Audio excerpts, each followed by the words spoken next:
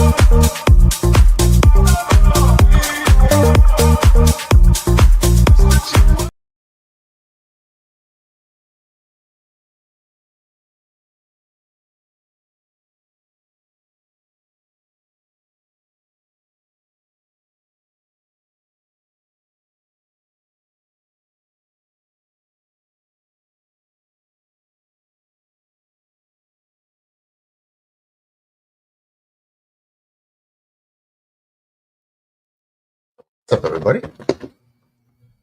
Welcome to the Jet Stream. Yankees Mariners Game 3, final game of the 3-game set. Yankees going for the sweep. When's the last time we were able to say that? It's usually Yankees getting swept lately. But here we are. Yankees are on a 3-game winning streak. They got Marcus Stroman on the mound. Comes in with a 7.2 ERA. Jesus. Julio Rodriguez bounces back to Stroman for the second out of the inning as J.P. Crawford led off the game with a ground out to Chisholm. Quickly 2 down and only 7 pitches. That's a pretty good start. I'll take it. Yassine in the house. What's up, Yassine? Cam Schlitter reminds me of Garrett Cole. It's a bit early for that, Yassine, but it was a very encouraging rookie debut for sure. But, I mean, to remind you of Garrett Cole, is it because of the hair, the face, or, I mean, are you talking about appearance? Because I could see that a little bit. After one Major League start, I don't know. Link Mardog, I need to vent because Mendoza cost the Mets this doubleheader against Baltimore with more gambling. Oh my God. Mets.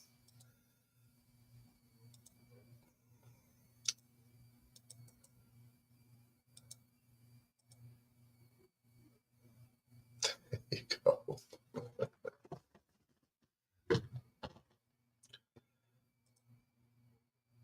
All right, here's a 1-2 count to Cal Riley, league leader in home runs. All right, boys, buckle up. Answer me this, Murdoch. Sure.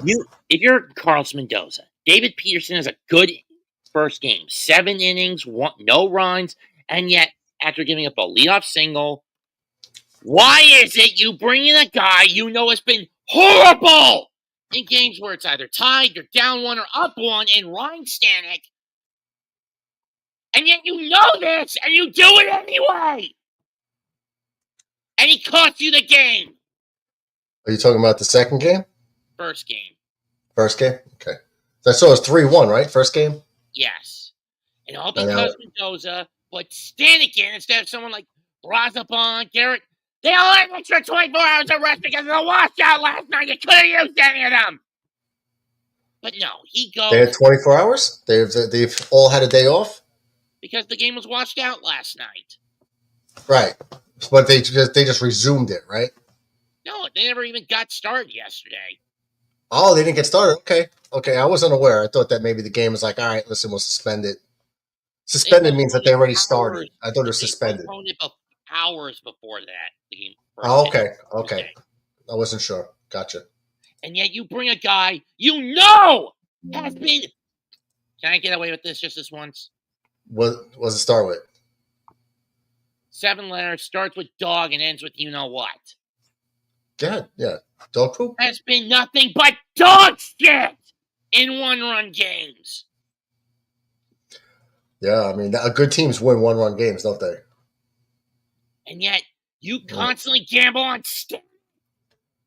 Garrett would have been the better pitcher, but then again, he doesn't do well with base run. He doesn't do well with guys on base. I would have done the Bronzabon at that point. Well, do they operate the same way as far as pitcher availability, as far as pitch counts throughout the week? Does he have like a standard thing, like we won't pitch a guy 3 days in a row, or we won't pitch a guy? I don't know. Plus, that all matters. I don't know. And you could argue Stanek hadn't been used in almost a week. Fine. But still, his pitch command has been horse crap this year. You saw it during the Subway Series in May, didn't you? I'm very familiar with Ryan Stanek. I mean, on a bunch of teams, but he played most of his career with the Rays, so he throws gas, but you can get to him. And he goes through 4 damn walks today. Wow, 4, huh? Including giving the game-winning 2-run homer to Westberg the minute he gets in. Rich and Westberg? Or? Wow. Well, this game's not over though. You're down 4 in the 8th inning. Down 4 because he went with a bullpen game and started with Brennan Waddell, and they have not been able to get a damn clean inning in this game. Yeah. Oh, now they got a clean inning. Come out too late, Mendoza, you piece of crap. We won it today, half a game behind Philadelphia, and we're going to be back to square one because of his bonehead gambling.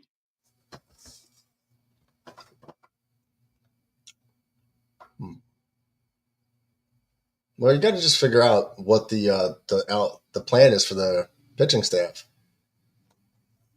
Well, we're getting Senga back tomorrow against Kansas City, and we're getting Mania back on Sunday. Okay.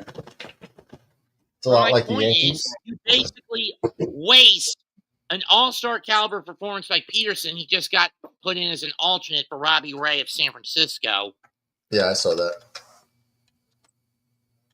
And you basically blow your chance to get back in the division lead because you get hubristic with the gambling habit. Why do you think in some of my rants I've called Mendoza a dog who needs to be disciplined? Yeah, you said a lot. And if discipline doesn't work, there's going to have to be some accidents to get rid of him. Oh. Accidents.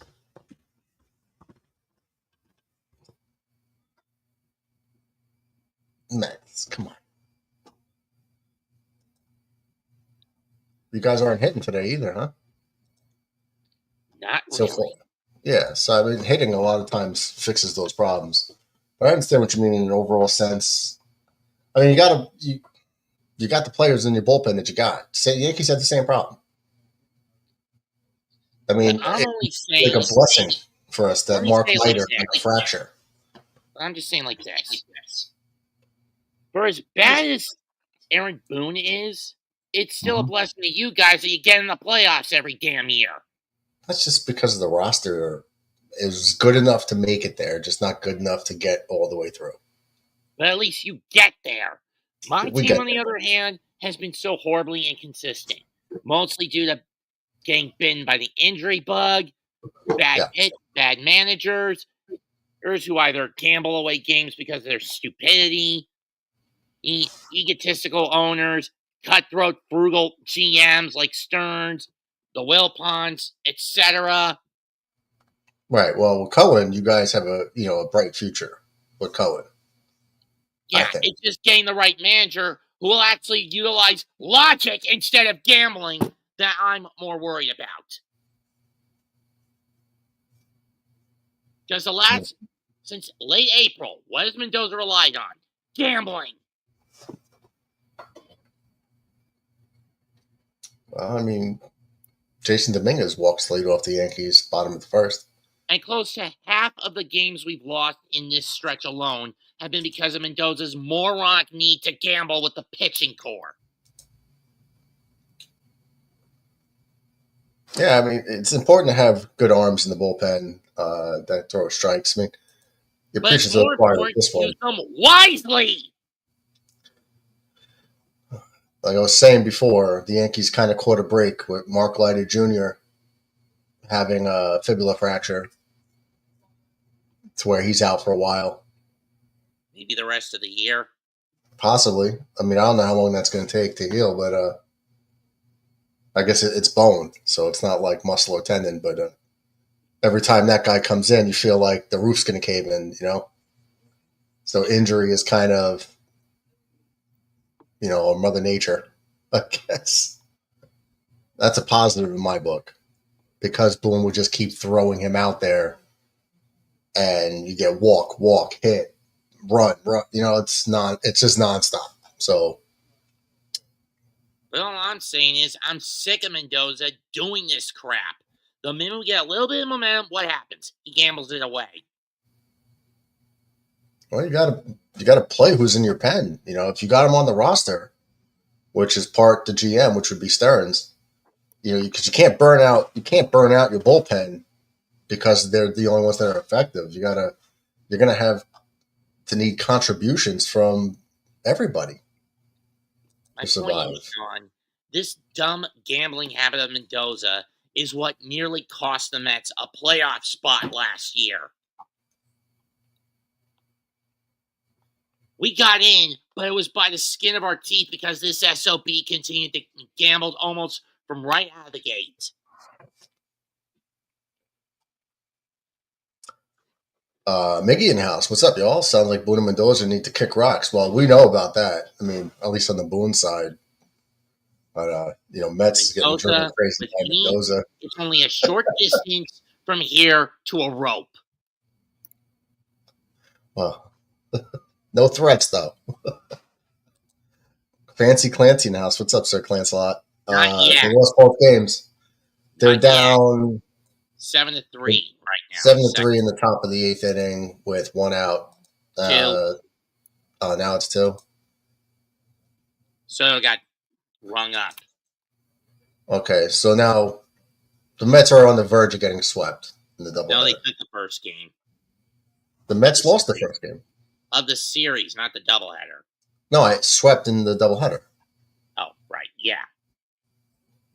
Yeah. And to the Orioles, too. Like, oof.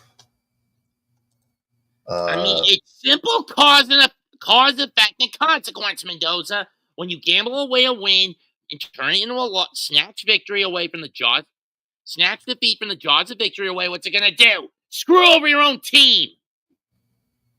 Steal defeat from the jaws of victory. That's good, Mickey. Trent Grisham walks. So the first 2 Yankees have walked so far here in the bottom of the first, bringing up Aaron Judge, which they can't really walk him here. So against Brian Wood last year, an All-Star. Swing and a miss outside corner, just off the plate. Clancy says Yanks about to go on a run, Bird Dog, and swing for a couple of big moves. I have no fear, bud, for real, though. Yeah, I mean, when you got guys like Caputo, right, that the world, sky's falling, the world's over, Yankees suck, I hate them. When you got that, right, and I've been consistent in saying the same thing. Let's see. Right now, we are not a good enough team to get past the Tigers in the playoffs. We're just not. Definitely not the Dodgers. Let's see what happens at the trade deadline. I've been saying for a couple months, I think we're going to try to get Arenado. I think for third base. I think we're going to try to get him.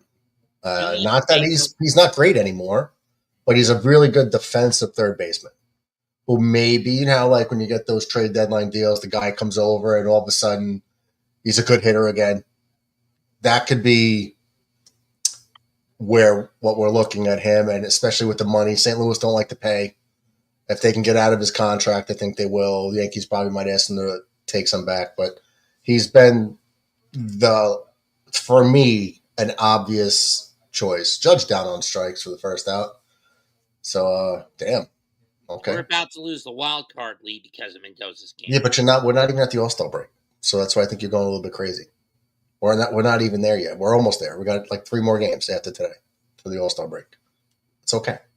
Then you got a whole month. Then you got the rest of July for the trade deadline. Do me a favor. See what happens, man. You got to see what happens. Leading into the deadline, kill Philadelphia for me. Okay, but teams going. I mean, look, the Yankees have been dog shit for like 3 weeks. They've just started winning a couple games. But the problem with them is Boone at least knows when the difference between the Mets and the Yankees. Boone at least knows when to relent on gambling. Mendoza does not. I don't know. No, I don't. I can't agree with that part because Boone makes the same mistakes over and over and over for years. He doesn't learn his lesson. I would be okay if like he was like, listen, this has failed a few times. We got to go a different direction. He's not. He just keeps the same strategy that keeps blowing up in his face. But if it's not Arenado, my other choice was Suarez because I don't know if Arizona is going to hold on to him. I've been asking for Suarez for a couple of years. I was asking for Luis Arias for a couple of years. He keeps getting traded, but not to the Yankees. So it's like, guys, man, you need guys to get on base in front of Aaron Judge. Sorry. And you need a guy behind him to capitalize when they walk him. You need threats outside of Aaron Judge. You had that last year with Soto. You couldn't recreate him in the aggregate, so you gotta do something, and you need definitely better defenders. The Yankees need a third baseman. I would love an upgraded second and short, but we're not going to do that. Hopefully short. And potentially a catcher, as long as with a reliever as well. Because neither of our catches, none of the 3 could throw runners out. Get back to the chat. Cody Bellinger. Full count on Cody Bellinger. Song Theorist, too. Welcome to the stream. I'm a Red Sox fan, and it feels weird for me that the Yankees want to win since we are tied for the wild card slot with Seattle. I don't understand that one. What Yankee fans want the Red Sox to win because of Seattle? I think it's mostly because they're fighting for like the last wild card spot, and Seattle's currently got the second wild card spot. I don't know, but whoever is the 2 or 3, it's Seattle fighting, those 2 fighting over it. And if Seattle loses, Boston gets it or something like that. I don't know.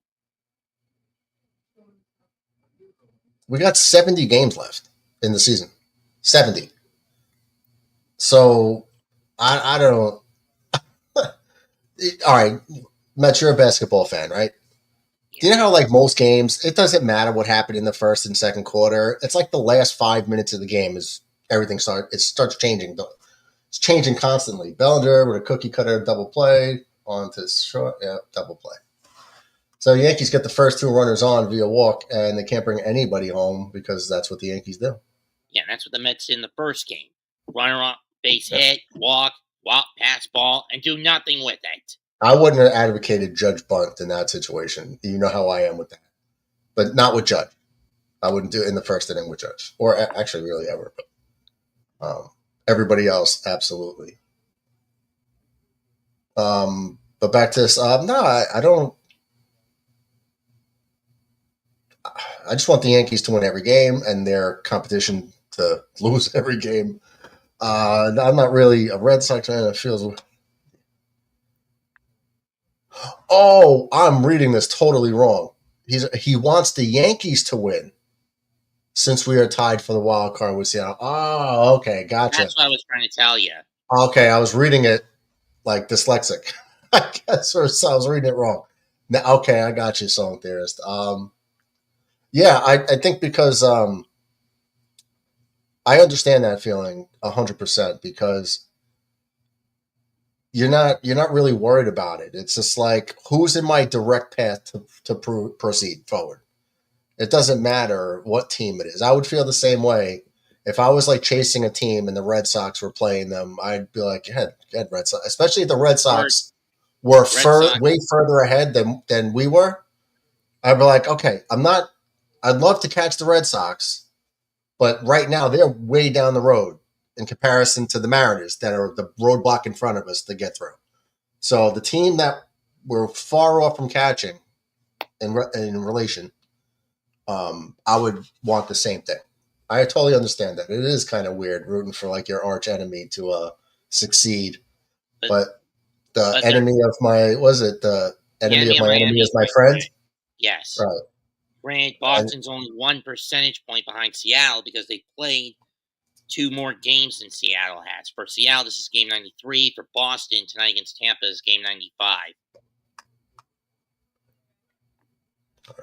Clancy says a third baseman, 100%. Starting pitcher, to a lesser extent, and a good reliever, 100%. That it's all like Donkey Kong. You want me to get the Does he want me to get the shotgun that fires concussive homing coconuts? You're talking about Donkey Kong? Well, he said it's on like Donkey Kong. And yes, in one of the games, there is actually a weapon. It's basically a log, but it operates like a shotgun that fires concussive homing coconuts. It fires in spurts, and if he shoots you, it's gonna effing hurt. Oh, wow. Okay. At least that's what the rap in the game says about it. Polanco with a smash to Ben Rice at first. If you guys, and I'm sure some theorists remember this. I don't know if it was like last year or 2 years ago. Could even be last year. Jose Trevino was the catcher on Sunday Night Baseball, and the Red Sox stole like 9 bases off him. It was utterly embarrassing. And I was like, you can't have a catcher where every time a guy's on first base, it's a double. A walk turns into a double. You can't have that. There's no threat of him getting thrown out. Austin Wells has been no better. He can't block a ball to save his life. I almost regret. I don't think there's a downgrade by Ben Rice catching, to tell you the truth. He's not great behind the plate either, but at least he ain't hitting 215. So more confident with Ben Rice at the plate. Ultimately, though, you would like a better defensive catcher for sure. Third base, we definitely need a replacement. I'm not a fan of Opie whatsoever. Answer me this. He's regressed in 3 years. If you scrap the entire field, you get guys named who's on first, what's on second, I don't know on third, today catching, tomorrow pitching, why in left, because in center, and you don't give a rat's tail who's in at short, what are you going to call your right fielder? What? No, what's on second? Oh. I don't know, Mets. I mean, I know that skip, but I don't He's know. on third, and we're not even talking about him. Okay. I would have to write down all the names. Clancy says, no, I think it'll be Suarez and McMahon. Yeah, Suarez is my other one. A lot of people don't like McMahon. I think Suarez or Arenado, mostly Suarez, can make a difference. McMahon, not so sure. He's kind of like slightly above a lateral move. I don't know. If you're going to make a trade for an upgrade, I don't think you just go McMahon. I could be wrong, but he doesn't kind of like, he's not like tickling the taint. You know what I mean? It's just like Ryan McMahon. Okay. Let's hope he's better than what we got. But who knows? Brian Hayes? Absolutely not. No way. Not for me anyway. He's not even a young kid anymore. Brian Hayes. Isn't that crazy? If you want, we can give you we can give you either Mauricio or Acuna. I don't want to. What's up, Yassine? Oh, what's up? What's up? Yassine had said, Cashman said he wants a right-handed bat for third base. Well, that's Suarez. That's Arenado. Yeah, that's what he said. I just need a competent third baseman. That's really what I need. Like, I don't, whatever. I'm a hard pass on the McMahon. He doesn't hit outside of Coors Field. Yeah, that's always been a problem. Yeah, that's a good point. He doesn't hit well at Coors Field either. Well, the Yankees' current options at third base are, let's see, who they're letting Peraza play there like every day now, or Vivas. Vivas is hitting 156 in limited time up, and Peraza is hitting 152. So if those are your two rotating third basemen, that they're both hitting like a combined 153, 154, that's no bueno. Stroman gives up a base hit. It's going to be first and third with one out. How is that not a surprise? I mean, think about it. Stroman's your worst pitcher. Yeah. He is. I'd bring up another kid until Luis Gil gets back. Stroman's the odd man out. Once Gil gets back, Stroman's going to be out. You think Yarbrough is going to be back in the starting rotation or bullpen? If need be. Bullpen. I mean, he'll be, if we have the 5 starters, he'll be going back to the bullpen because we need bullpen help. That's the problem. But he got progressively better, getting into the 5th inning as an opener. Clancy says if the Yankees get Class A, that'll be wild. It would. That would be crazy. Yeah, but is Cleveland going to give him up? No. Not without giving I don't him know. money. I don't know if Cleveland's going to sell. You don't They know might. if they're going to sell. They're in like 4th place. Yeah, of all the teams being second in the Central, I think right now it's Kansas City, right? I think they're going to sell. Yeah, they might be I a think they seller, will. especially if he's due for a big contract. My dream for like 4 or 5 years was swing a trade for Jose Ramirez. And True, I agree. man, I would love that. Switch hitting guy, kills the Yankees, plays a good solid third base. There's a base hit. Yankees are gonna go down by 1. So just stringing together 3 hits, all hit hard by the bottom of the lineup. Bottom of the lineup, hitting Stroman around like it's a high school game. What's up, Chris? Buffalo Bills fan. Clancy says, "You seen it'll happen soon. It should. Something's got to happen soon, right? Well, we got 3 weeks till the deadline. A lot of baseball left. The Yankees were sub 500 last year in June and July, and they went on a run to end the season. Yankees saving grace this year as they are giving the AL West a beatdown. It's usually the other way around, right? We always get beat up in California, the West Coast.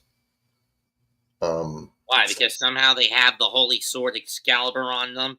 That thing is annoying. No, we just never fare well out west. It's a bad joke. You wouldn't get the context anyway. Yeah, because I only tell good jokes. If you remember that 1998 historic season, we started out pretty bad on the West Coast to start the year. What were we, like 3-6 or something stupid like that on the West Coast? And then we went on just like an incredible run for like the rest of the season. What's up, Donnie? West Coast, and then we went on just like an incredible run for like the rest of the season. What's up, Donnie? What's up, Donnie? We could hear the background on replay. You gotta lower that. That's probably his TV. Donnie, can you hear us? Sorry, I'm watching this on TV. I apologize. Your scene said, yeah, just mute it or just lower it a little bit. I know, so we can't hear it. Clancy saying, no, he said he wants the Yankees to beat Seattle. Yeah, sorry, I was being a dummy. I was reading it wrong. That's the weird part coming from a Red Sox fan. I think I was. Strike 3. I don't think Suarez is going to get traded at the deadline. He might. Suarez get traded at the deadline. He's getting traded. You think so? He's getting traded. What's up, Uncle DJ? Mets Murdoch, good evening to you. Members of the chat, I've hit the like. I'm off to my church meeting. See you back. I'll be back. All right, see you later. On a Thursday night? Isn't that usually on Thursday? Yeah, I got to try to keep up with the chat. For the right prospects, Cleveland may give him up. But is Clase he's the closer. What's the biggest need? The biggest need you're going to have to give up your best prospects for if you go big. Murdoch, I put on X today. I said, what about when we flip Devin Williams for Class A? No, wouldn't work. No, but yeah, more. Devin Williams and more for Class A. The Yankees aren't going to trade Williams. I don't think so either. They'll probably trade. They'll probably trade Trent Grisham before they trade Devin Williams. What's his contract status? Devin Williams free agent after this year. Williams is a free agent. Talking about Clase. No, Clase I think has 3 years left. Clase's got 2 years of control. He has 2 years. Well, if Devin Williams if he's on this is a contract year for him, then you're trying to add to the bullpen, though. I mean, Clase is better, but you're trying to add to it, not subtract from it. Well, I mean, you give one away to get one back who is a little bit better, and then you got to give up prospects just to improve slightly, but you need another guy, another separate reliever. You know what I mean? So, DJ. Miggy says 30 days until the Jets' first preseason game versus the Packers. 59 days till week 1. Wow. Think about that. 59 days till week 1. That's great. A little more than you have to get back in football mode soon. A little more than Mets with a finger. What's up in the dog pound? What's up? Mets crooked finger. That bends backwards. Why do you think the Yankees don't need a starting pitcher, Murdoch? I don't. I just not that you could always use a starting pitcher. I just don't think it's our biggest concern at the moment. How about this? We give you boys Stanek and you give us Williams. That's not a fair deal. No. That's not a fair deal. And Mets lose 7-3. Get swept in the doubleheader because of Mendoza's incompetence. J.P. Crawford grounds out to second base. That'll end the inning, but Mariners do get on the board. 2 hits. I thought it was 3 hits, but okay. And they go a collective 2 for 19 with runners in scoring position today. 2 hits and a walk. Yankees are down 1-0. Mickey says the MLB draft, July 13th and 14th. Neither the Mets or Yankees have a first-round pick this year. That is their first-round pick, I think. They just get pushed down like 10 slots. Like, that's the penalty, I think, for going over the luxury tax or something is the Mets would have had the 28th pick and the Yankees would have had the 29th pick. And I guess the Dodgers 30. But they dropped down 10 spots in the draft automatically because of the salary cap luxury tax. So it's technically a first-round pick, but they just dropped down. I believe that's the case. What about a trade for Lugo from the Royals if he's available? I've always liked Seth Lugo. He always seemed to do good against us. I was always like, damn, he bounces around the league. Why don't the Yankees just grab him at some point? And I don't know why teams give up on him. Maybe he's just one of those guys that just does good against the Yankees. Who knows? He was good in Tampa. Lugo was good in Tampa. Good in Tampa, yeah. Mickey says, yes, Mets, Yankees, Dodgers dropped due to luxury tax. Yep.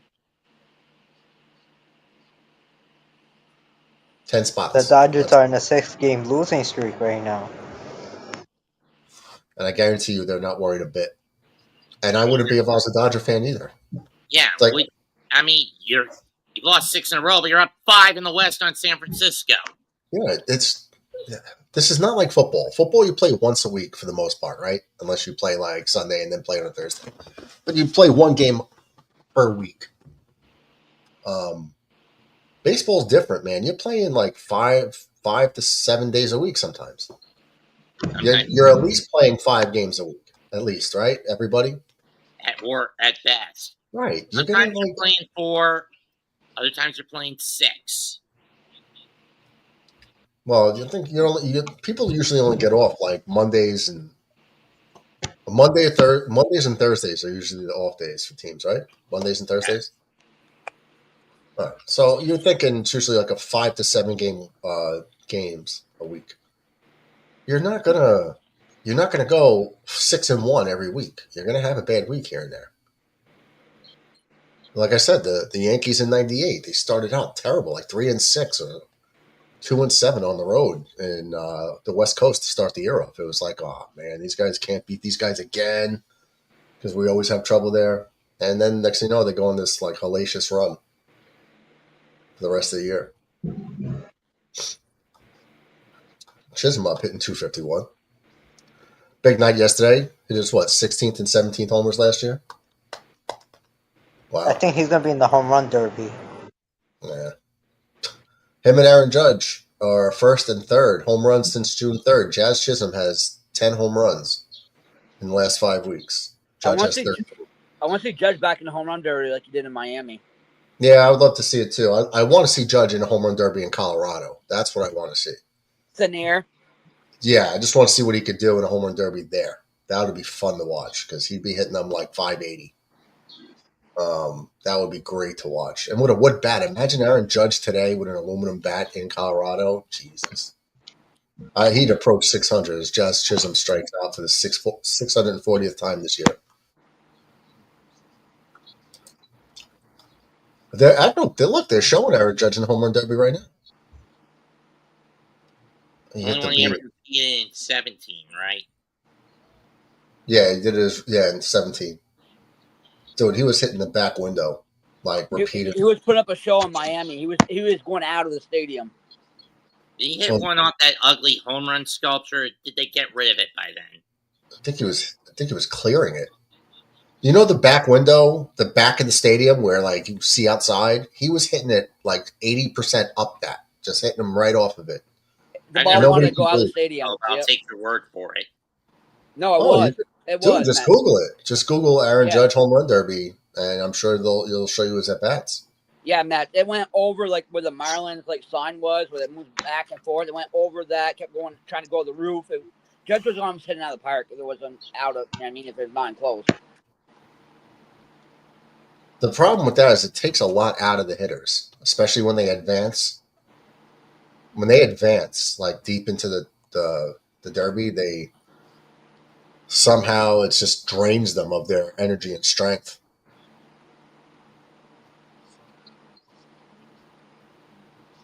Here's Ben Rice, 1 down, 0-2 count. Maybe Cashman will keep playing Dominguez as leadoff like he should be, like I said. He should be. I don't know why. I don't know. A lot of people are like, oh, Dominguez sucks. I'm like, let the kid play every day. Give him the damn chance to fail and get better and learn. Every at-bat is just extra experience for this young kid. That showed a lot of promise 2 years ago when they brought him up in September. And they had him hitting third. And he was doing good. And then last year he got hurt. And it's like, all right, this is a new year. And, yeah, he needs to work on his defense a bit. But hitting, man, just let the kid get his at-bats. And now, they were losing faith in him. And I'm like, why? What did you do with Verlander? He went 3 home runs against Verlander? I don't know how many he hit against Verlander. I remember he was that doing was good. One against Verlander. I thought he took Verlander deep.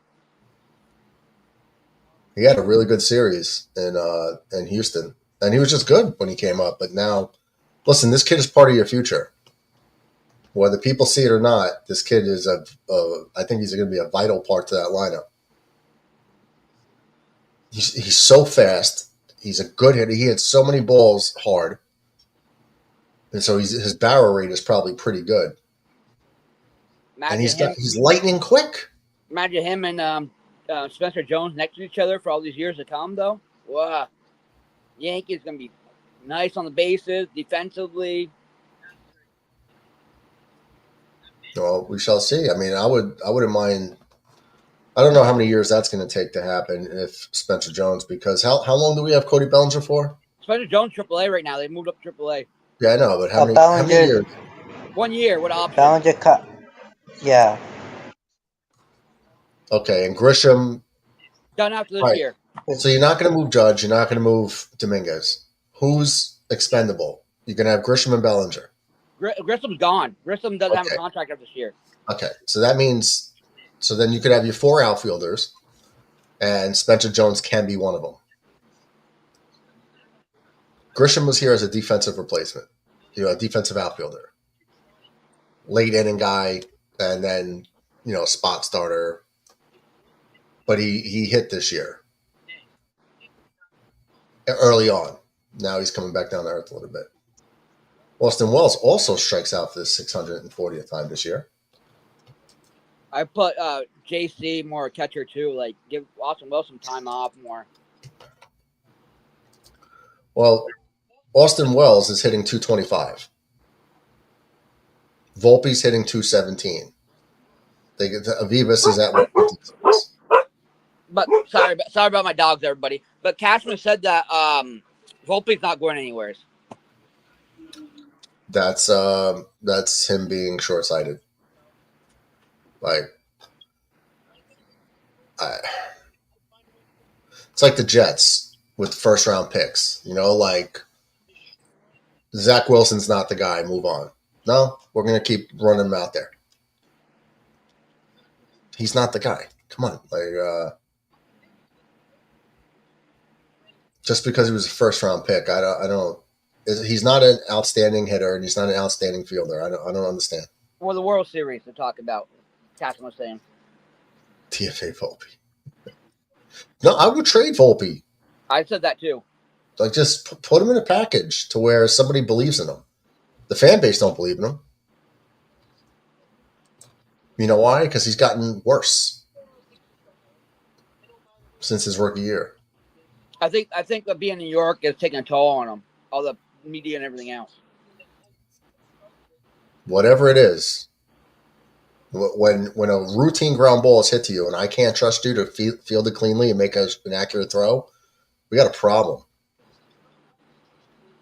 You're an infielder. Like that. This is your primary job, especially at shortstop. And them plays, Murdoch, give me plays. I played the infield too. Them plays should be easily handled. He's taken 2 million ground balls probably in his life. Like, and you're taught to put the glove on the ground. In the infield, you put the glove on the ground. Block any way you can. Ball hits him in the wrist a lot, runs up his arm. Bad throws. He's got the yips like Knobloch. Can't throw it to third base. Short throws to second, turning double plays. Too many of those were errors. Like, it's just not good. Like an outlaw. Yeah. Miggy says he needs to disappear to a small market team. Probably do him good. Like, you just have to evaluate what you see.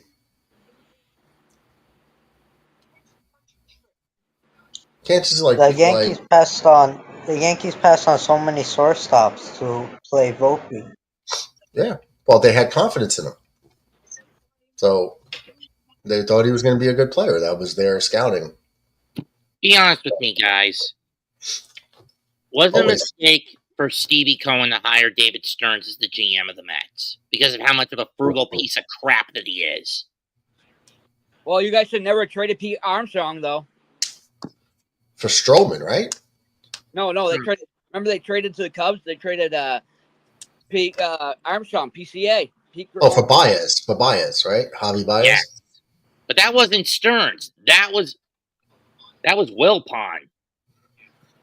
No, that's crazy. Pete Crow for Baez and how that turned out. That wasn't Wilpon. It was that Zach, whatever his name was, who basically got caught up in that scandal. But he was like the Angels, like GM before, right?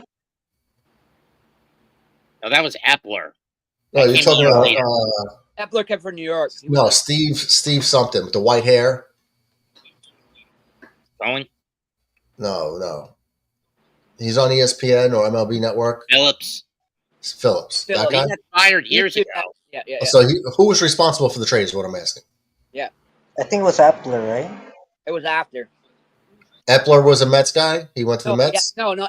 Epler was an Angels. He wasn't in Mets. Who's the one who traded? Yeah, he was. Who traded? Epler. Was it Epler? Yeah. Yeah, it has to be Epler, yeah. Oh, yeah, Miggy. So Epler only lasted 1 year at GM? 3 years, actually. He was part of the team that brought Vogel back in 22. He brought Vogel back to the Mets in 22. Then he brought Verlander in, along with Scherzer and a few other pieces. And then he brought in Verlander in 23, and everything went to shit, especially after the Diaz injury.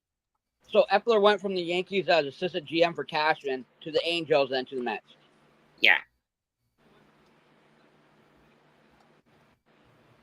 He couldn't get the Angels to playoffs when he was the GM. With Stearns, however, part of the Brewer system, but the guy is so unbearably frugal. You got this owner who is willing to spend so much money, and this SOB isn't willing to spend a penny on the big names. He It's could the have signed. Wilpons all over again. He could have signed Burns when he was a free agent. He could have. That's my Burns point. was hurt though too. I think they might knew he was hurt. Yeah, but that's the problem with this guy. He is so David Stearns is so unbearably frugal. He'll go for reclamation projects instead of the big names. And it's crippled the rotation. Has it not? You guys don't even have an ace, right? Senga's coming back tomorrow. Yeah. But I mean, think about it. Clay Holmes, he's been running on fumes because Stearns decided to experiment by making him a starter instead of leaving him where he was as a bullpen arm. Holmes belongs to the pen. Griffin Canning, he's not coming back till next year because of a ruptured Achilles. Yeah, he's done the whole year. Manaya's coming back, right? This Sunday, yes. Yeah. Montas is hit or miss. We've only seen him in 3 games. Blackburn's out with a bad back because Mendoza gambled in a game where he was out, where that was rain delayed for an hour and a half after the start. Starting Pittsburgh. Riley drills one deep right field down the line. Is it going to stay fair? Looks no. Foul ball. So Cal Riley almost had another wall scraper home run down the right field line. But it goes foul. Walk him. Walk him looks like they walk Judge. Walk him. He's leading in home runs. Walk him. They did in his first at bat. He strikes out now. Oh, you're seeing into the future. I mean, seriously, why does my team get cheapskates as GMs? Well, Matt, you're on the panel. I don't know why you typed it. But, Why'd you post it? you say it verbally. Plus, I don't What? get this whole experience point system that's going on YouTube. I don't understand. Well, you guys just signed Soto for a ridiculous deal. I don't consider that being cheapskates. No. I mean, with the pitching core, Stearns is a cheapskate. Yeah, but what do you expect him to spend? He already spent $765 million or more for Soto with the luxury suite and all that. I mean, $800 million. All right, I mean, maybe like you got to also take into account. I mean, it's not like they might be in on players, and players might just be like, I don't want to play for the Mets, just like they've been doing for the Yankees. Right. A lot of pitchers didn't want to play for the Yankees. By the way, Murdoch, your pitching matchups for the Cubs series have been announced.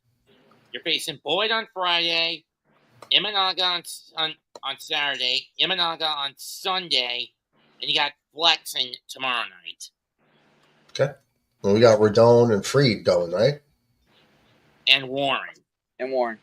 I like our chances with those. Yep. Yeah. Look at what the Cubs have done with a Met cast-off and Chris Flexing. I mean, granted, he's predominantly a bullpen arm. The Mets tried when they got him in 2017 to make him into a starter, and they failed miserably. Then he goes to Seattle, turns it around for a couple of years. Then he gets shipped out to the White Sox at the 23 deadline and becomes garbage. And then he goes up north to the Cubs, where he's predominantly a bullpen arm. So basically, tomorrow night you're doing a bullpen. The Cubs are doing a bullpen gauntlet against you. I like our chances with our starters for that series. Rodon's pitching tomorrow, right? Yes. On paper, it should be easy since you guys have a bullpen gauntlet tomorrow. You know who's available is Duran from Minnesota. Yeah. J.D. Duran, yeah. He averages 100 miles an hour. Yeah. Fastballs. They call it a splinker. Is 97.5. As a starter or bullpen arm? Bullpen. And he's got 2 more years of team control after this year. He's a closer for the Twins. Yeah. Plus Bunkson's up too. Maybe the Yankees patch his Buxton and him. What's your mother saying, Yassine? Oh, nothing. My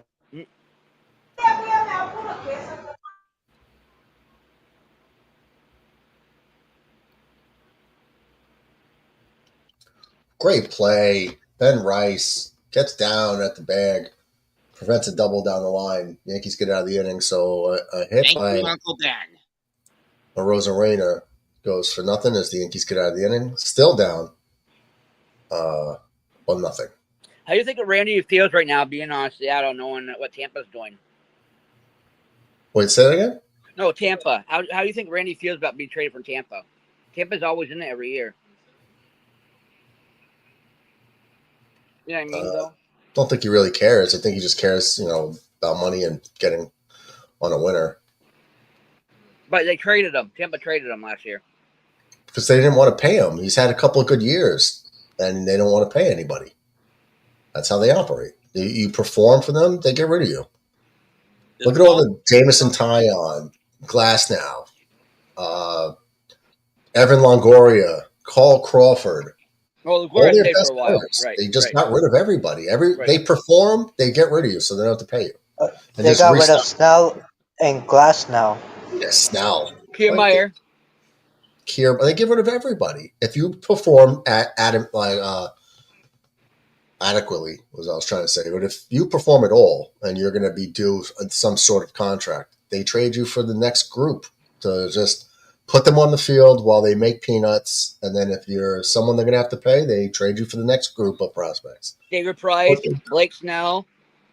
Yeah, they don't want to pay nobody. That's why they're not so much of a threat. It's like they're like a AAA All-Star team that finds ways to win. It's crazy. Tell me one star they've kept for the long term. They don't. Krispy Kreme, what's up, Crispy? Murdog, everyone, hope you're all doing well today, my friends. My opinion, go Jets, Yankees, hope for the best for all teams. Hit the like button. Chris. Please support and subscribe. Murdog deserves it. Hell yeah, brother. Thank you. Rage Quit is Wasn't Evan Longoria was a long time race? Yes. Yeah. And then he did Rage nothing. Quit says he's taken the Browns to the Super Bowl. And then he did nothing for San Francisco, if I remember correctly. Right? Right. What's that? Longoria went to San Francisco. And he did Yeah, nothing. he went to San Francisco. He did nothing for him. No. Right. Yankees trivia time. Let's go, Miggy. As Volpe pops it up once again to the infield. The worst player on the Yankees, one down. This kid's confidence is shot. Even yesterday, when he finally put a good bat on a ball and hit it off the wall, he gets thrown out trying to stretch it to a double. This kid, his confidence is. He thought it was a home run. His confidence is in the shitter with Rage Quit. Right. Doesn't make a difference. You think it's home run or not, you should run out of bases. Well, he didn't judge that ball right. The guy got back there. It hit off 80% up the wall. And he just didn't judge it right. Miggy says, how many home runs have the Yankees hit against the Mariners all time? Regular and postseason. Oh, my God. 108. Yeah. There's 108. No way. 300. All time regular. How many games have – Miggy, can you give me a hint of how many games they played against them full time? That's going to be a hard one.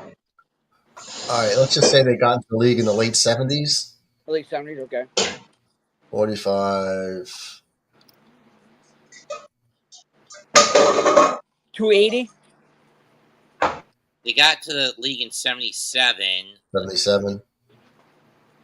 I'll say probably 300 maybe.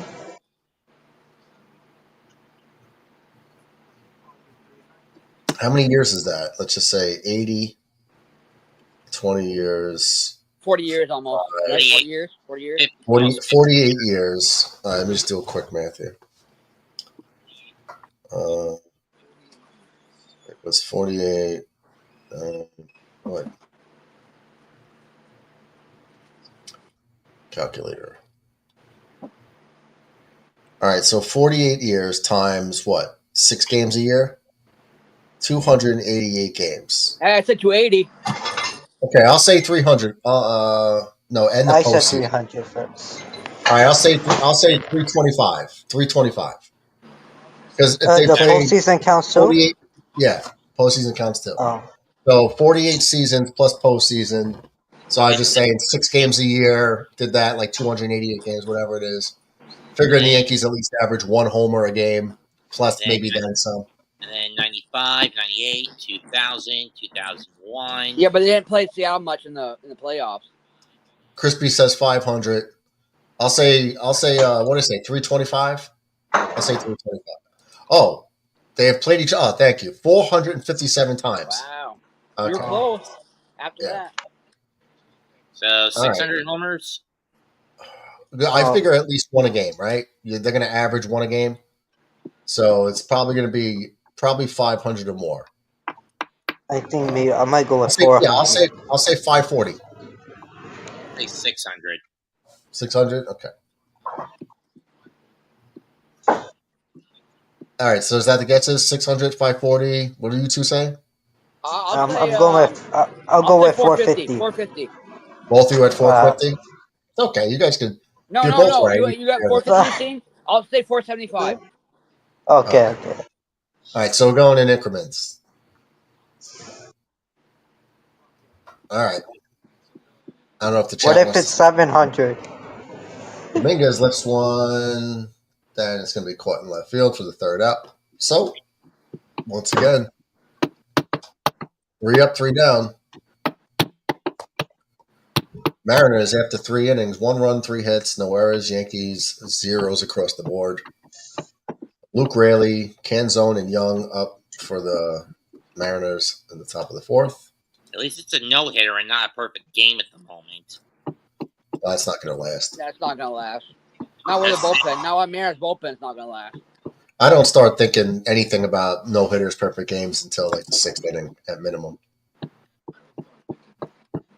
All right, so I'm just thinking of some trade possibilities. Helsley, potential reliever. So if we're looking for relievers, you got Duran, you got guys like Helsley. I don't know about Pete Fairbanks. Bird from Colorado. If you want to go after McMahon, we could get McMahon and Bird together. Reed Detmers, I don't know. Marlins has a bunch of relievers right now too. Jake Bird in Colorado, yeah, he's there. Finnegan from the Nationals. Bender from Miami. Phil Maton in St. Louis. Ben Nair from Pittsburgh. Pittsburgh God. to sell a lot. Yohan Moncada at the Angels, trying to get rid of him. Shelby Miller in Arizona. I want to do Moncada. He's injury prone. Yeah. Just saying, he's someone on the trade list. Right. Grant Holmes from Atlanta. I don't see him on this list. Well, he would be a good fit. Who on the Mets is on the trading block? I think Suarez. Actually, I'll just share this with you guys. Matt Smith in the house. What's up, Matt? Trade Volpe for KD. I'd take it. I just want this kid out of here, Matt. I just want him out. He's not the guy right now. How many more years are we gonna? Right. It's 3 years already, right? It's been. Yeah, this is their full season. How long are we gonna go? When the guy's getting worse. This Cashman doesn't. He likes a prospect hug. I hate it, Murdoch. I hate how he does that. He's on pace for 20 errors. I just don't have confidence in him. When Dominguez was struggling at one part of the year, and I was like, I've seen this kid be really good in stretches that he got to play, and people don't remember that last year he was hurt for a lot of the season. So they that absence, they kind of soured on him. I don't. I was like, I've seen this kid excel at this level. Kid can run like a deer. He's got power from both sides of the plate. He's a better lefty, but that was a close play at first. As Ben Rice gets the bag in time for the first out. Raley's down. Bringing up Canzone, 1 out here in the 4th. I had confidence in that kid the whole time. Volpe, I don't. I had confidence in him when he hit like 20 home runs or something, 21 rookie year, but he had a terrible batting average. But I was like, this kid can come in right away and hit 20 plus home runs with a shortstop. He's only going to get better, right? Didn't happen. Murdoch, though, I think Lombard's going to be our next shortstop. Yeah, I think so too. Volpe's trade value is some dingy towels and a slightly off balance washing machine that makes noise, right? Another ground ball to first base. Oh no, they're just replaying that one. Yeah, I mean, maybe there's GMs out there that'll trade for the upside, thinking that maybe New York was just too much for them. I'd literally trade Volpe for Murray. Sorry, Murdoch, I interrupted you. Continue, sir. Sorry. No, it's fine. I was just reading the chat. Well, I was just thinking about Dansby Swanson when he was in Arizona. Remember? Then Yeah. the Braves acquired him. I'm thinking more on that line. Maybe Volpe can get acquired. You know what I mean? That way, like Swanson did. Well, Swanson's gotten better. He didn't live up to the hype initially. Right. I'm with Miggy on this. Bo Bichette in 26, but Lombard seems to be they're going to Lombard's coming. They're going to give Lombard a shot. So I don't know if the Yankees are going to try to make a big splash, but my Number argument one prospect, they're not trading him. I'm telling you, they're not trading him. My argument for Lombard is he can't do no worse than Volpe is right now. I'd bring his ass up and let's throw him right in. I'd bat him ninth and say, go ahead. Get your experience. See what he can do. But ask Met. I bet you if they ask Met, he would like Volpe on their team. No, he don't want Volpe on their team. Okay. I think any other team in baseball will want Volpe on their team. I'll give you Acuna for someone else. Give you Acuna and Stanek for whoever your best bullpen arm not named Devin Williams is. Take Mark Leiter. I'll give you Mark Leiter. Yeah, we'll give you Junior. We'll give Mark Leiter. How about I'll take Luke Weaver instead? No. What the hell was that, Grisham? Ground rule double. Did Trent Grisham, he stopped running for the ball and hit the warning track. Did Trent Grisham think that was a home run? Read it wrong. Base running again.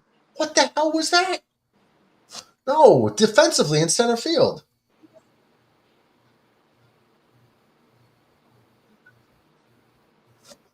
Dude, there was a fly ball to the warning track. Grisham trotted after the ball.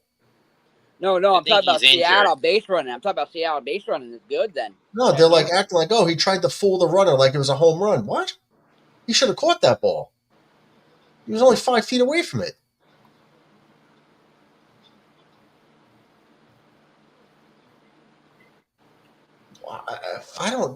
Wow, I am floored. Defensive center fielder.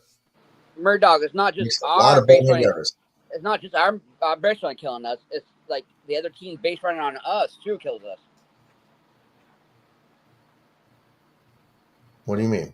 Like running in scoring position. Like they're going like he misread that ball and stuff like that. Like you said, like it's killing us. Like he should have easily caught that ball. Easily. He wasn't even running hard. That's the problem. He was trotting like it was a no doubter home run. But and the ball landed at the warning track. Right, like, but a lot of teams are going like first or third on us easily. Like they don't trust our catchers or anything, our fielders, anything. Another bad throw by Volpe, saved by Ben Rice. Throws it up the line. Runner goes to third. Routine ground ball. Volpe throws it wide at first base, and Ben Rice saves him. See what I'm talking about, though? Does this all the damn time. Ben Rice had to jump off the bag, catch the ball, and then reach back to tag the runner. All these teams are taking chances on us, though. They're running. They're not scared. We don't have a catcher that could throw anybody out. You want Terrens or do you want Terrens? No. I mean, he's good at throwing. Oh wait, to catch? Wait, man. To catch? To catch and throw runners out, yes. There's a 2-out base hit. I mean, he's not a good hitter, but the arm and glove more than compensate. We gave you Terrens, right? Or we dropped him at one point. No, I thought he was a holdover from San Diego. Yeah, I think he was a former Yankee farmhand, Luis Terrens. I think we had him first. Murdoch, who's coming? Is it Jesus Sanchez coming, right? Catcher? Yeah. Yeah, we do have catcher down there. We got a lot of depth catcher. guys aren't smashing that like button. What's up with you guys? I'll hit them. Well, let me see if I go out here to hit the likes. I mean, I'll hit it after. Jeez. Where do I go? I go back out, chat, or something, hit the like. Comment.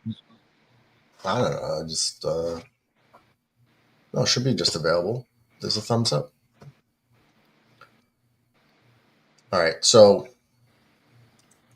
Thumbs up, man. Thumbs up. I'll go after there, and I don't know why it's not letting me go out. all right, Mets, Donnie. These are the trade deadline things. This is from like a couple weeks ago. Trade. I don't know if this is still accurate, but say Bregman 10% chance, Duran 25% chance, Alcantara 60%, Freddie Peralta 20. You guys can read it. 50% chance for Suarez. He's 34 years old. I don't think Arizona would give him up. I don't know about that. He's 34 years old. What are the odds for Lugo? They don't have the Yankees up there. 42%. Mets could use an old reunion with Lugo in the pen. But then again, Lugo's been a really reliable starter in Kansas City last year and a half. Zach Gallen, 35%, or does that say 30%? 30. 25% for Merrill Kelly. 30. 30% for Josh Naylor. Ryan O'Hearn, he's falling off. I don't think anyone wants him. 25% chance. And another base hit. The runner's going to go. It's going to have first and third with 2 down. Get Stroman off the mound soon. Tell me this guy can't get out of the 4th inning. Bottom of the lineup, beat him up again. I said he'd go at least 5. I said he'd go at least 5. They'll probably leave him in. This is it right here. Duran, Minnesota, 40% chance to trade. Average fastball over 100 miles an hour and a splinker at 97.5. 2 more years of control. You can't send him to the Dodgers. Class A, 20% chance.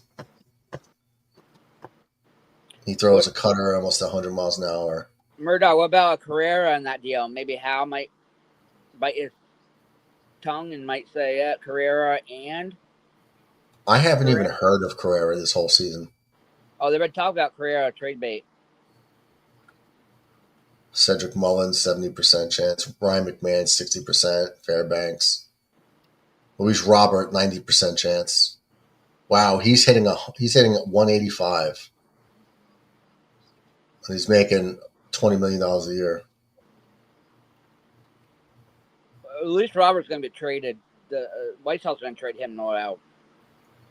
Adolis Garcia, 80% chance.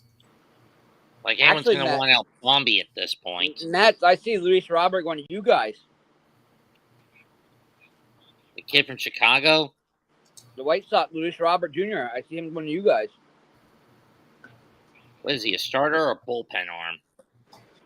No, center fielder. Outfield.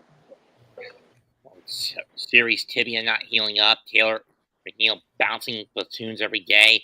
The prospect of Acuna going to center. Something I don't think he's going to be ready for. Who do we send to Chicago for him?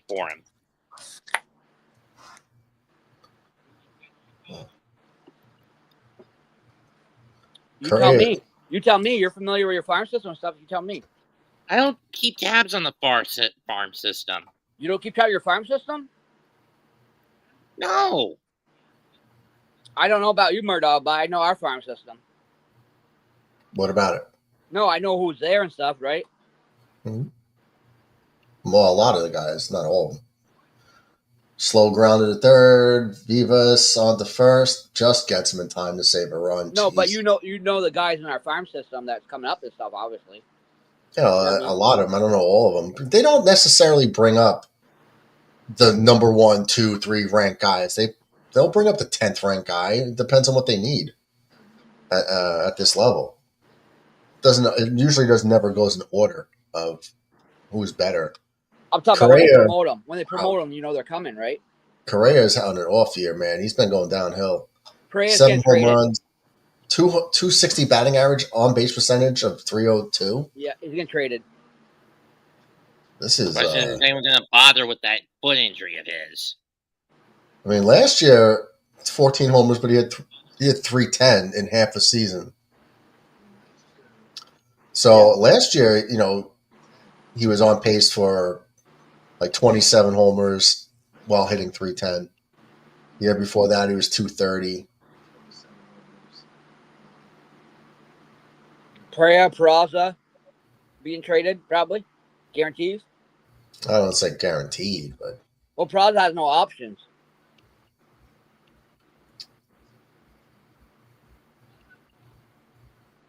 Wow, Correa's never hit more than 26 homers in a year. Oh, for Pereira? Yeah, Carlos Correa. No, I'm talking about our team, the farm system. Pereira. No, he said Correa. Everson Pereira. He's talking about Everson Pereira. Yeah, he might be getting called up at some point or traded. I think he'll be traded. I think traded because he's been in the system for a while. He's been in our top 10-ish. And there's just no room for him. But there's just no room. No, you're seeing, I know the Yankees won't trade for Correa. I just add that as a possibility. We're talking about Pereira. Sorry.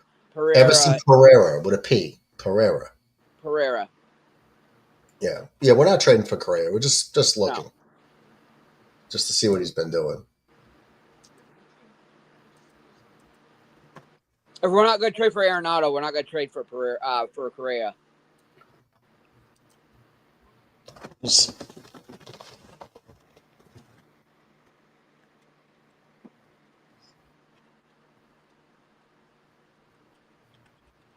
But I do, Murdoch, think Helsley and Arenado will be a good fit for us, though.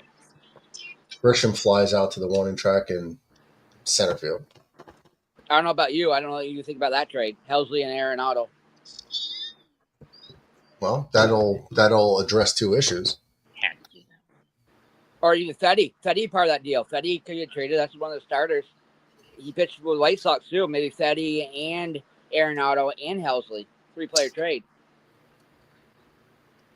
I don't see it happening.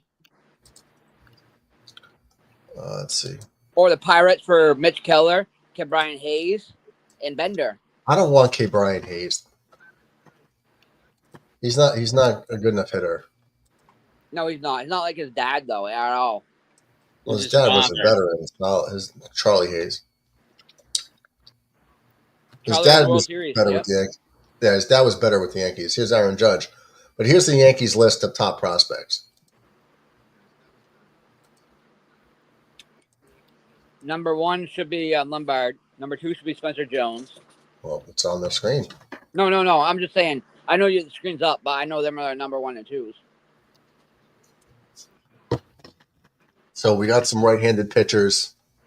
Selbridge, yeah. Arias, shortstop, second base. He's only 20 years old, switch hitter. He's number 5. See, Cam Schlittler was number 10. Came up yesterday and did really well. That's why I said he might be advertised, Murdoch. But I'm saying, this is their rankings, and the kid came up and did great. Yeah. Gave up 2 solo home runs. Okay. And they weren't even bombs. They were just like ball scrapers. Yep. And he struck out 7. Yeah. Get the win. In 5 innings. See, there's Pereira at number 12. He's 24 already. He's an outfielder. He's already 24 years old. It's 5'11", 203. So it's like you can't keep these kids in the minors forever. You know what I mean? He's your second highest ranked outfielder prospect, and he's blocked. But so is Spencer Jones because he went to college. So he's 24 years old as well. You got to stop prospect hugging. Cashman's got to stop prospect hugging. Yeah, you got to move him. And look, Yorvi Vivas is the 19th ranked prospect, and this is his second stint in the major leagues. Yep. This year. Dodgers first stint. Dodgers what? The Dodgers. We got him from the Dodgers for McSweeney. Trey McSweeney. Yeah, that's not working out well. No. But either way, well, that's because we had Volpe. We drafted we drafted Trey Sweeney in the first round, then we drafted Volpe in the first round. And it's like, all right, well, we're going to get rid of one of them, and Volpe's not working out. Rock Riggio, a lot of people like this Rock Riggio kid. Judge left one to right field, shallow. It's going to be caught for the second out of the inning. What's Jesus Sanchez freaking?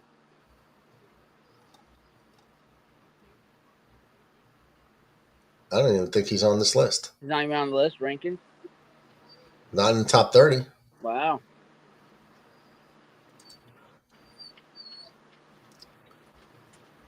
Lane, he's in that top. Lane looks like a young Randy Johnson to me. 6'7", lefty. Yeah. So I'm just showing you guys. This is what they got. Only reason I talked about Jesus Sanchez is because for the catcher part and everything else is because we had Narvaez, remember, and sending Boston. Look at Narvaez is winning Boston. Everybody wants their catchers and pitchers.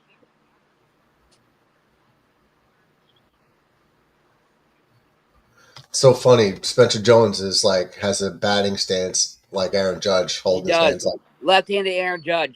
Yeah, he's. I guess maybe Aaron talked to him in spring training and was like, for their size. Who knows? Maybe he's just trying to emulate them.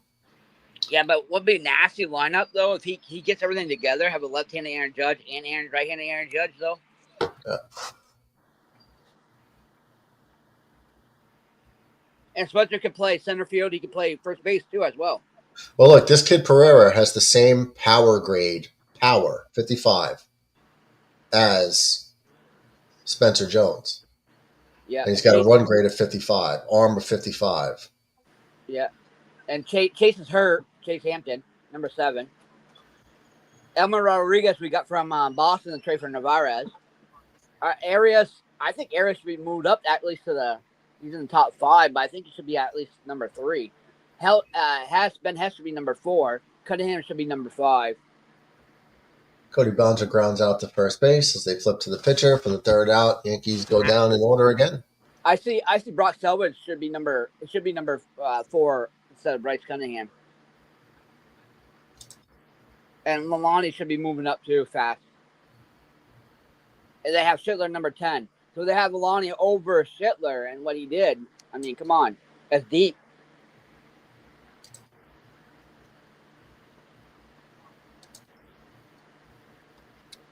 But the future looks bright for us, though, Murdoch. Oh. Definitely looks bright for us. I see where you go. Click on Bryce Cunningham afterwards if you can, and see why he's number 4.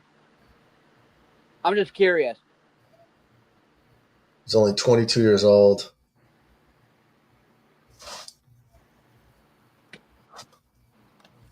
Again, why is Nathan Fillion playing the Guy Gardner Lantern, not the Hal Jordan one? Because he's too old. Well, they screwed up Guy by giving him an accent. He's a former Michigan athlete turned Baltimore beat cop. Not what I'm talking about, though, Murdoch. Elmer Cruz has the same, the A+ stuff as Cunningham has.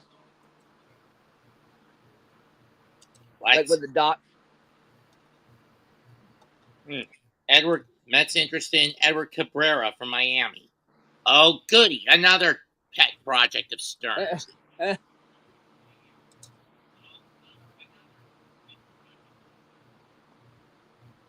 See, Lombard Spencer, back to back. I don't think that they're untouchables to me.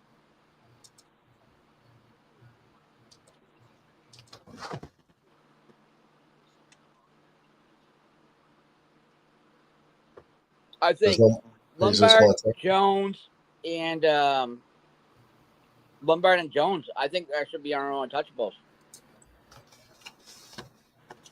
going to the deadline. Well, you're going to have to bring this kid up at some point.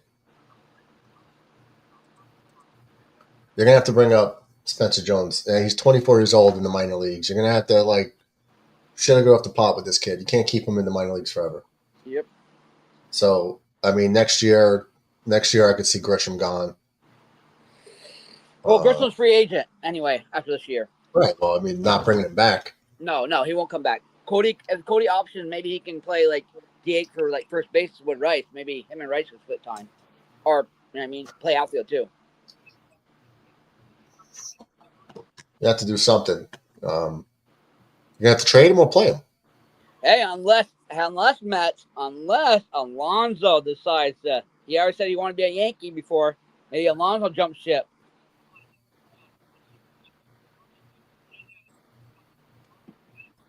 Is Pete Alonso on a 1-year deal? Yes.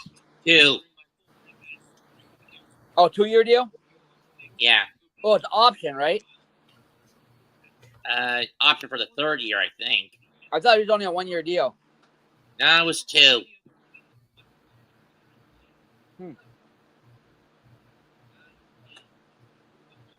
Was it player option then? Don't know. Again, I don't know. I think it's a player option. I think it's Alonso's option if he wants to come. And he's got Scott Boras as the agent. I don't think he's going to stay.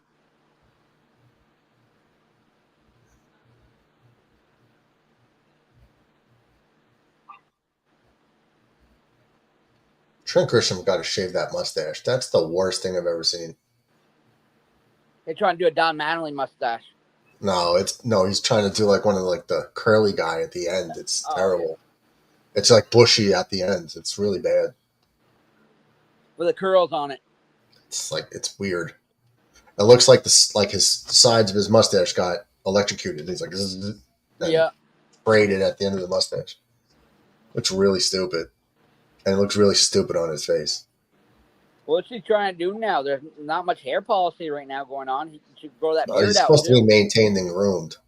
Like Yankees allow hair now and facial hair, but it's supposed to be like maintained.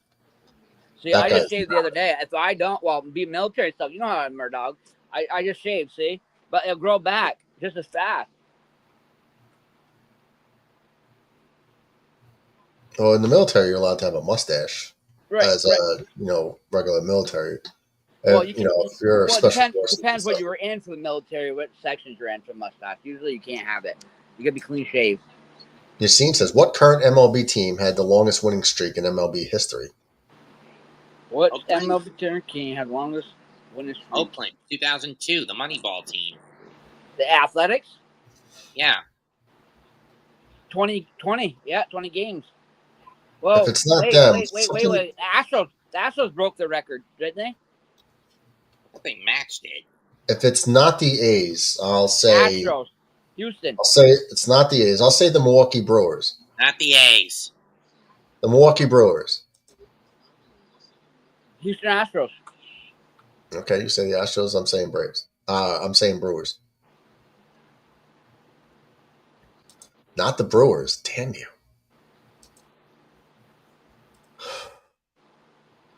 Seattle? That was my next guess. Polanco lifts one deep to center field. Grisham gets there on the warning track to make the catch, ever so nonchalantly. Not the Mariners. I know Tampa Bay had the longest winning streak to start a season, but that's not the question. He didn't say not the Astros, though.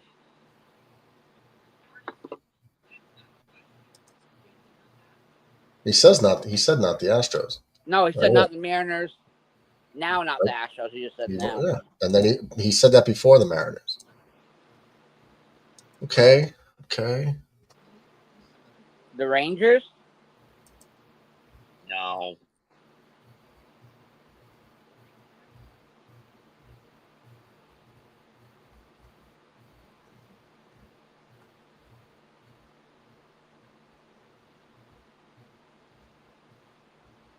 Not the Braves. AL team.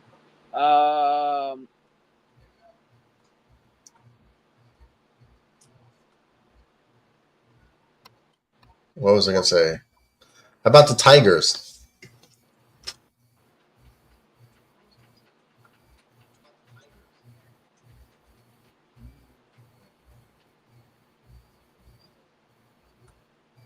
The Reds? I don't know about the Reds. Oh, he said which team, so it could be either one. I said the Braves.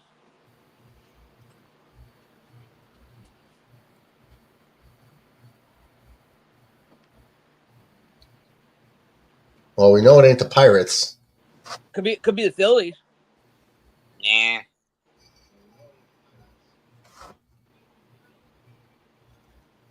Did we say the San Francisco Giants? No one said the Giants?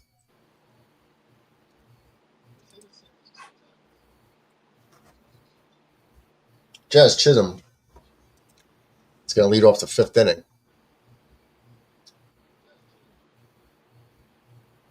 What current MLB team had the longest winning streak in MLB team history? I think it was the Braves. Scott Foster in the house says, who settles down after that 1st inning? Well, they had 1st and 2nd, nobody out, and then double play, and that's it. Scott says the Orioles. Good guess. Not the Orioles.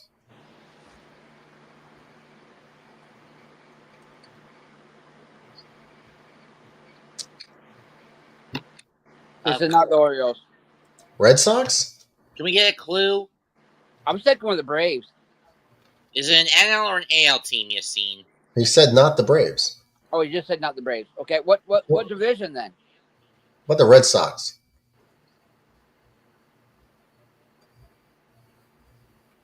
Not the Red Sox. It's an AL team, he says. We already said, Mariner Scott's not them.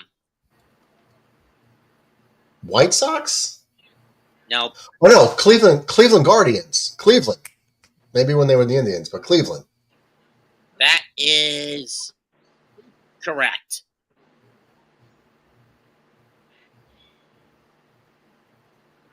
Scott says Mariners. And then I said Indians, Scott. I said it. Indians. I actually forgot about that one. The 27 was it 2016 or 17 Indians? 2016. That was 17. Or maybe 17. Yeah, 2017, I think it was. Ben Rice grounds out to shortstop for the 2nd out. Cleveland Indians is the right, a.k.a. Cleveland Guardians. 2017, 22 consecutive winning streak. None of us got it. I said it. Well, yeah, you said it, but I mean, we were all just like... Just naming teams at that point. Right. Yeah. So, listen, I take the wins, bro. Any way I can get them. Hey, take the wins any way you can, sir.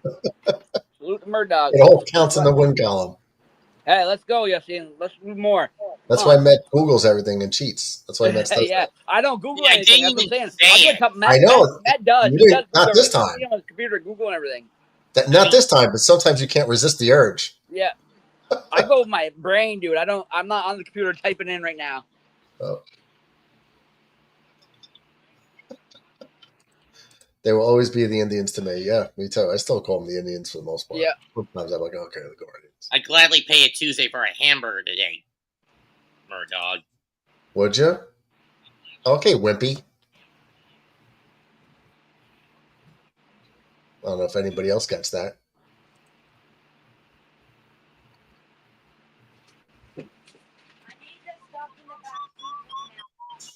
Okay. So girlfriend got here. I'll come back on a little bit later. Okay, sir. All right, Donnie, I'm going, brother.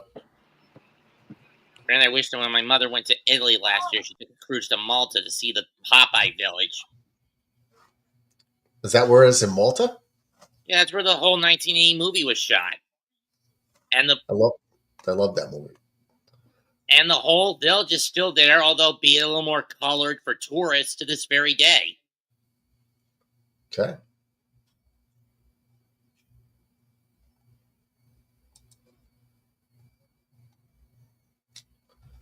Here's Austin Wells hitting 224. Ground ball right to the first baseman. Nice little snag. Flips to the pitcher. We're through 5, Mets. We're through 5 innings, and the game's an hour and a half old. Here it is. Okay. That movie came out before you were born. I know.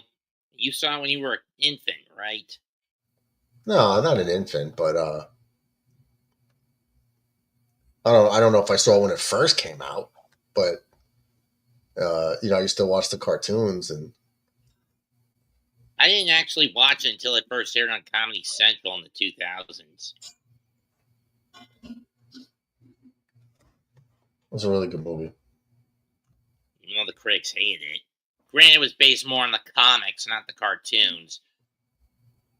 Yeah, it was just like fun to see like a cartoon character be put on the screen. Originally, Dustin Hoffman was given the titular role, but he bowed out. Robin Williams was the best choice for that. It was a good choice. And his film debut.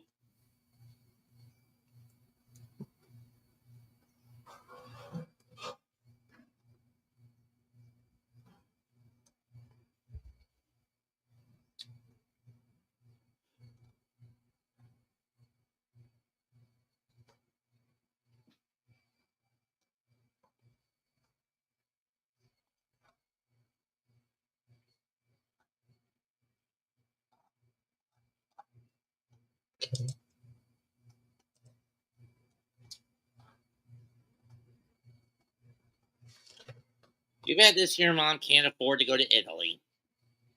Your mom can't afford to go to Italy? Not this year. Oh, do you usually go with her? No, she went last year, mostly for my great aunt's birthday. I'm asking, do you usually go with her? I don't.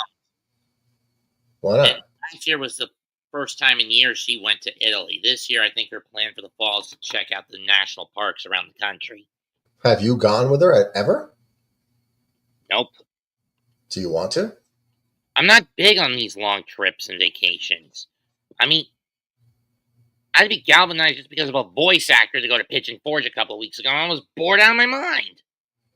Yeah, but Italy, you could have good food, maybe sit there with a pina colada, hang out on the water. You know that. Yeah, but pina coladas, you don't have to have alcohol in a pina colada. You didn't know that? Not really. And the alcohol that is in a pina colada is very small. It's not like doing like a shot of tequila or nothing like that. I bet you wouldn't mind taking a shot of cocoa rum. Yeah, you might have cocoa rum. Yeah, you might have that in it. No, I mean, chocolate rum is just basically hot chocolate, warm milk, and a small splash of cognac mixed in. Oh, okay. Who was the first player to hit an inside the park home run at the All-Star game? Jose Reyes? Did he? Did he do it? No, wait, that's Ichiro. Ichiro, sorry. Chris B says Ichiro. Clayton Beeter on the mound for the Yankees. Ichiro is the right answer. I don't even remember that. The 2007 All-Star game.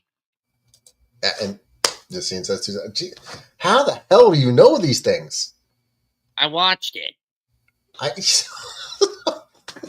I've watched so many things. Like, I can't tell you years of everything that's happened. How do you know right off the top of your head? Like, 2007 All-Star game. What? That's insane. I mean, it's a compliment, but I'm saying it's still insane how you know things like that. Oh, once again, Austin Wells can't block a ball in front of him.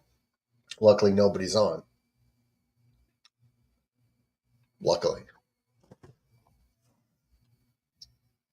Zealand chickens? What the hell, Vince? Aaron Boone coming out to check on Austin Wells, yeah. So you got hit in the face or something? No, he tried to block a ball in the dirt and rode up, might have hit him in the arm or something. I don't know. They're might have hit him in the hand or the wrist or something like that. The trainer's out there holding his wrist like he's asking him on a date, like, or will you marry me type of thing. Or it's a really intense handshake, like, how you doing? Nice to meet you.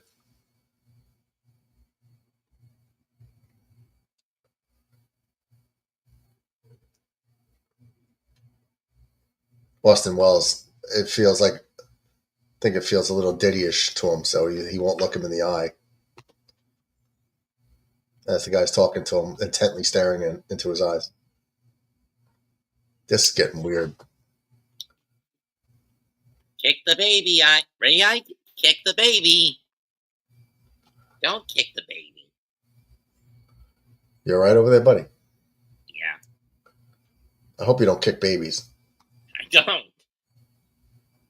Even then, I only did it as a joke with my runt nephew, and he was an infant about 20 years ago.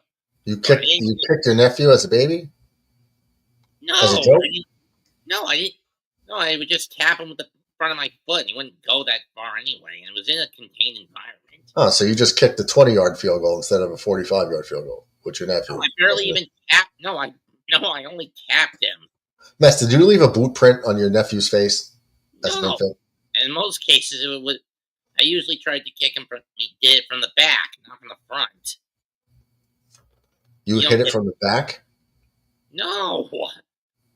I would strike do this. three. Ball gets away from Wells again on a strike three. No, the joke was when my youngest nephew was small, I would do the whole kick the baby bit from South Park, but I wouldn't actually kick him. Right. Maybe a tap at best. Okay, so it was a little love tap. Right. Gotcha. Just wanted to make sure.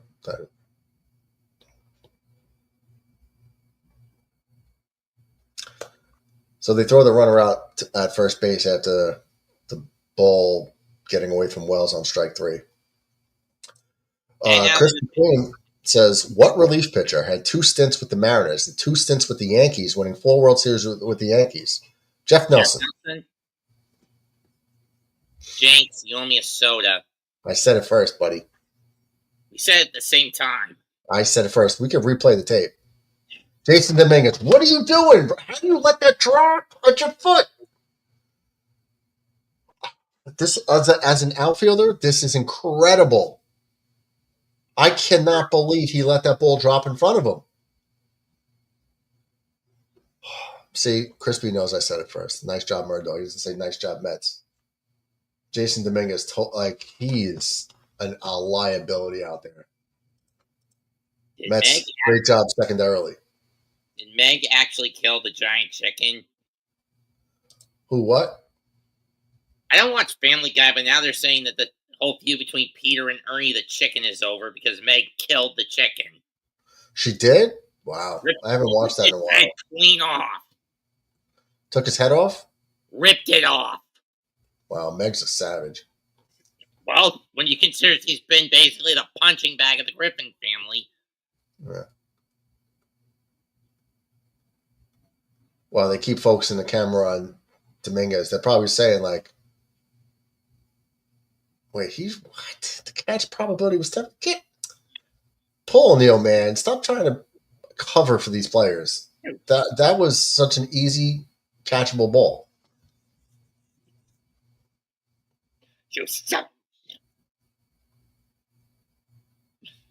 Wow. I'm just floored by that.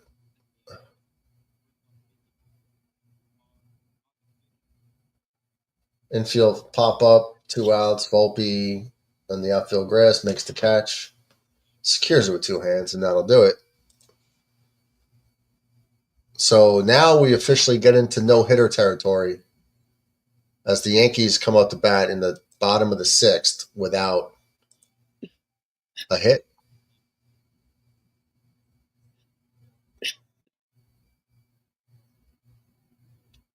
The Yankees only 2 base runners We're in the have first been the first 2 guys of the games.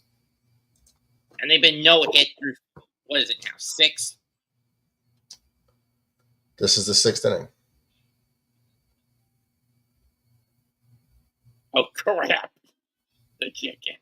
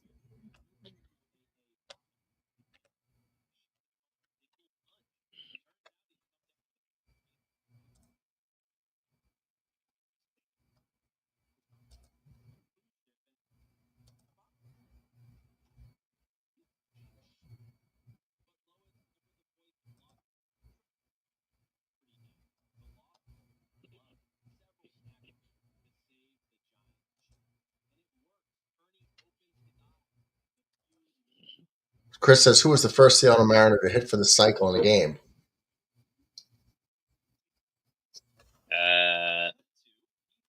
Buhner? Who?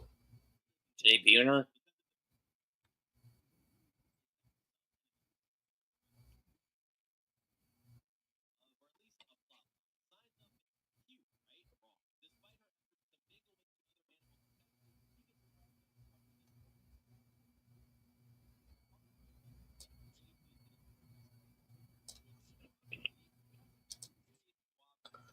Ken Griffey Jr.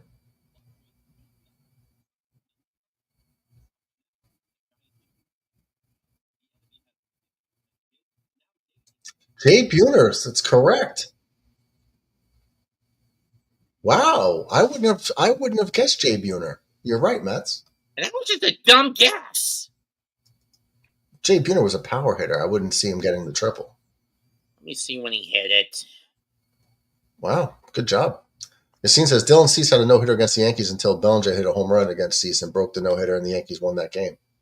June 23rd, 1993 against Oakland in 8-7, then 14th inning win. Game. That's when he got it.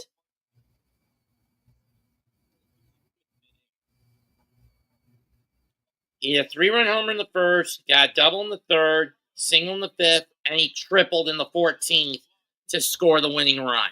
Wow, in the 14th inning? Mm-hmm. Yeah, that's not. Do you think that's legit? If you get a no-hitter in extra innings, is that legit?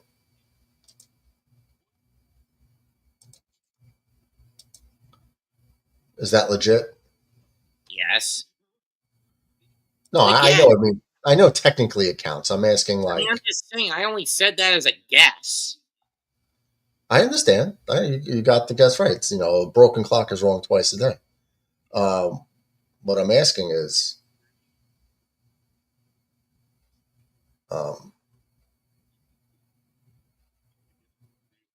if it takes you 14 innings to do it, that's almost 2 full games.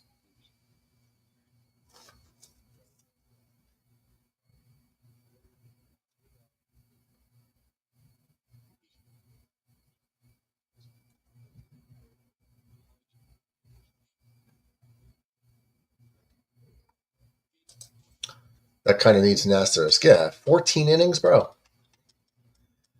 I don't know. How many at-bats did he have? 8? 9? Like 14 innings. Let's say 5 at-bats. 7, 8 at-bats. He should have had. I agree, Scotty. I think it needs an asterisk. Dominguez takes strike 3. Jesus. Come on, brah. It looked like Riley caught the ball like this and then turned his glove down in time to fool the ref. Dominguez down on strike. So at the end of 6, Yankees still no hits. Sir Clancelot says, "Oh, that pitch was out." Yes, it was. It was very close though. It's close. It's too close to call. Meaning, if there's 2 strikes on me, I'm swinging at that pitch, just to not take the chance of the umpire calling me out. Scott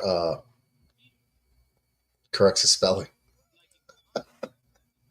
It's definitely close. That ball was high. Yeah, it was high, but what I mean is you can't take that pitch. It's like you're 50-50 chance with that one, and the umpire's being bad. It's probably more of like a 65-35 chance of them calling balls that they shouldn't call strikes. Wait, did I say that right? They make a lot of mistakes. Yassine says, what MLB AL team faced the Yankees in the most MLB playoffs? Faced them the most? Clancy says the Royals. Boston? I'm not going to say that. What about Boston? They had... or Cleveland. Cleveland. I want to say Minnesota. We've knocked out Minnesota like 7 times in the last 20-something years. I would say Cleveland or Boston, but I'm going to I go want to say Minnesota. I'll say Cleveland. Hold on. We got a new one. We got a new one. This is fairly recent. Cleveland is correct. Cleveland is the right answer. Nice, Clancy. I said first. Okay, way to go, Mets and Clancy. Well, we just knocked out the Twins so many times. It's crazy. Yeah. Okay, so here's the trivia for the Yankee game. Clancy says, beat you to it. You, Clancy. Fuck you. Clancy got it right, Mets. It's okay. You got them right a lot of times. Clancy got this one. That's how it goes. Okay, let's see who can get this one. All right. A 261 career hitter with 671 hits. He only hit 36 home runs. He played for the Blue Jays in 1990, the Angels from 91 to 92, back to the Blue Jays in 93, the Mariners in 94 through 96, joined the Yankees from 96 to 2000, back to the Yankees in 2000 and 2001, and then back to the Yankees again in 2003. Murdoch, you cut out at one point. Who? From the Mariners to 94, 96, and then who from 97 to 2000?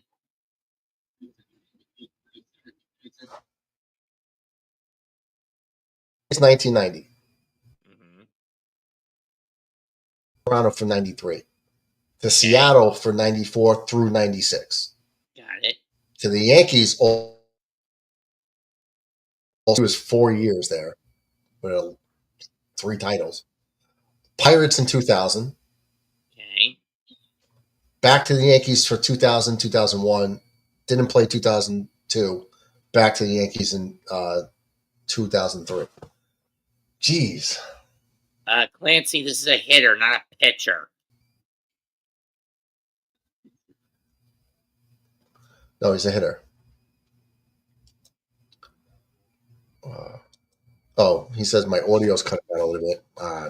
I can't tell. Let me see if I can do this.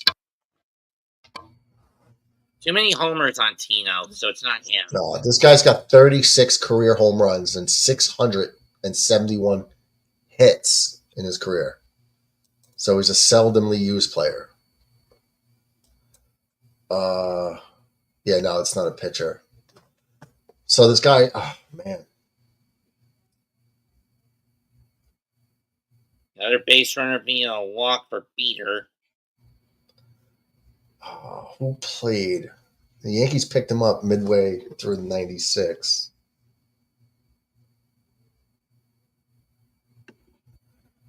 Yeah, it's a bench guy, Clancy. It wasn't Blowers. It's not him. I mean, part of me wants to say Luis Soho. Let me see if that fits. Or I don't remember Luis Soho as an Angel or a Blue Jay or a Pirate. I remember him as a Mariner and a Yankee, though. Your answer is correct, Sean. Is it Luis Soho? Yeah. Okay. He's been spending the last decade and a half or so as the Rays pitching coach, hitting base coach. Clancy says Charlie Hayes. Well, Charlie Hayes played for the Yankees and the Pirates. So was signed by the Jays in '86. Called up in 1990. Played only 33 games. He got traded for Junior Felix and Ken Rivers along with Junior Felix and Ken Rivers to California for Devin White, Willie Frazier, and Marcus Moore, where he played 219 games between those 2 seasons. He went back to Toronto in '92 in a trade for Kelly Gruber, where he only played 19 games, but he still got a World Series ring with the Jays. Then he got shipped out to Seattle in '94, from '94 to '96, and then he got traded to the Yankees, claimed off waivers in August of '96. Where he won his next 3 world title runs. Well, I'll just think. I mean, the first thing I was thinking of, like, I know that he played for the Mariners before the Yankees. I knew he wasn't a home run hitter, light hitting infielder, and I was like, and he was on the Yankees title, three of the title teams, and then came back. Actually, he was on for all four. Well, 96, 98, 99, and then he came back in 2000. Yeah, after he wasn't panning out well for the Pirates, the Yankees got him back. Yeah. Back that August for Chris Sperling. Crazy thing, Clancy, is I had no idea about the Blue Jays and I didn't really remember too much at all about the Angels, but when I focused in on the Mariners, pre-Yankees, and then Yankees, and then back to the Yankees. And I was like, at some point. But I focused on that like 95 through 2000 stretch, gave me the best guess. Charlie Hayes also played for the Giants. Well, he's been managing the Spanish national team for the World Baseball Classic since 2019. Solid player. A solid role player, yeah. Just for the record, I only Googled it for your answer. I didn't guess at all. No, yeah, it's okay. I mean, I got it right pretty much early on, so it was really just that bracket of time helped me give the answer. I didn't the beginning of that answer. I was just like, what? Like Blue Jays, A's. I mean, Blue Jays, Angels. Back to the Blue Jays. I don't remember Soho with the Blue Jays. We had him in Vizcaíno. Big Red, the Yingling King House. What's up, Jihadi Red?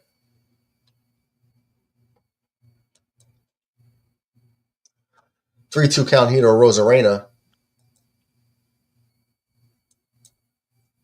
Pops one up foul. Let's see if Austin Wells can get there. And barely on top of the Yankees dugout. Nobody can get to it.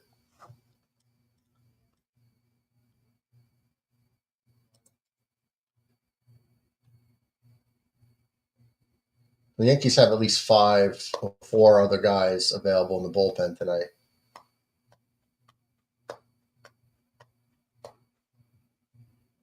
Scott Efros warming up in the pen.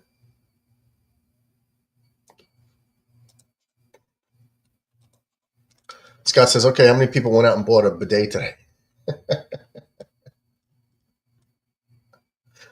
I did not. But, I mean, the fact that how much is the toilet seat cover with the bidet? How much is that? I know you can't, I mean, we weren't talking about the ones that are built in, but you said you got like a portable seat cover. Which one's that? Clancy did not. But we do have to look into having clean tushes. Varies. I think it's been about $250, and from all accounts, I think you find it well worth it, the investment. But there's nothing like a clean tush. You agree, Mets? Yes, nothing better. It's essential to have a clean tush.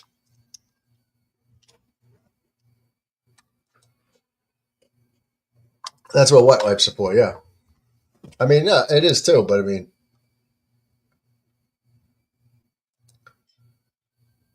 I just don't know if I think it would just feel icky and weird. I don't know. I'm not sure. But we might turn into like a bidet community. It feels weird even saying that. Smash the like button. Yes, sir. Thank you, Sound Alert. Scott says, I hate when I have to take a shit anywhere but my house. That's so true. I mean, I'll do it. Dude, I can tell you stories within like the last 3 years. Especially when I had to have the colonoscopy with the polyps they found. So it was a bad stretch of the intestines like that. I had a lot of problems for like a year. It was like, what the hell's going on here? I think we kind of figured out why, but wasn't good. I'm not going to tell the stories on live on YouTube, but terrible feeling. Scott, I took 2 at Citi Field on Sunday to commemorate the Mets. Did you? Another ball in the dirt. Oh, man, luckily no one advances. When we got first and second and 2 down here, Polanco's up, Yankee killer. Damn, you took 2 at Citi Field. Damn, Clancy, that's ballsy. Hope you're okay. Hope you don't end up pregnant. Jeez. I wouldn't trust that. Citi Field. I have to, like, stand up on the bowl. Like, stand up so you don't touch it. And as I say, the Yankee killer, Polanco, he promptly rips a 3-run homer into right center field. And it's now 5-0 Mariners. Thanks, Clayton Beater.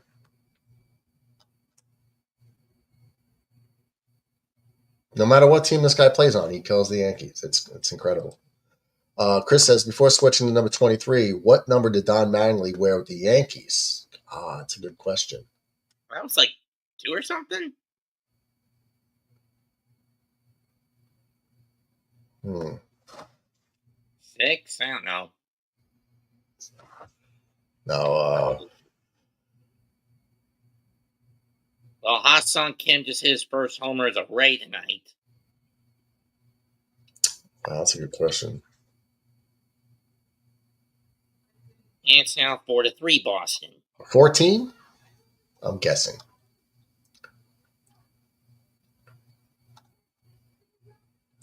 That's a good question. Lexi says, outside of the stadium, in a porta-john and one in the stadium bathroom where I came in sweating like trick you away. Oh, man. Odd number. That's an odd number to pick. What was the number? That's an odd number to pick. You found out the answer? He says not 14. How about 52? Warmer, but no. You're a 52. little over. 47. A little bit more. 48? No, I mean, you're just still a bit over. 46. Bingo. 46. That is a weird number. That's usually a pitcher number, isn't it? Yeah. But days are good for the butthole. I agree. Smash the like button. Says sound alerts. He wore that beginning his rookie career in his rookie year in 1982, and then in 1983 he switched to 823. I do have an idea, Nancy. And then he switched to 23 beginning in 1984. Driving, right? Being a driver, and then when it hits you like a ton of bricks, and you just gotta go, and there's nothing else in sight, and you find a construction porta potty, and it's like 200 degrees in there, and there's flies everywhere, and people make a mess. They don't clean it up, and you're just like, oh my God, I don't have a choice. I had to deal with that for like a year. Clancy, did you do an upper decker? Chris B says, Scott Forrest, like Clancy and Fred Yassine, etc. Love you all. Go Jets, Yankees. Hope for the best for all team. Yes, sir. And of course, when he switched to 20 from 46 to 23, Mangling would then go to 6 straight All-Star games. Of course, first one was cool. Second one was a gallon of diarrhea during semi-heat stroke. Of course, final stenosis took him down. Jesus, Clancy. I know the feeling, though, so that's why I'm laughing. Like, I've been there a bunch of times. It was not fun. No, everything is just going against you in that moment. Do you know what caused it, by the way? Chris said, yeah, it wasn't 14. Yassine, not 52, 45. Clancy says, but I survived and made it through. It took me about 4 innings, though. It was bad, Scott. We roasted in the parking lot for 3.5 hours before the game. Oh, I'm sure. What NL team has faced the Mets most in the Chess NPC? The Yankees lose. Well, they're definitely on their way. I think we're just trying to get a base hit here, Chess. What NL team faced the Mets most? What NL team faced the Mets most in the playoffs in MLB history? Wait, say that again? What NL team faced the Mets the most in the MLB playoffs in MLB history? I can only think of 4 that would fit that bill: Atlanta, St. Louis, Chicago, and Los Angeles. I would say the Dodgers or the Cardinals. Or what about Houston? They haven't been there in a Only while. did it once with Houston. 86. Oh, damn. It's always nice when the cameraman shows something incredible. Every other team I mentioned, they faced at least twice in the playoffs, right? Probably. Dodgers in 88 and 2024, Braves 69 and 2000, Cardinals 2000, 2006, Cubs 73 and 15.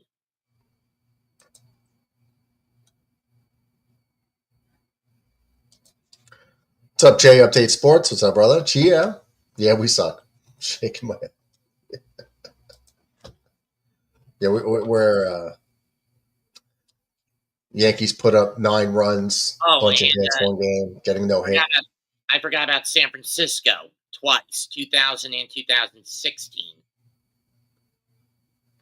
Chris says, damn, we suck. What the F happened? Went to good to shit real fast. That's why you can't get excited. You can't get excited. If the Yankees put up 9 runs for like 13 hits, that doesn't mean it's going to roll over. That's when we do good, you never see me overly excited. You never see it. And when we do terrible, you never see me overly, sky's falling. I don't do that. Wait, I forgot about the 2015 divisional round with the Dodgers. I mean, the 15-06 divisional round. So it was the Dodgers. It was the Dodgers. Okay. 4 times. Red predicts Michael Clemens getting 6.5 sacks this year with the Jets. I don't know if he's on the Jets this year. Flag? Jay says, I thought we could get the sweep. Yeah, me too. And then I saw that Krish was playing. And then you saw that I saw that Stroman was pitching, and I knew you guys weren't going to get the sweep. In all honesty. The Yankees, just so you guys know, the Yankees got the first 2 base runners on base via walk. They both walked. We haven't had a base runner since. So what are we through? So at 18, the Yankees have had 18 outs in a row. 18 outs after the first 2 get on. Clinch says, I didn't eat the day before or on Sunday to that point. Damn, little sleep the previous 2 nights, and I'm not a big water drinker to begin with. The heat fried me like an egg. So that made you have diarrhea? Make it 19, Murdog. Ground ball. Wait a minute. Okay, so that's another out. I only counted twice with the Cardinals. Damn, good play. Good play by Rayleigh at first. Saved the no-hitter. I only counted twice with the Mets. Back. I only counted twice with the Mets against St. Louis.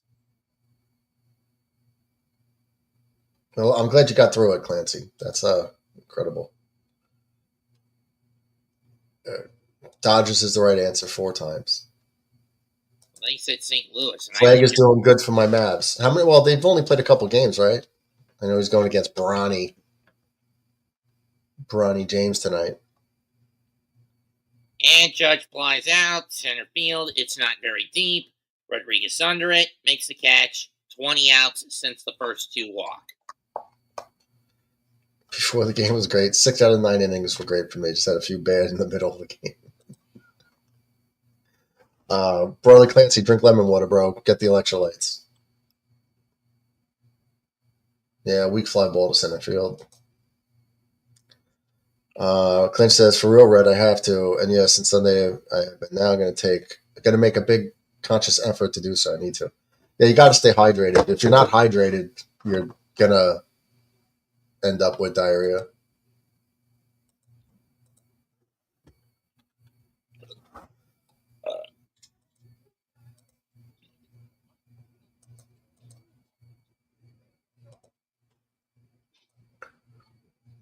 Okay, bet, says Red. Tastes like shit to me, but works wonders. Get well soon, my guy. He's looking at you in the freaking camera. Stay hydrated. Get the electrolytes, bro. Damn, Aaron Judge. It looked good off the bat, but he got it off the end of the bat. That's why it went nowhere. What if So anyone, two down. Bring up Cody Bellinger. what if anyone would be crazy enough to eat the dead? Two down. Let's just say him. 8. Well, if the Yankees don't score, well, Judge is hitting third, so Dominguez would be the last one up, the last hope in the 9th inning, if it stays the same. Clancy normally drinks coffee, soda, and milk. I haven't drank soda in a long time. I drink coffee and milk on a daily basis. Cardinals faced the Mets 3 times, 87, 2000, 2006. Wait a minute, I don't remember the Mets winning the Smart division. waters with electrolyte powders in them. Wait a minute, I don't remember the Mets winning the Taste division. that. What? I don't remember the Mets winning the division 8-7. Bellinger lives one, but it's going to be caught. So, Wu is through 7 innings of no-hit ball. Going 87.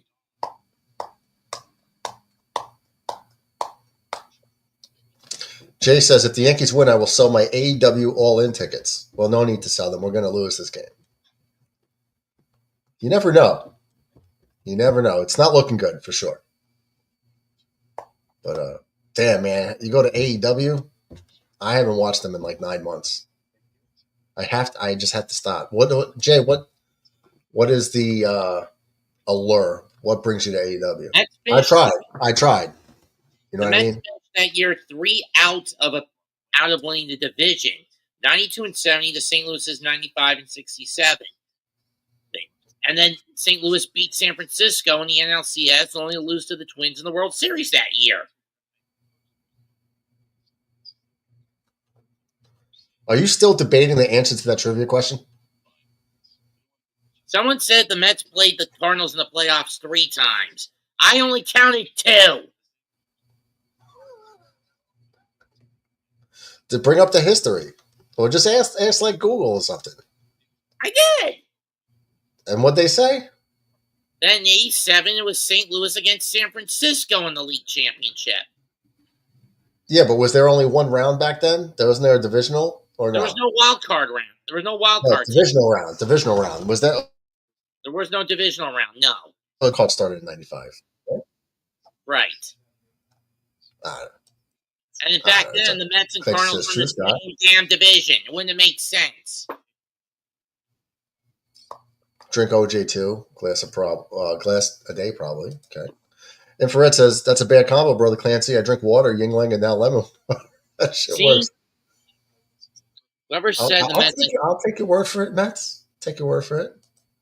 Jets Commute. What's up, Petey? Nice shirt, Jetstream. Thanks, brother. Maybe that's why the Yankees are getting no hit right now, though. The Yankees are getting no hit through 7 innings, Petey. Jesus. This is terrible. Red says marijuana cheers for brother Clancy, bro. Hell yeah. Marijuana's bad. Okay. Looks bad, okay. Yeah, gotta add water to my repertoire. Red. We got a hit! We got a hit! Who got a hit? Oh, wait, never mind. The Yankees are on defense. So Seattle got another hit?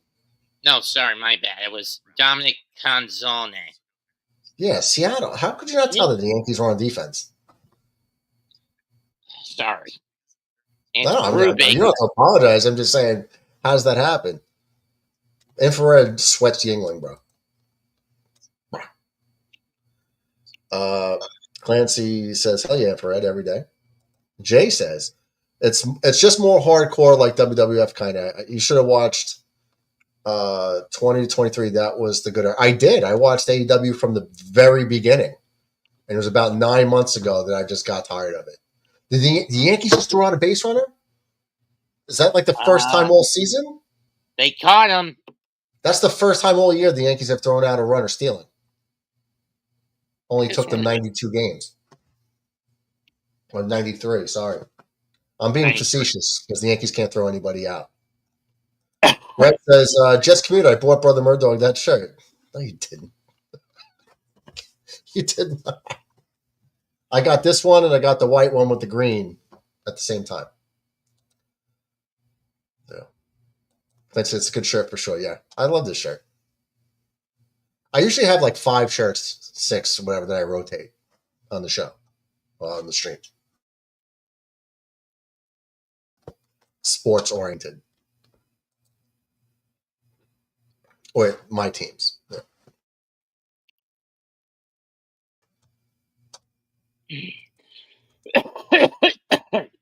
Clancy and Petey, Infrared thinks Michael Clemens gets 6.5 sacks this year. I'm not sure he makes the roster. What do you guys think? The Texas death match is going to be interesting. Was that Hangman and Moxley? Yeah. My question is, does Darby finally return and kill Moxley, or does he side with the Death Riders? He shouldn't even be in that category. In the aftermath. The guy's 150 pounds. Like, you're trying to make this guy a top guy. Why? Because he's a reckless nut. Because he's a reckless daredevil. You're muted. Are you still muted? No. Yes, you are. Now you're not. Now I heard that. Well, you were when you were talking. Because he's... No, I wasn't. My mute's not even on. For some reason, I couldn't... all right, I couldn't hear you. Put it that way. Maybe on your end, you're okay. My end, you weren't. I hear you now, though. Because Darby is just that much of a reckless guy. He's a cult favorite. I mean, why not throw him a bone? Plus, you consider it, Moxley basically stole Darby's title shot last fall. Mastro Buoni down on strikes, so no runs. Yankees still down 5-0. Still looking for that first hit here, heading into the bottom of the 8th inning. Master Boney is just several letters away from Master you know what. Your favorite pastime. I'll kill you for that. Well, come on. You're a grown male adult. Is that how your fingers got bent backwards, rigorously yanking and cranking away? No. We've just cracked the case, everybody. Now we know why Mets fingers are bent in all different directions. He's getting freaky deaky. I am not you. Trying new stuff. I am not you, son of a bitch. Yeah, come on, Mets. Come on. Doesn't take a detective to figure this one out. Blame my dad for the genetic deformity, not me. That's pretty cool, though. It's pretty cool. I wouldn't even call it such a deformity. It's just kind of like something added.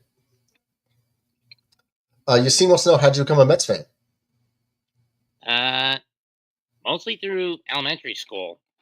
I was when you go to a school that's actually built into it was the elementary, the middle, grades K through 8 were basically taught at a Jewish community center in the Hillcrest section of Queens. Every spring, we'd go to at least one. I know that. I probably know that place. Was Infrared in that class, in that center? Did you meet Infrared there? I don't think so. Oh, okay. I think Red used to go to the Jewish centers in Queens and Jersey. Yeah. Anyway, every spring we go to at least one Met game. My first was in '96, early season. Yeah, not a good time, but I had a good time at the game itself. So I pivoted from Yankee to Met. Okay. Do you think if that didn't happen, do you think you'd be a happier person if you were a Yankee fan your whole life? I don't know. With the Yankees? Because you would have got to witness a bunch of titles? I don't know. But I mean, when you consider distance between the school and the building, and Shea Stadium at the time, it makes sense that we'd always go to Met games. Chris B says, who hit the first regular season home run at the current Yankee Stadium? Jorge? I'm going to guess Jorge. Brett says, I'm trying to get the Legacy Jets headband, but these... Does not sound it. Jeopardy. Oh my God, we got it. Oh, and it's Jazz. Jazz is up right now. What's up, Uncle DJ? What's up, guys? I just got back and I found out that my Yankees. What's that? My Yankees are getting no hit. Well, not anymore. Chad just finally got us a hit. All right, it's about damn time. Nope. Woo, no hit him through 7. I keep losing the Jeez. sound. So, who was pitching? Stroman? Yep. Did he's the one that gave up the 5 runs? It was a collective effort. Collective effort. 2 by Stroman, 3 by Beater, and now it's Brubaker on the mound for the Yankees. Another base hit, 2 in a row. Wow. I was going to say another Jazz is hit. going to split his tush over to third base. So Yankees have first and third. Runners in the corners, no out. Took you mofos long enough.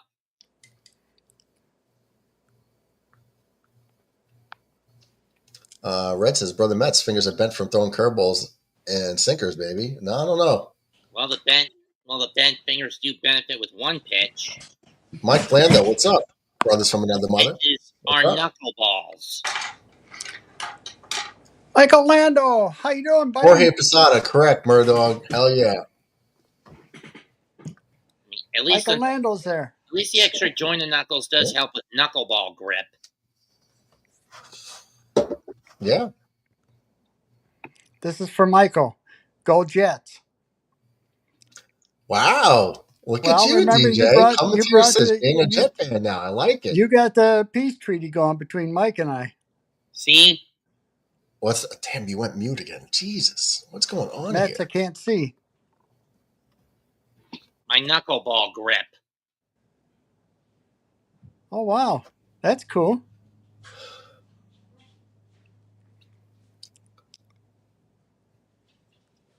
Okay, I think the sound's back on. I keep losing you guys. It's on my end. It's not on your end. Oh, can you hear us now? The wires. I can now, but sometimes when you're talking, it just goes blank. I think it's the wires kinked up, and then if it moves like at all. Granted, it's a little bit strenuous on the pinky when I do it like this with the knuckleball. Oh, Matt, what are you throwing? You're throwing knuckleballs out there? Don't want to throw it too much. Is that your windup? I don't want to throw it too hard. Oh, he's going to turn around and wind up. Oh, it broke a window. I wish I had a glass breaking sound. Ball bouncing on the floor and hitting the wall. Mets, don't put holes in your walls. Who was it? Well, the Perry brothers, they threw the spitballs too, right? Yeah. Well, I remember Gaylord Perry. What was his brother's name? I can't remember. Which is Is this the split? Is this the split grip? I don't know. I wasn't really a pitcher, man. Me neither. Fine. Red, I only say go Jets for Michael because him and I, we had a little. There's my Michael. Michael, how you doing, buddy? And of course, the Red Sox win, so Ratcliffe makes the appearance because they win. Jesus. And we get a sack fly, so there goes the shutout. Nice. I'll take it. I'll take a run on the board. See, I came in and we're going to rally. Daniel says, was that the Krispy Kreme? Red says, you guys all sound great on my end. No, I'm having speaker issues, I guess. It wasn't a deep fly to a Rosarena, but then again, a Rosarena doesn't have a good arm to hit and catch Chisholm. That's not how you throw a knuckleball. The knuckleball is like dig your fingernails into the ball. I always thought it was just place your knuckles on the outside. It's kind of like, you just kind of put the ball in here, and when you throw it, you release it. That's how I throw mine. Ratcliffe and all. Who was the pitcher for Boston who pitched for a long time? Knuckleballer. Tim Wakefield. Tim Wakefield, yeah. Yeah, that's right. Gave up Aaron Boone's famous home run. Yep. Crispy says Lando hopes are well. Go Jets, Jets. Not much. Not much. Mariners swap out Woo for Brash. What? Mariners are bringing in Matt Brash. Okay. I'm telling you, I'm back. So here comes the rally. We're going to win. Yeah, DJ, man, you come in the first inning and then you disappear to the 7th, 8th inning. See, We need you more. got the Just so you Yankee hat know. on. I told you I had a security meeting tonight. Yeah, I know, but you could just if your presence is there, like you could just have the stream on, like kind of just like there on the phone, but like in your meeting. As long as your presence is there, I think that makes the difference between the Yankees winning or losing. Okay, well I was there, but I didn't Right? have the phone on. Besides, I got to watch myself. They're all Jersey Jets fans. Uh-oh. Guys, well, I don't want to harass the chat like another guy we know. But let's hit those. Let's hit those. Chris and I are the only Yankee fans here, or I mean, only Bills fan. Here's our favorite antagonist. Say, how's that shoulder doing? I don't see a I'm sling. officially out of the sling. I So see that. Ready? now they got me doing hold on, I'll show you. They got me doing like shoulder raises and like pulling my back together. Just to, like get Very exercise. Gotcha. Good. So a little bit at a time. Yep. Oh, Mets, by the way, thanks for nothing, you bums. Why? Are you worried about the Orioles? Dude.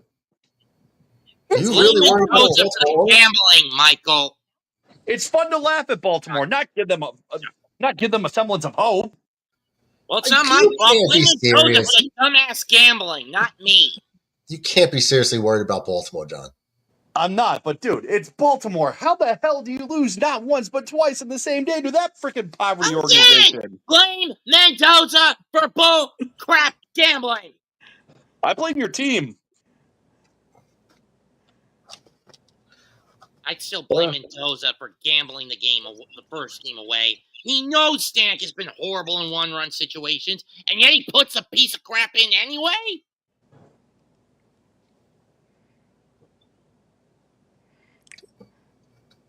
I would rather shoot him with a bazooka loaded with Donkey Kong homing coconut shotgun and shoot him square in the nuts. How do you really feel? I would make him 69 at Grizzly Bear while shoving King Kong up his ass. Wow. That's Ratcliffe, you're making another John Ratcliffe like offensive lineman in Ohio State? You're not you can't be offensive line in Road to Glory. You can only be a quarterback, wide receiver, running back, defensive end. Actually, what is the I'll make a new one really quick. I'm not going to make one. I just want to see the positions you can do. Are you ever going to make a Notre Dame guy for me? You want me to name him? Want me to name him HBK? You should name the guy Dog. That's what I do in those games. Actually, First name Mur. This would be the perfect one for Murdog. Underdog. No, make him elite, bro. Looking at you on the freaking camera. You gotta make him elite. Are you sure you want to be up there with like a Jeremiah Smith? Like, are you sure? But yeah, so you can only be a Mike linebacker, a corner, a wide receiver, a halfback, or a quarterback. That's it. I was a Mike linebacker / nose tackle. Yeah, like why won't they just let you be every position in the game? Like I know not a lot of people are going to pick punter, but there are people out there who've done it. Like you could do in the older Madden games.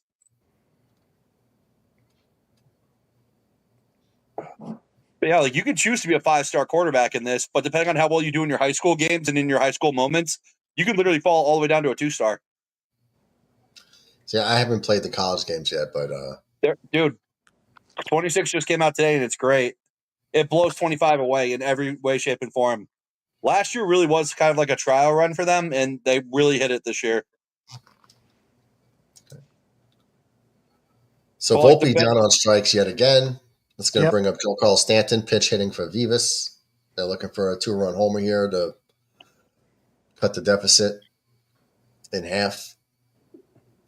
And that's why you bring Stanton up, to put one in the seats. Maybe. Well, that's what he's there for. He's hitting for the number 9 guy. What you're trying to do here is just take a 4-run deficit to cut it into a 2-run deficit. Oh, you're ahead of me? Uh-oh. Stanton drills one dead right center field into the bullpen. Is it 5-4 now? 5-3. It is high, it is far, it is gone! That one's driven deep to left field. There it goes! See ya!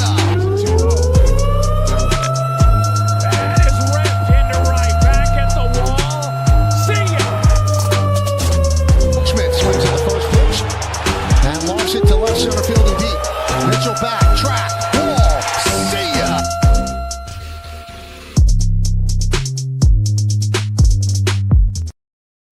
All right. As we're speaking about it in real time, Yep. John Paul Stanton, who's not a very good pinch hitter, but that's why you put him up there to try a quick jolt. Hey, man, there's a guy on your bench that can hit one out here, get 2 runs on the board. It's Stanton.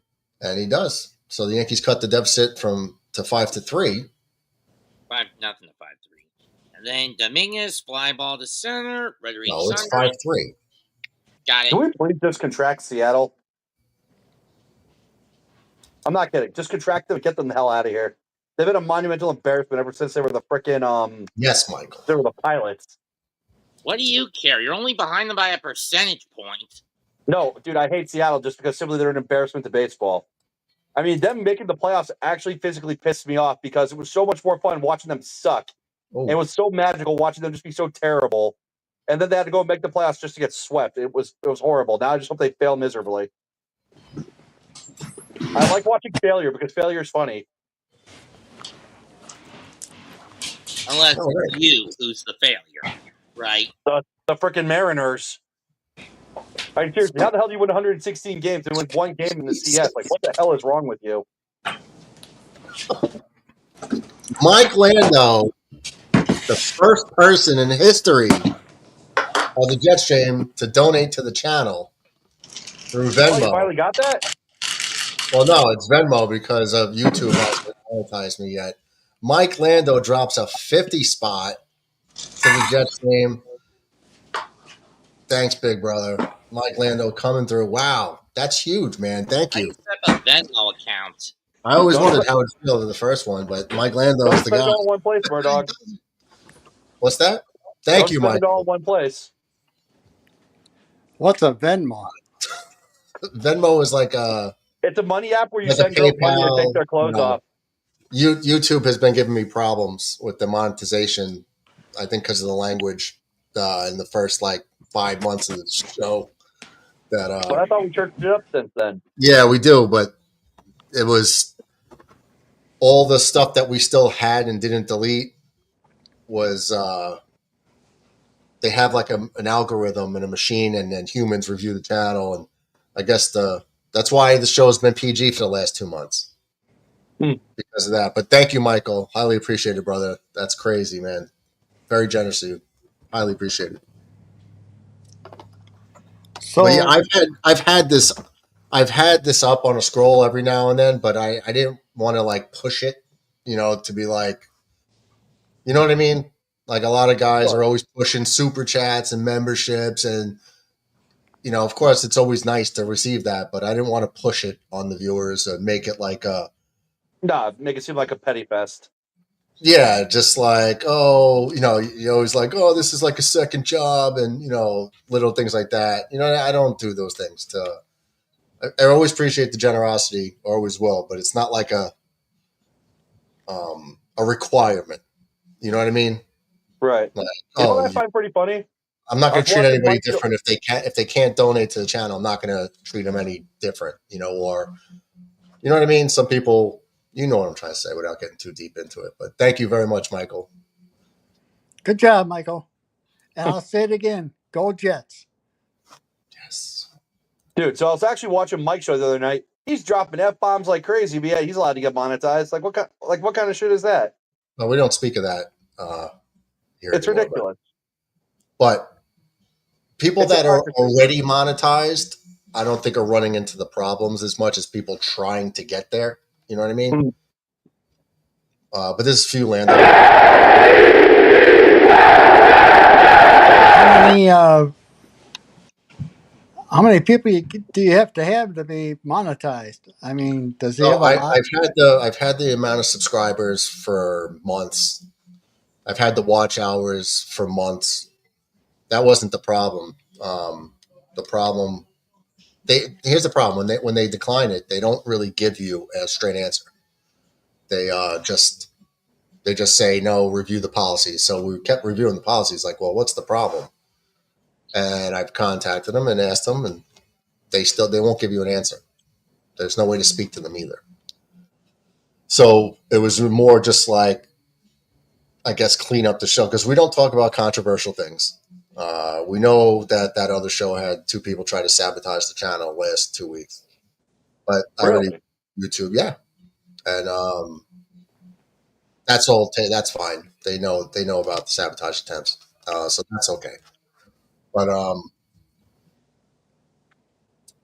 all we could do is try to have a cleaner show, with the language as best we can. So that's what we've been doing. That's why I always say, like, language. At least to get that, because there's no other explanation.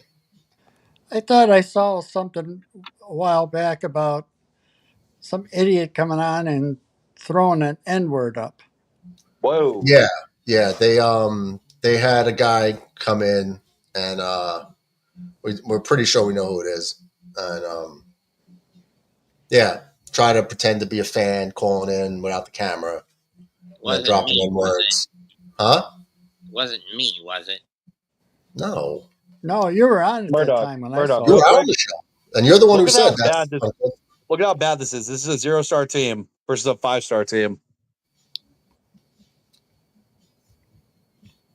Was that Kent State? Yeah. They were so bad last year because they didn't win a game. They were literally given 0 stars in the cup coming into this year. Who won? Krispy Kreme says, who won the 96 World Series MVP? For the Braves? No, wasn't it? The Yankees. When did the Braves win it? It was John Wetland. Yeah. When did the Braves win the World Series in the 90s? 97. 95. No, 95. They lost in no, the Marlins won in 97. Marlins won in 97, so I always forget what year they won it. It was 95. Did you ever win World Series MVP or no? Who? Jeter. Did he ever win a World Series MVP or no? I think he won in 2000 against the Mets. Okay. He had like 3 or 4 homers against the Mets that series. Yeah, the Mets just ran out that double in Game 1. They would have had series momentum. The one, the Todd Zeal shot. Take care of everybody. Shot that bounced off the wall. It bounced off the top of the wall, didn't score, and whoever it was wasn't running at full speed. That was at Yankee Stadium, Game 1. Todd Zeal hit a ball off the top of the wall. And who was Timo Perez didn't run the ball out hard. Should have scored standing up. Didn't run hard. Turned it on halfway to third base. It was too late. Good relay throw. Come on. Good girl. Lay down. Is that a doggy? If he outruns that ball, How do you talk to your wife like that, Uncle DJ? If he runs that ball hard out, the Mets win Game 1. Yes or no? I was going to say, Uncle DJ is getting a little frisky there under the camera here. Wait a minute. Can you see her? Bella. Barely. Bella, look. Can you see her? Hello, puppy. Oh, wow. Oh, hi, doggy. The doggy's got the same hair as John Ratcliffe. What's her name? My hair's better. I can actually give it to people. What's her name? Kitty. Your dog's name is Kitty? Named her after a cat.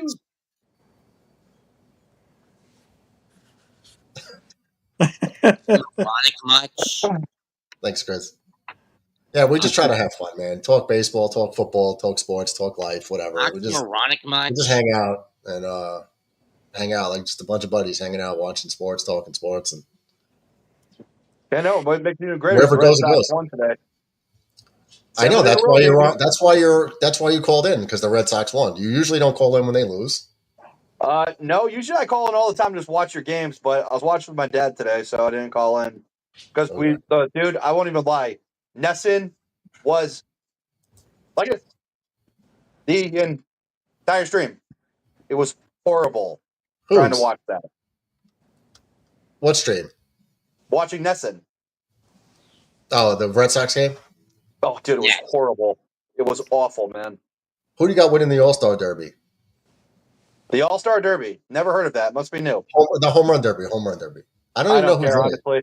I don't care anymore. The Home Run Derby's been for a while now. Cal Riley down on strikes. Yeah, they don't usually have the best home run hitters. Ian Hamilton gets the job done. So we're heading to the middle of the ninth. The Yankees down by 2. They're going to have Grisham, Judge, and Bellinger. So they got the guys up they're going to want if they're going to come back. 20 Scott Carson says, who's getting situation sabotaged? again? Me, Scott. From the Atlanta Braves, Ronald Acuna Jr. From the Seattle Mariners, Kyle Raleigh. However the hell you pronounce it. Cal I'm Riley's so a good glad- guess. and He Murdoch, does got remember what I 36. told you? Remember what I told you how Devers was a little pissant crybaby and ditching him Who was is? the best in the Devers. Yes. They've been asking him to go out and do first base. He's basically been telling them, kiss my ass. Yeah. From the I'm Washington so glad, Nationals, Will James so glad we Wood. dumped him. I'm so glad Will- we got rid of him. Yes. From the Will Washington Clark, legendary first baseman for the Giants, offered to help him, mentor him at first base, and he didn't show up 3 days in a row. As I was saying, from the Washington Nationals, James Wood. From the Minnesota Twins, Byron Buxton. From the Pittsburgh Pirates, O'Neal Cruz. From the Tampa Bay Rays, Junior Caminado. From the Athletics, Brent Rooker. I hope that name is fake. No, Brent Rooker. No. I'm not talking about that. I'm talking about this player on the Buckeyes here. He's a And backup from the wide New York receiver. Yankees, His name is they're putting Tickner. Jazz Chisholm Jr.'s in the Derby this year. That's right. Jazz might hit 4. I don't know. 90. Red says 96 was a great year culturally in all the sports. Great call, Ando. Well, 96 was when we got Kobe. And we lost him too soon. Who won the 76 World Series MVP? Was that Joe Morgan? Let me check.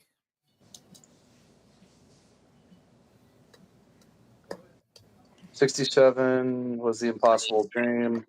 Wasn't 76 the year of the Big Red Machine? Yeah. One of Yes. Yeah, that's when they beat the Sox, right? one of the 2 years, yes. Lando says, Red, infrared, you demand? Oh, yeah. Hot Wheels, Nick E.T. in the house. What's up, Nick? Murdoch, what's good? Just trying to get this Yankee comeback. Yankees with no hit into the 8th inning, and You now said Joe boom, Morgan? 3-1. You said Joe Huh? Morgan? I did. Yeah. Incorrect. Okay. P. Rose. That's a good one. That's a good No, one. Johnny it Bench. was the pitcher. Johnny Bench is correct, and it was the year they swept the Yankees. Yep. I think maybe they beat Boston in 75.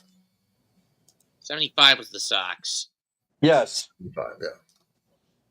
That was a great team, man. That Big Red Machine.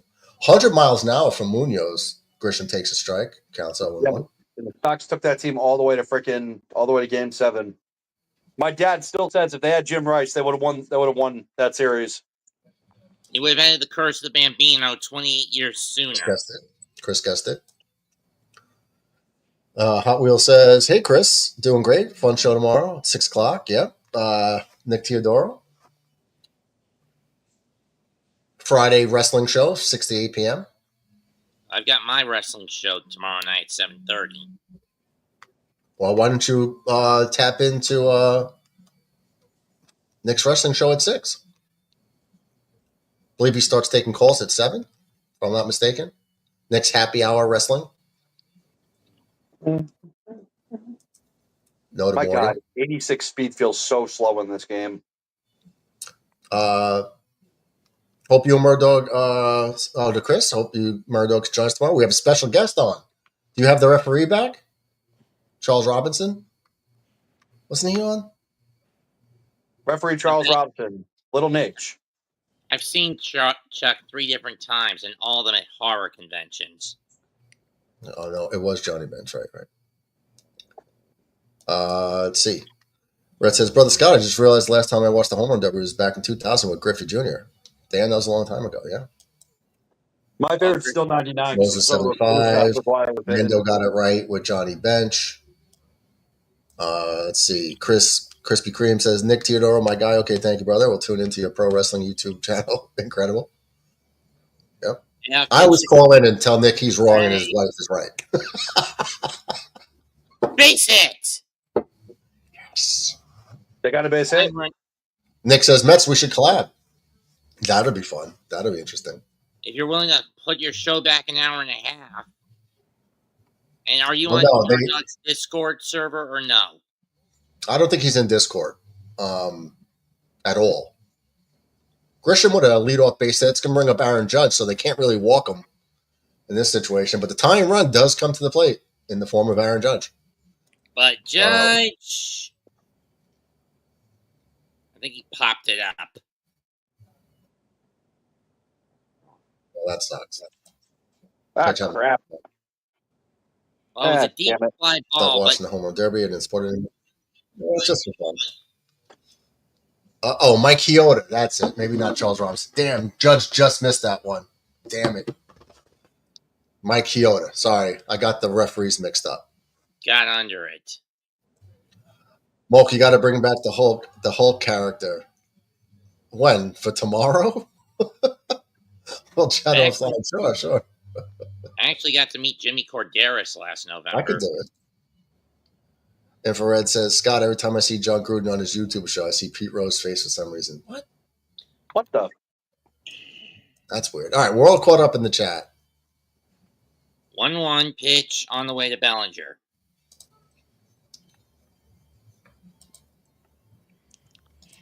Mitch, you're ahead of us. Yeah, he knows that too, and he just likes to tell us what happens like 2 pitches before it happens. Mets is a killjoy. He likes to cheat during trivia, and he likes to know what's going on ahead of time. It's no fun. Definitely smash those buttons though, because we're still low on those guys. Low on likes? I already did that. Jeez. Same here. Way inside. Hot Wheel says, no Discord for me. He's a basic bitch. You're not basic. You're just technologically not up to date. Like me.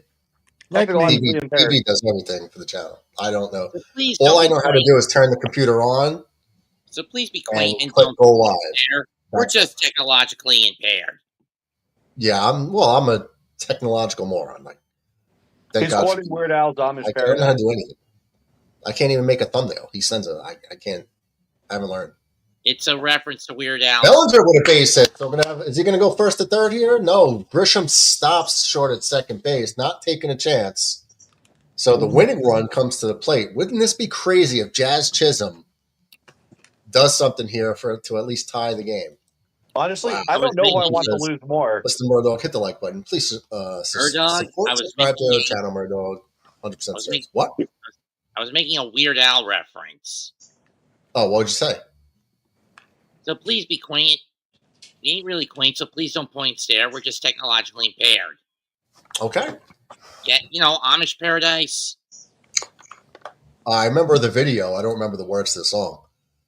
Ritzo says, if you watch Pete Rose, John Gruden on 2 completely different interviews, they are very much like, no way. What the? John Gruden always gets called Chucky. Looks like Chucky. From Child's Play, he doesn't even look like it. Well, that's his nickname, Chucky, because the faces he makes, like, He looks like Charles Lee Ray from Child's Play. Justine says he's calling it right now. Jazz with a walk-off 3-run homer. Wouldn't that be crazy? Imagine going from a no-hitter into the 8th inning to losing a game. I actually met Mr. Gurif back in February. Matt, you're a star. Everyone, you didn't meet them. They met you. Yes, John. Hear me out, man. What do I want to have happen? Do I want the Red Sox to win so they can get a game closer to the Yankees? Or do I want the Yankees to beat the Mariners so the Red Sox can kick them out of the wild card officially? We had a Red Sox fan hop in here earlier for the first time, and he said, is it weird to feel that he wants the Yankees to win?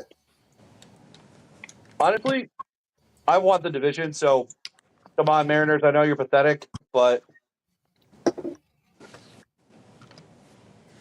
I mean, you're Red still says like. ain't nothing wrong with that, brother Nick. I hate Discord too. I mean, Red, you're like you love what? Discord. Red loves to torture me on Discord, so don't Red believe Sox what he are like said. what?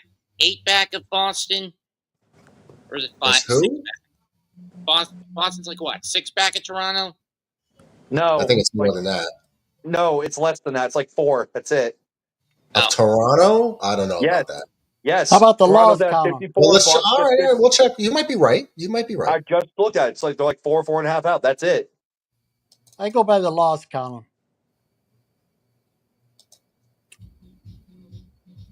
Boston's 5 out of first place. Has it updated yet to give Boston 50 wins yet? Yes. Okay, so I thought they were at 4.5. That's okay. But don't worry, Toronto's not playing a bunch of shit anymore. They'll Jazz be right back to where they belong at the bottom of the barrel. Toronto's a fucking missed joke. it. 2 down. It wasn't even that deep of a fly. Now it's up to Ben Rice to keep it alive. No, I know. He just missed it, though. Yeah, his uppercut swing with Ben Rice. Ben Rice is quite capable of putting one in that second deck there with his line drive homers. Just give me a double. Yeah, I'll take a double. Take this game and send this game into extras. Hell yeah. Knowing Boone will probably bunt. Just give me an out. Just give me an out because the Ratcliffe, you Yankees. hush your butt. Just because F the Yankees. You're I hate terrible. the Mariners with a passion, but I was born You're to a hate the terrible human Yankees. being. Radcliffe, you really are a hypocrite. Yeah. Was that supposed to be Popeye the Sailor Man? No, that was supposed to be Tweety. He Tweety Bird at you, bro. Sounds like Tweety Bird on meth. Well, I can't get as high as I used to. Dude, Mets, have you ever actually known anybody who does meth? I've met quite a few, unfortunately.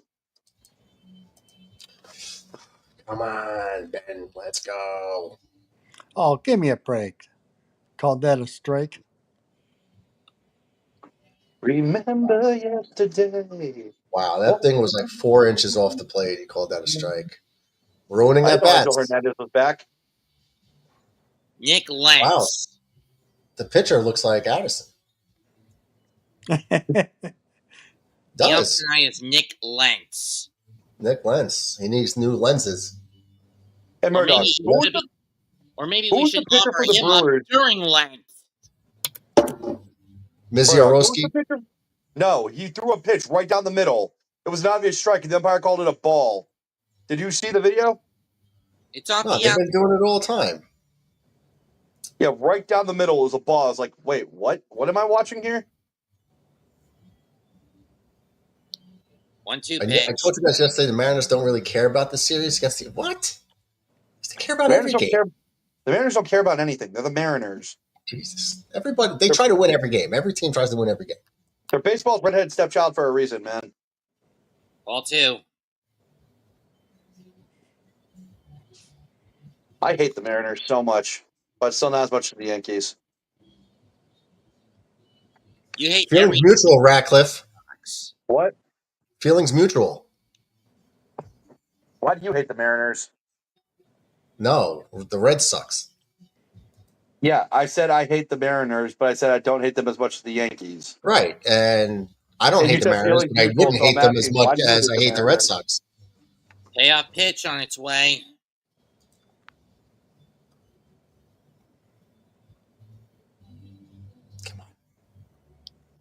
He does look like Addison.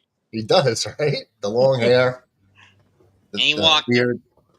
Well, I didn't do my hair today, so I didn't have to. I didn't go anywhere. Bags are loaded. Wells just needs to get into the outfield safely. If he gets a single, we could have a tie game here. Yep. Just a hit. Yeah. And that goes to show why I consider the Mariners to be the cum rag of baseball if this happens. That would be crazy, though, going from a no-hitter in the 8th to losing the game. That would be heartbreaking. And like I told you, that's why, if they pull that off, that's why I consider them a cum rag. Because that's only something a cum rag would do. And you know a lot about cum rags. No, I don't.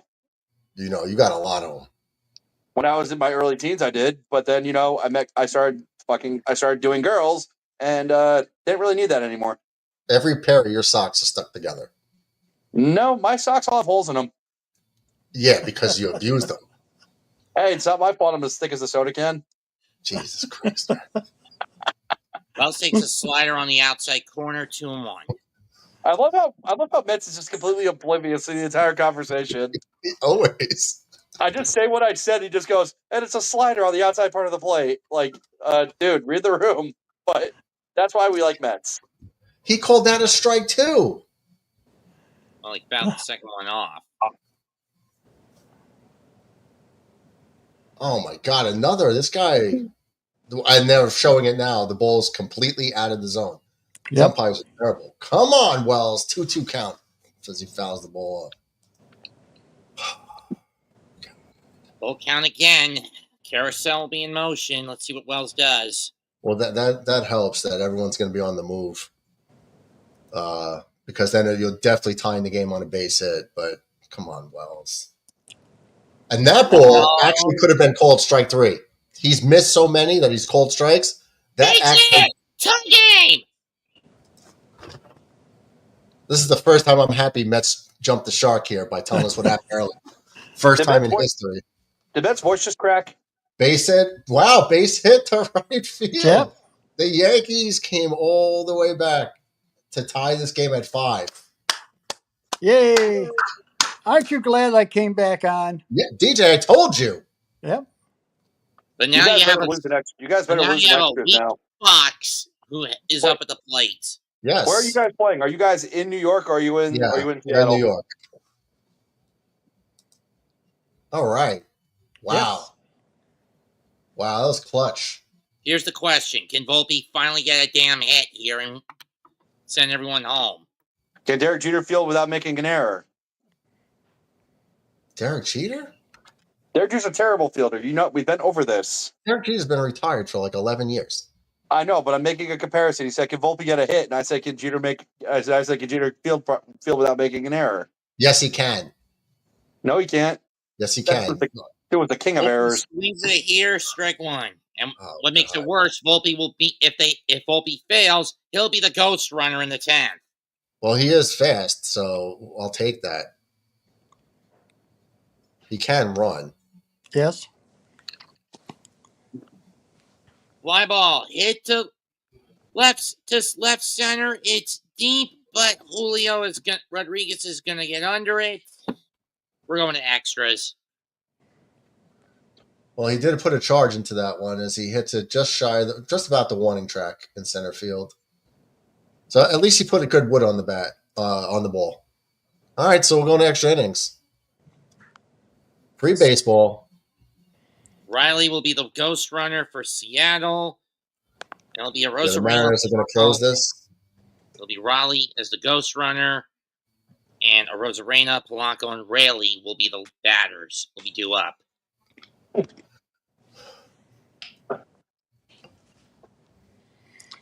Man, I cannot wait for college football to come back.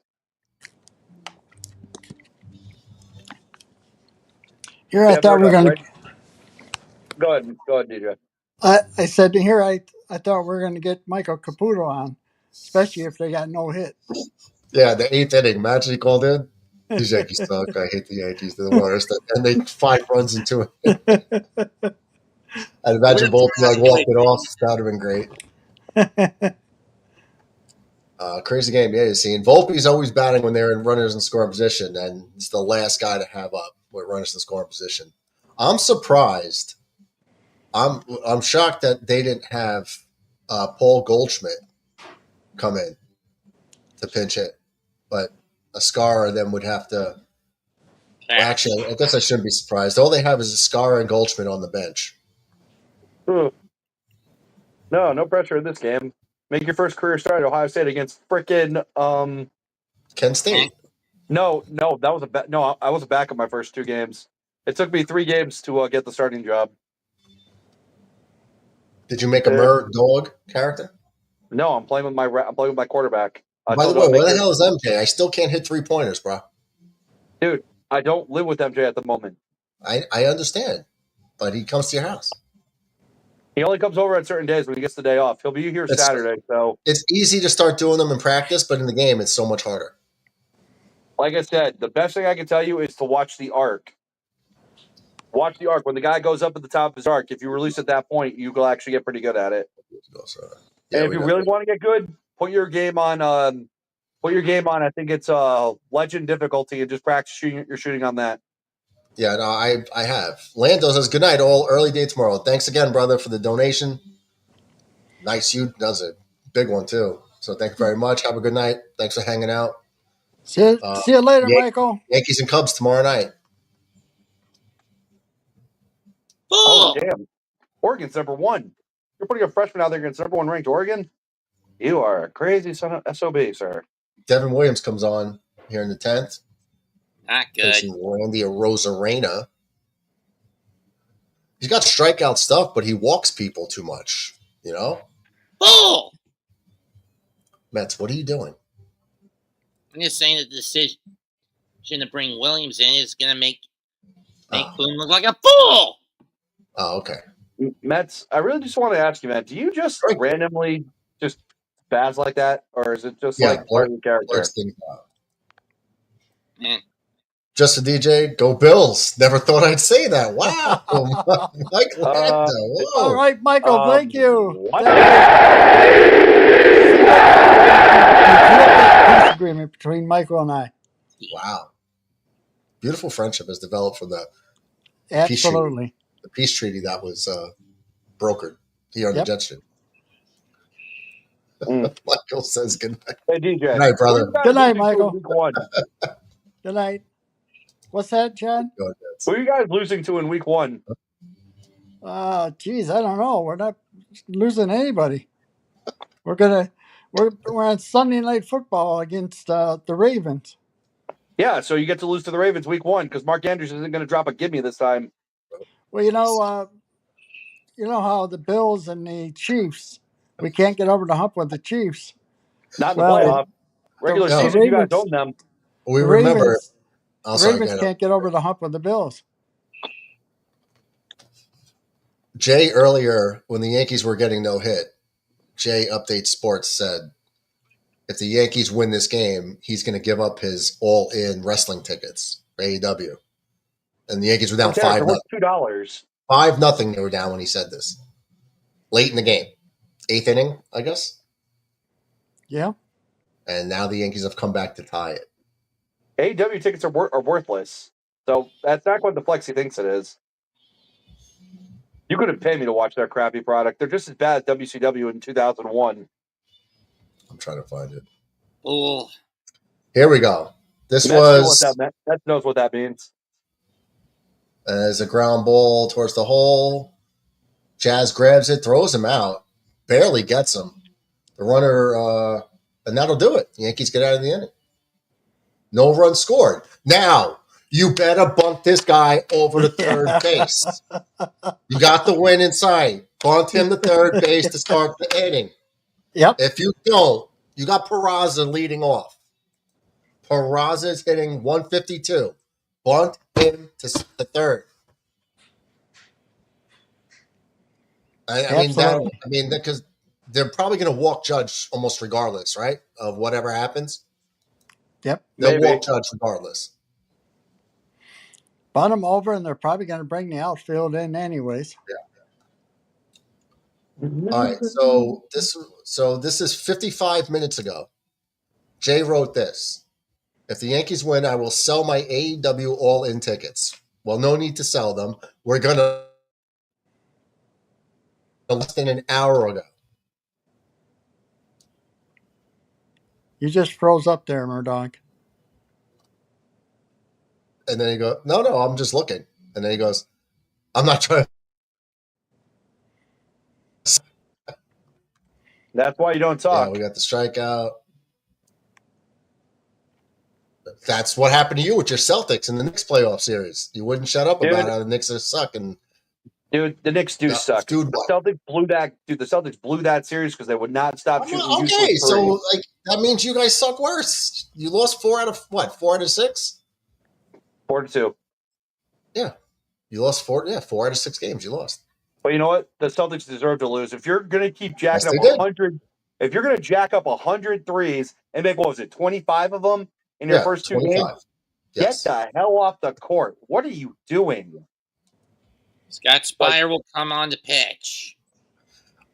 Vivas has to bunt. The timing really is impeccable with him. We're having Vivas a whole is not in different the game. conversation. Vivas got pinch hit for Stanton, and Peraza came in. Or Gabe Hey, Spire, Matt. excuse me. Matt, Stanton came in and hit the let me pinch ask you a hit two-run question. homer. Shoot. Okay, so obviously the Giants are going to be pretty bad this year, right? You agree with Yes. that? What would you do though if Jackson Dart comes out and basically gives you a Drake May season, but the team is just awful? What do you do? Put a bullet through Brian Dable's head. No, okay, stop with the dumb reply. I actually want a real one here. You guys come out and Jackson Dart gives you a Drake May-esque season, a really, really a lot of promise on a really shitty team, but you get like a high round draft pick. What do? You take one of the quarterbacks that's coming draft, or you stick with Dart. You bunt them over. That's what you do. You turn and you bunt. I guess. Peraza squares the bunt and pulls it back for a strike. Yeah. Was he pretending to bunt? That was a buntable ball. It's in the strike zone. You got to lay that down. I know.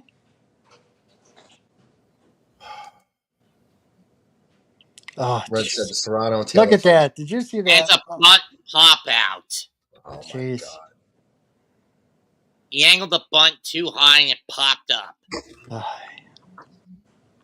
You're Hey, at least you supposed to tried to learn how to bunt. bunt in like Little League, bro. Did he You gotta even tighten the practice ball. bunting? They're bunts. You kind of got to bunt and like kind of pull the bat back and like angle that mother down. He should He learn to a get- bunt like Taylor from You Major kept League. it up here. Yeah. Angle that thing down, bunt, and deaden the ball by like kind of bring the barrel back a little bit. You got to deaden the ball.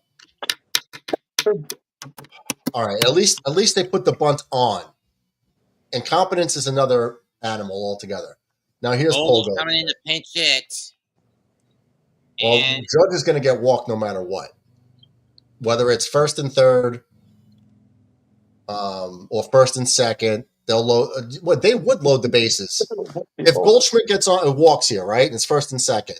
They would. Do you think they would walk the bases loaded and advance that run into third base instead of pitching to Judge? they're going to walk Goldie. Sure. They're going to give Goldie the free pass. They're going to get because Judge isn't on. Oh no, Judge isn't on deck. Grisham's up.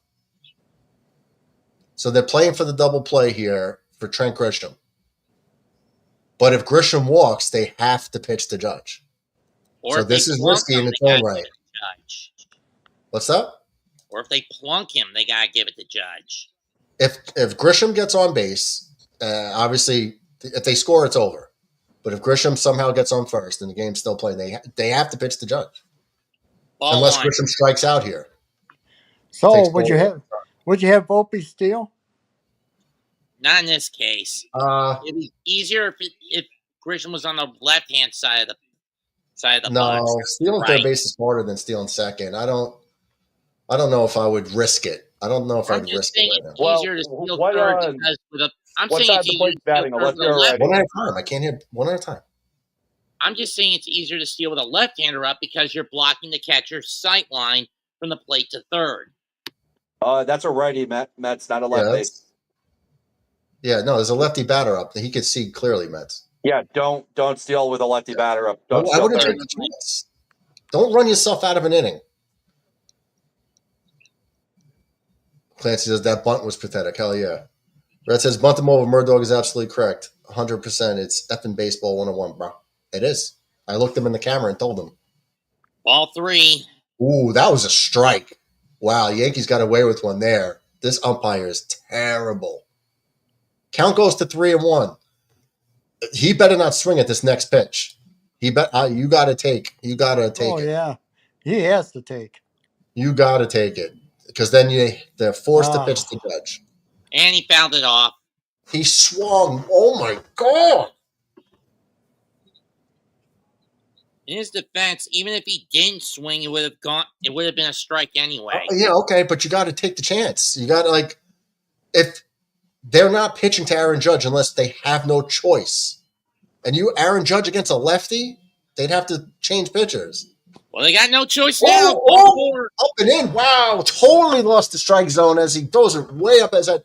The Yankee benches, their mouths are wide open. They can't believe he threw a ball a foot over. I almost now hit Aaron Judge gets the swing. Pressure is on the left-handed pitcher. Are they going to release? I almost hit Grisham. They almost hit him in the head. Yeah. Did Aaron Judge get some chin music? No. Grisham did to load the bases.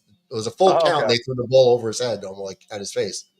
So now they have no choice. This is what happens when you intentionally walk Paul Goldschmidt coming off the bench. Now you deal with Aaron Judge. So far, this is backfiring against the Mariners. All Judge has to do is not pop up, strike out, or double play. So we want to All he pop has up, to strike do. out, or double play. Yeah, Got don't strike out, don't ground into double play, and don't pop it up. Sack fly wins the game. Fastball wins the game. Balk wins the game.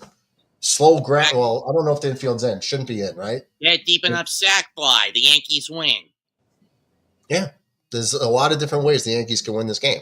Emphasis on deep enough. If it's a mid-range, I don't know if Volpe's got enough speed in his legs He to does. catch it. Volpe's pretty quick. Well, I mean, better safe than sorry. He's got to hit it deep for a sack fly for the win. Shortstop and second base are back, but the infielder, the third and first baseman are kind of in. Judge, don't get over rant. Judge, just be calm. Look for your pitch. Ball one. You work yourself into a hitter's count. They have no choice but to come into the zone. Then you sit on it. 1-0. Make him throw strikes. And he fouls it off. He comes inside. Judge takes a hack, foul ball. I mean, even if he didn't hack at it, would have been 1-1 anyway, based on where the ball was. You got to let Judge get it, and he did, but he shouldn't have swung at that 3-1 pitch. Oh. That's driven deep. That's deep enough. Volpe could score from there. He better tag. Rodriguez catches the ball, fires to a foot. He's safe. Strong throw, but he gets around the tag. The Yankees win. The ball beat him to the plate. Strong throw by Rodriguez. Strong throw. The Mariners, I challenge this. Well, they might challenge it. The ball beat him. They're saying maybe Volpe got around the tag. Strong throw from not very deep. It was a very throwable. The ball beat him. Volpe was. He's safe. He got around. He didn't get tagged. He's safe. Volpe got around the tag by swimming. Inches. He swum. He swum around it. He got around it by inches. He got around the plate. The Yankees win. Wow. And that is why the Mariners are a cum rag, ladies and gentlemen. They just get cleaned up when they're done. Cal Riley went to go tag his left hand, the lead hand, and Volpe had it back and got in with the outside hand, which is what he's supposed to do. Judge gets something dumped on him, so he can't even see right now. But the throw, I mean, that was a 220-foot fly ball at best. So Judge missed it, but deep enough as Volpe. I told you, Volpe's fast enough to score. That was 274. Great slide. Clancy's right. It was a great slide. If he tried to get that left hand in, he would have been out, but he pulled it back and just went with the outside right hand. Yankees win. Hell of a win. What a comeback. Awful comeback. Hell of a comeback. It's a sweep. What are you talking about? You now have the sole possession of the final wild card spot at the moment. Yeah, we don't need it to beat Seattle. We already took 2 out of 3 from them. But I just hate the Yankees so much. Mariners. This is awesome. I'm just saying, John. No, Mets, dude. I'm joking, obviously. I'm fine with it because it gives us the possession, but it's like just absolutely pathetic on the Mariners' part. But again, that's what the Mariners are known for. Just absolutely sucking copious amounts when it matters. Wow. And you're still 5 back at Toronto. Right back. The Yankees go back to 2 back at Toronto. Toronto win today? No, they were off. Oh, okay. Toronto's little winning streak is over. They actually have to start playing real teams. They can't play a bunch of garbage anymore. Their run was literally aided by just playing some of the absolute most garbage teams in all of baseball. You can't get by with a hackneyed group of pitchers and a so-so lineup outside of 2 players. Meanwhile, remember Murdoch was making fun of Roman Anthony for batting like a $190 or whatever? Who's that? Roman Anthony was the #1 prospect in baseball. The Red Sox called up. Oh, okay. Yeah. Yeah, kid's now batting like 270. He's on fire. He His eye is so good. It's just they even said in the minors, they go, "This kid's got the vision, and kid doesn't miss." He had What another two. He position got does on he base again play? twice again tonight. What position does he play? Outfield. Was he part of the trade? No. We drafted him. Drafted and developed. Okay. That's the thing. Right now, the Red Sox don't really have a lot of young players they traded. Most of them are developed. So we got the brooms. Yankees finally get a sweep. Wow. Usually it's us worrying about getting swept. You guys got a sweep. We finally got a sweep. Nice. It was a great slide. It was. Yankees swept the Mariners. Hell yeah. Your mother's left thigh. GG. Thank you, sir. What two From the teams right are side. missing from this, guys? The 1999 Stanley Cup playoff. I know on the east side was Buffalo, but who was it on the west? It's hard to I see can't what see you. it.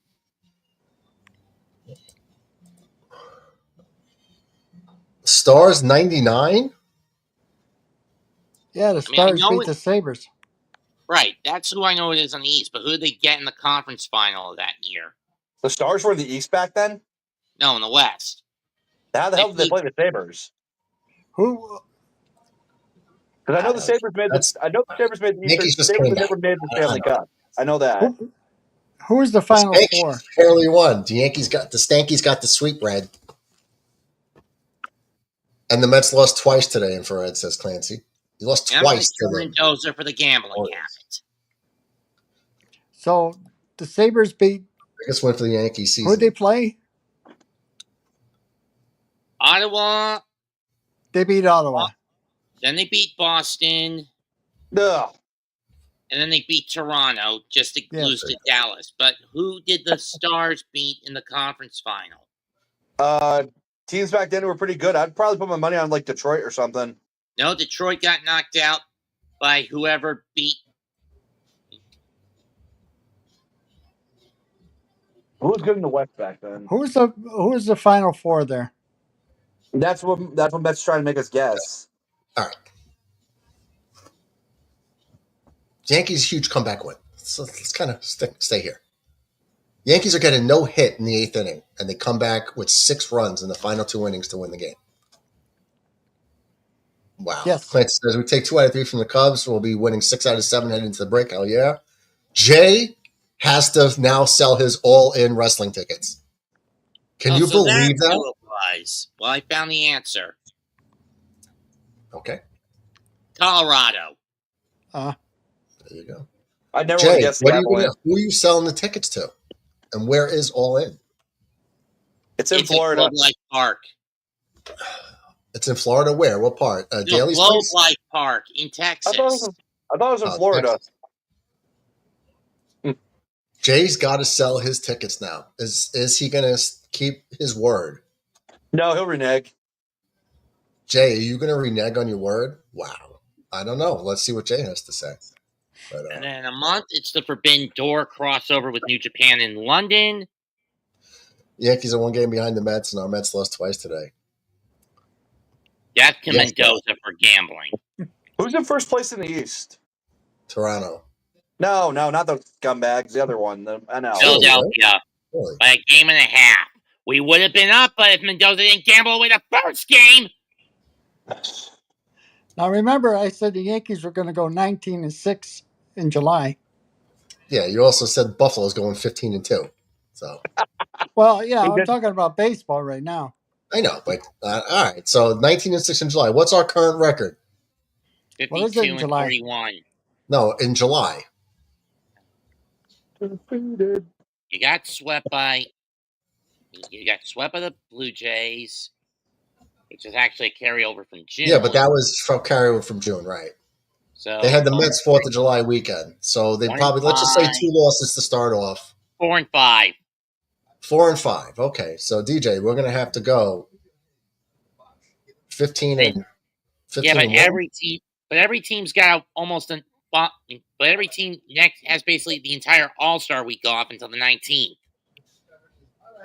Okay. Yo, Cardis, what's up, brother? Welcome to the stream. Yankees, aka Comeback Kings, got the sweep. Okay. Hit that like button. Hit the like button. Hell yeah. I'm being trolled now.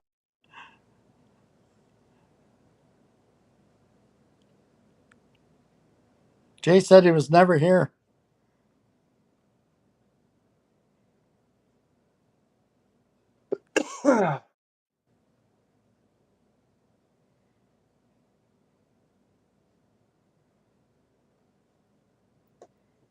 Can't hear you, Murdog.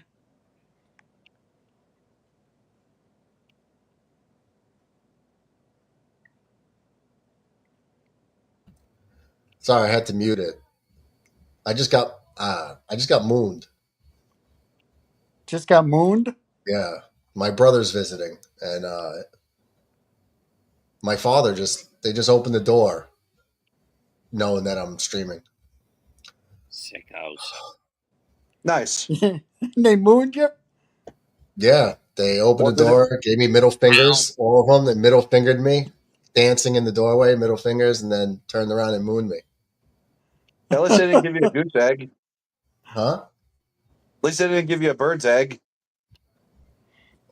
I don't need to see my dad's nutsack from behind. No, that's the one that showed you from the front. Jay says, I was never here, and this never happened. See y'all next game. We got evidence, Jay. If Jay's being a coward, just tell him AEW is the equivalent of taking it on the toilet. Oh, That's yeah, all yeah, it is. Yeah. Nice. AEW sucks. Their product's terrible. Their wrestlers are terrible. Tony Storm's a freaking It'll be pig. your own, yeah. They do this a lot. Whenever the family comes down to visit, they do this, things like this. And listen, these are all Which is one of the people main of reasons like accelerated age. Which is one of the main reasons I switched to Japanese wrestling. Jesus, my DJ, my dad's older than you for sure, and I don't think my brother's too far behind. That's nuts. Boy, if I was to do that here with my kids. Irish and German people. What's that, DJ?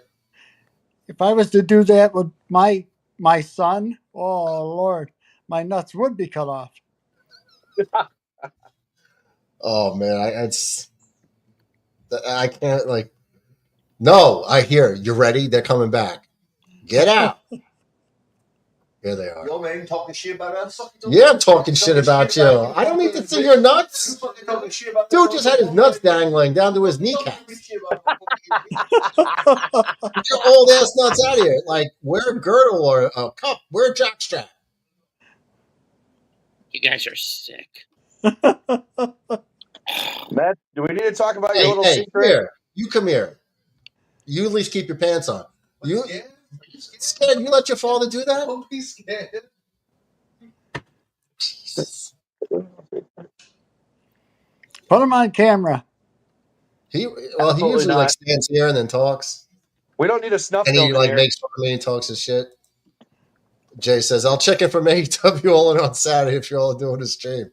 Matt's probably doing a stream. No one wants to be brought down by that garbage. I'm actually doing the main event. Hey. I'm not Saturday night main event, not all in. Well, yeah, Goldberg will draw more ratings than AEW will get all together. That's the sad thing. Goldberg will get get better ratings than AEW will. Mets does his wrestling streams, Jay. YouTube.com/@Mets2128. You find his channel. And also for Jet fans, if you guys don't know, our homie Infrared and Brother Bomber, they have their own channel too. YouTube.com/@Infrared_Jets podcast. Support the homies there. Boy, did you see Blitz the pictures? BK, our buddy Blitz BK. He's got a new album coming out, Turbulence and Triumph, in September. I believe he's got more songs out there. You can find him. Just search Blitz BK. Probably the best Jets rapper out there. I'd say hands down. So, DJ. Yes, sir. If Josh Allen goes down, do you have any faith in your team at all? Sure. Really? Yeah. We got Trubisky. Remember him? You have the titty kisser? I couldn't help it. Sorry. Really? You have the titty kisser? I didn't hear you, John. You have the titty kisser? The titty kisser? Mitchell Trubisky? You don't know that joke? Yeah. I don't When he know. was in high school, he put on Twitter, "Man, I love titties." Well, yeah, what 17-year-old boy doesn't love titties, you know? Yeah. Mets. Yeah, Mets. Mets is 37. He doesn't like titties.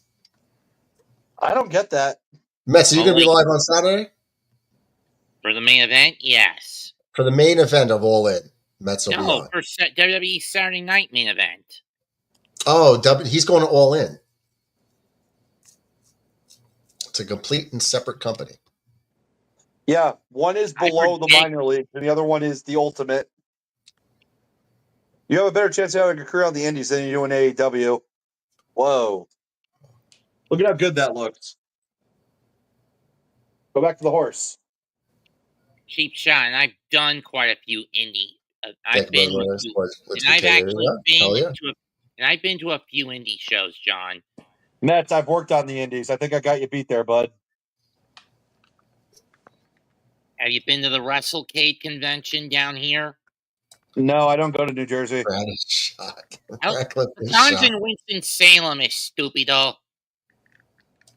I don't Carter know says where the you Bills live, have one homework per year: beat the Chiefs in the playoffs. Yeah, that's been Remember- tough sledding, man. They got Remember, to beat the Bills are Chiefs and the still paying referees. for that stupid trade. The Bills are the reason that they're in the Bills are their own worst enemy. That's true. They're the reasons the Chiefs got Mahomes. Yep. But you know what? Andy Reid made Mahomes.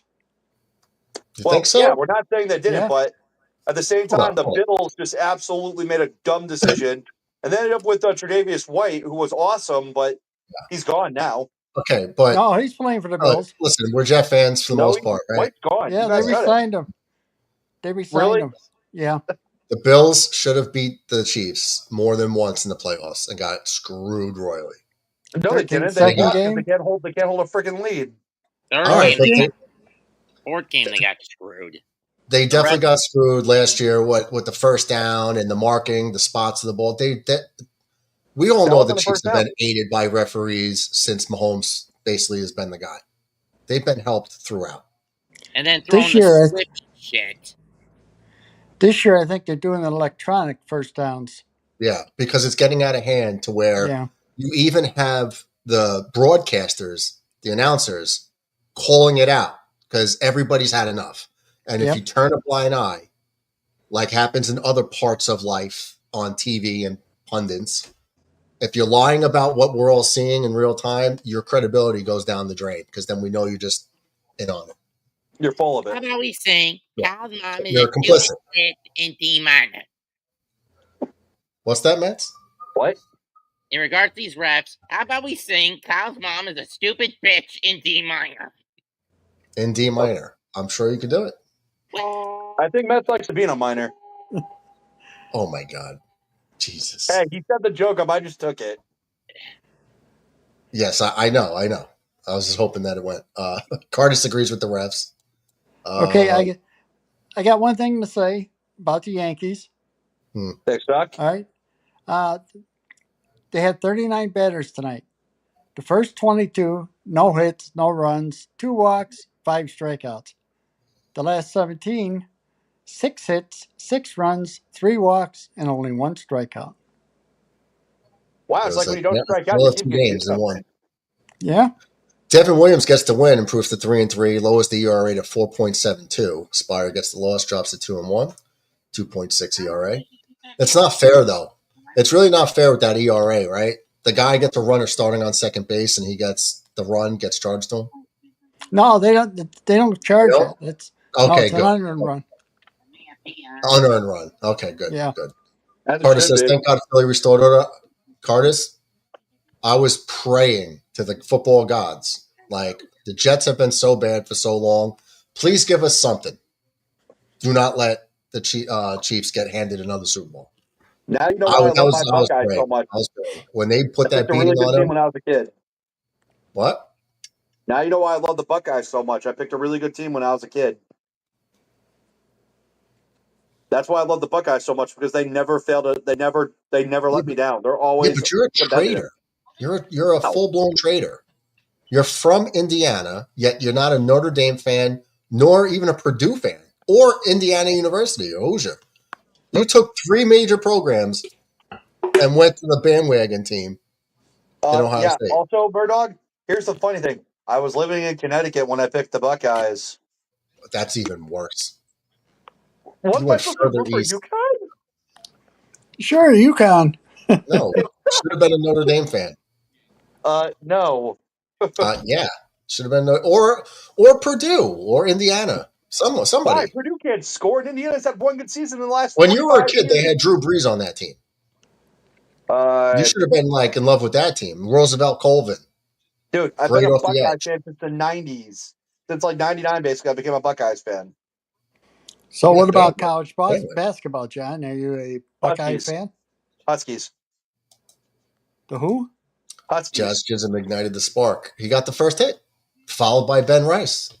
So, yeah, after no hits, they got 2. Yeah, DJ, for college basketball, I'm a UConn fan. Yeah. I'm a Bonaventure fan. Really? You're a Bonnie guy, huh? Yep, St. Bonaventure. Where are they located? I thought they were close to the city, but I guess not. Not That about was a combination of white people that's 60 good this year. miles south of the city. No, of the city. Yeah. 60 miles south? No, New York City is as south as you're going to get. South of Buffalo. South of Buffalo, okay. I thought they were closer to New York City for some reason. No. I'm a St. John's guy. Yep. I just hope white people. I grew up 10 minutes from St. John's. Mm-hmm. What about you, Mets? You a college basketball fan? Hold on. Do you see what Red just wrote? The only one I'm happy for is DJ getting a Yankees win tonight. Thanks, Red.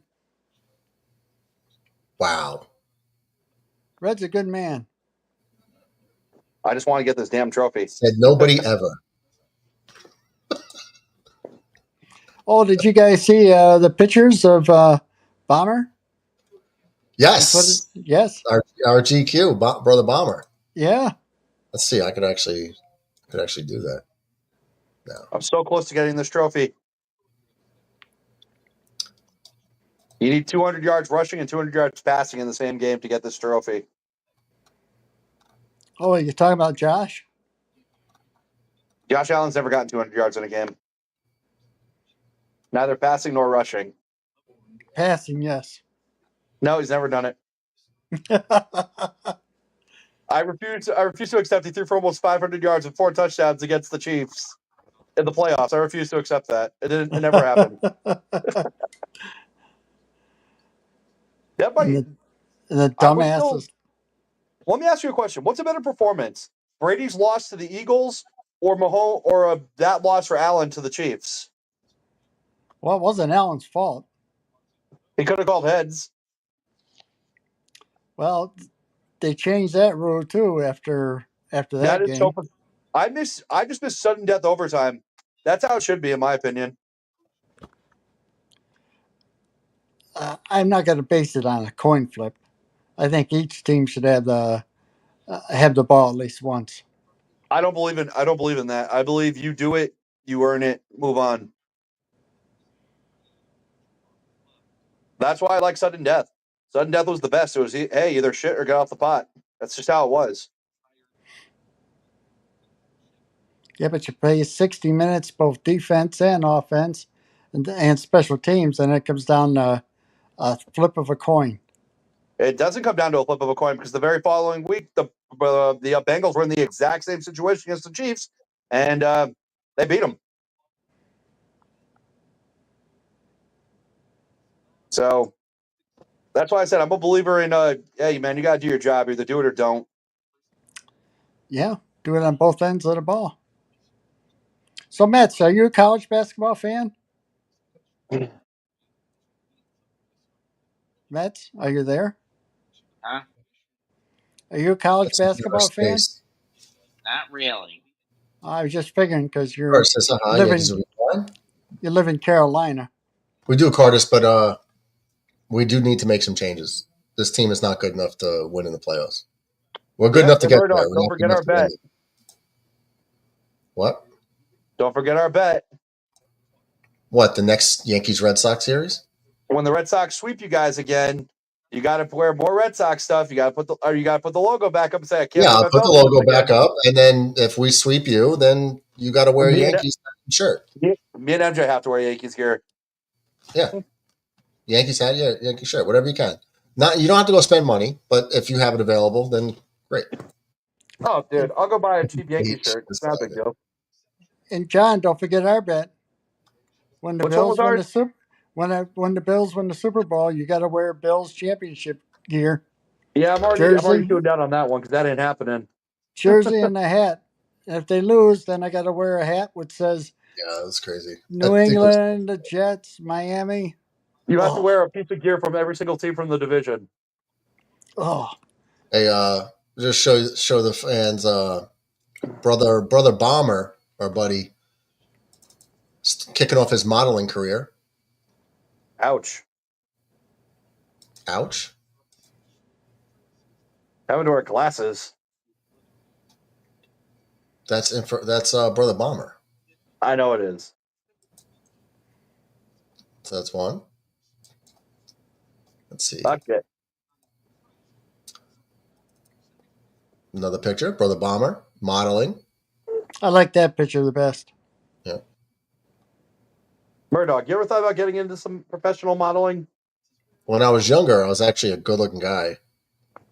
What I happened? was supposed to be in the FDNY calendar. Well, you're And then supposed they to have a hose stopped. between your legs without your shirt on? Yeah, no, it's just like shirtless in your fire department gear. I was being asked to do that, and then they stopped it. Someone complained. People started complaining. A couple people, like Karens. But I Yeah. don't know if it was women, but they were like, this isn't appropriate for firefighters. Like, wait, this calendar's been going on for so long. Used to have like signings at like Great Adventure and stuff. Like it was like raised for charity. Are you serious? We're all jacked and ripped and stuff. I was decent looking, but pretty good.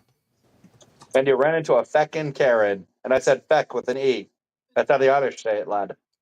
Yeah, You should no, know being I an don't. They didn't say it to me, but they stopped doing the calendar because of some complaints. And I was like, this is like tradition now. Yeah, and they sold it for charity, right? Yeah, as far as I was concerned, it was going to proceeds were going to charity for sure. Jason. Mets. How would you feel if the Mets picked up DJ LeMahieu? Mets isn't paying attention. I think Mets fell asleep. He came from Colorado, right? Yeah. Yes. Watch him go back to Colorado. Carter says 100% agreed, Murdog. We lack seasoning and consistency. Oh, and Boone is overdue. So is Cashman. It's these guys all know I say it every day about moving runners over. He finally attempted to tonight. It didn't work out because they don't probably practice bunting. But don't you think they should have all the guys hitting 150 need to lay down like 15 bunts in batting practice to start it? Oh, Nope. definitely. You're doing what you're doing. It's great. It's working. You're gonna be X to do that. But yeah, we just we don't have the roster. I mean, I've dropped videos early in the year, Curtis. If you go to the channel, make sure you subscribe on YouTube. Check out the videos. I've dropped a couple early in the year about the problems the Yankees were going to have and started having, and same problems persist. About Boone and just the team in general. You might be interested in that. I don't think Ratcliffe is worried about the Bills winning, says Infrared. No, I'm not. Brother Bomber is our Garrett Wilson / Ocho Cinco. Where is Brother Bomber tonight? You gotta get him phone. Where's Somebody's Sean McAteer? Brother McAteer is not here. That's true too. Yeah, he took the night off, I guess. Speaking of night off, I got my work release stuff today. At the bare minimum, I'm not even allowed back to work until after September 11th. So I basically got 2 more whole months off. Wow. Happens. That's a good feeling. It's a good feeling. At least I get to see the guys on Saturday. The Yankees don't practice bunting like our Jets didn't practice tackling for the past 4 years. That feels true, Red. It feels so true. Well, What do you say? The Yankees don't practice bunting like the Jets don't practice tackling.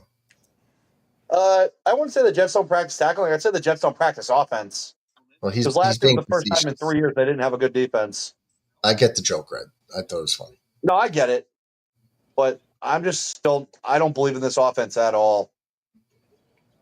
I believe in this offense more than I did. I'm still very, very worried about our guard play. I'm okay with our offensive line. I'm concerned about the guards, man. John Simpson is really good. No, he isn't. I feel that he's good. John Simpson allowed quite a few sacks and took a lot of holding penalties last year. I still think John Simpson's good. He's an asset. And Veritok is good when he's healthy. I Veritek think was we're a okay. liability last Offensive year, line he is was the healthy. least of my concerns this year. For some reason, I'm more confident. We got better. Once we got Tyron Smith out and Olu started at left tackle, I think the offensive line got a little bit better as the season went on.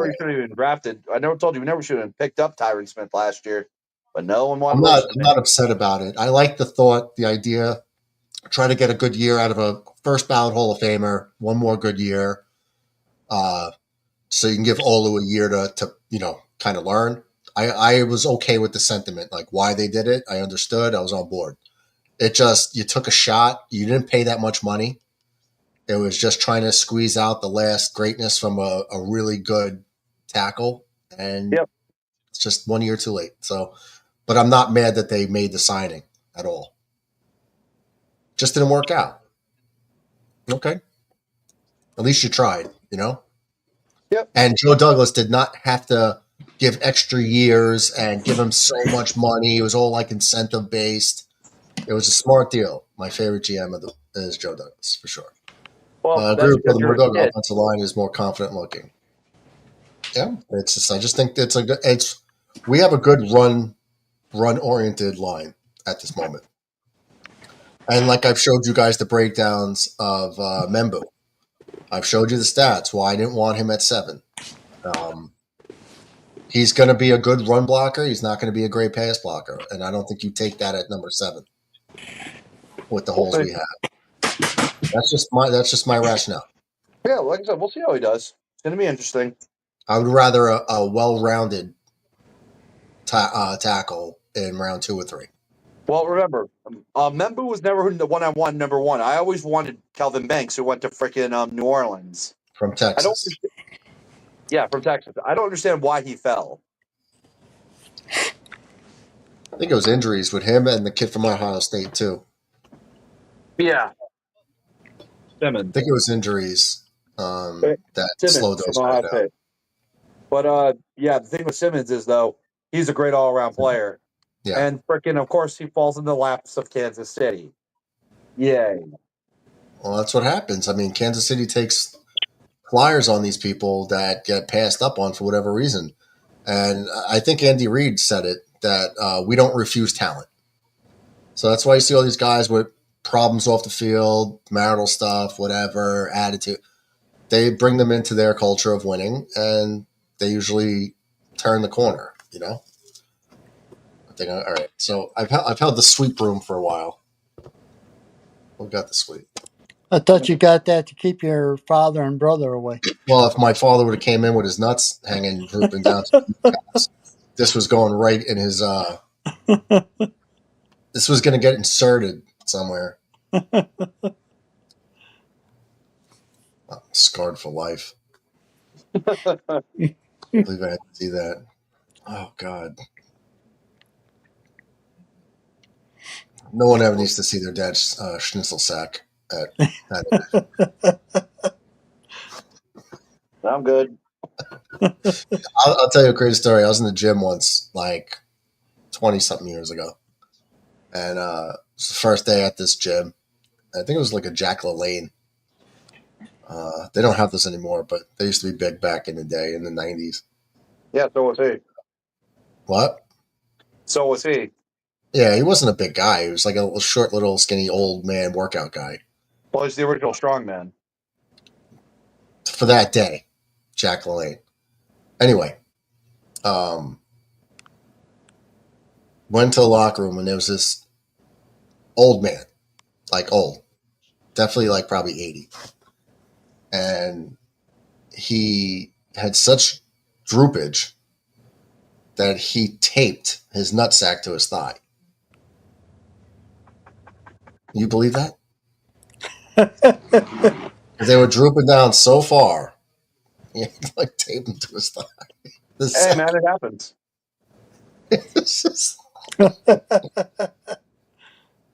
So, Oh, man. Funniest thing. Here's the crazy part. As I was looking at him, like, you can't miss it, right? You just turn your head and there it is. And you're like, oh, man. And then, so you're looking at it, you're in shock, right? The first, you're like, oh, my God, right? And then the next thought that comes over was, that's going to be me one day.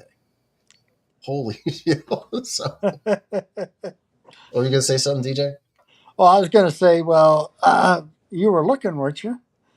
It's like one of those things, you turn your head and it's like there.